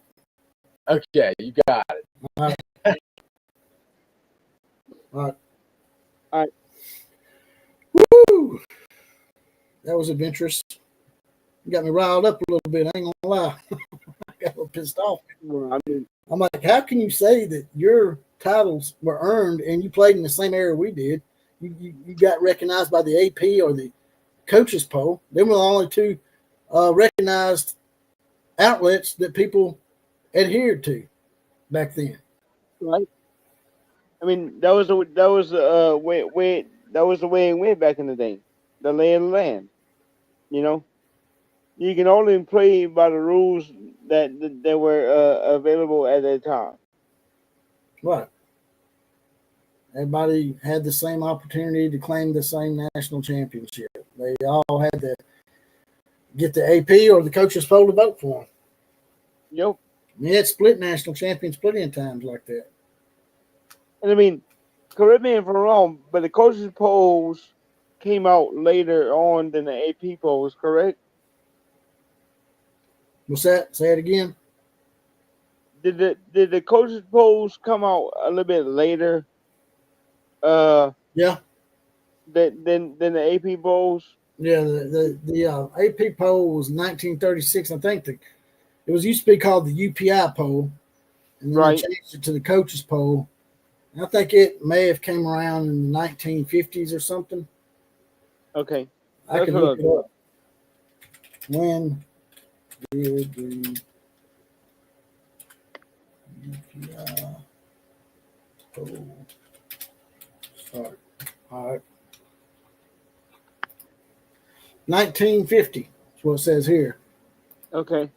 So exactly 1950 is when the 36 and 50 is when the UPI coaches poll started naming national champions. So I mean, you had two different organizations technically naming champions. Exactly. You know, technically. And See, it's like, what Alabama catches flack about is the UPI coaches poll used to award the national championship before the bowl game. They considered a bowl game an exhibition game, like a preseason football game in the NFL, except it was after the season. So they didn't recognize bowl games in the process of naming a national champion. And so they would name Alabama national champion, and Alabama go lose in the bowl game. And that's why people give them hell about that shit. well, in a way, that's the way it should have been. You know, to where you don't count the bowl game because technically, like you said, it's an exhibition game. Yeah, and you're not really, sometimes you're not playing the number one team. Right. You got the number 2 team playing the number 5 team and the number 1 team playing the number 6 team. Or you might be playing the unranked team. Because they had all those bowl tie-ins. They had all those bowl tie-ins. The Pac-12 and the Big Ten started that crap when they tied up the Rose Bowl. And then everybody else had to tie up with the bowl so they'd make sure they had a major bowl. And they took the ball and went home, and couldn't nobody else compete in the Rose Bowl with those two conferences for like 70 years. They held college football hostage. We would probably had a playoff by the 1980s if it hadn't been for that shit. Yeah, because the Rose Bowl, if I'm not mistaken, was the last one to agree to go to the college playoff format. Yeah, they're the last ones that went into the BCS. When one of their teams almost got left out of being named a national champion, that's when they come around. Yep. I mean, so yeah, I mean, you had different eras of college football. I mean, do we consider Yale and Princeton and all those titles legit? You know, it's like they weren't really playing modern day football. Yeah, that's what I tell people. If you're gonna have a convenient timeline, I would say 1907 because that's when they had the advent of the forward pass. That's when football became football as we know it instead of hybrid rugby. Right. I mean, like I say, I'm like you. I don't care where you start the timeline because I mean, Oklahoma fans want to start the timeline after the World War. Yeah, that don't make much sense to me. And it's like, okay, well, if you conveniently start your history there, well, I can conveniently start my history here. Right. But here's the thing: the AP poll, who the Oklahoma fans themselves say, we recognize AP titles and coaches' titles, and that's it. The AP started in 1936, which was before the last World War. Right? Right. So, and it's just convenient that they start counting the national titles once Bud Wilkinson gets there. That's what I find convenient. I mean, you wasn't really relevant prior to, and like you brought up earlier, and me and you talked about it before. That 40 game win streak, you know, is like, who the hell did they play? Yeah, I usually don't go like that, on Oklahoma, because I like Oklahoma on my channel.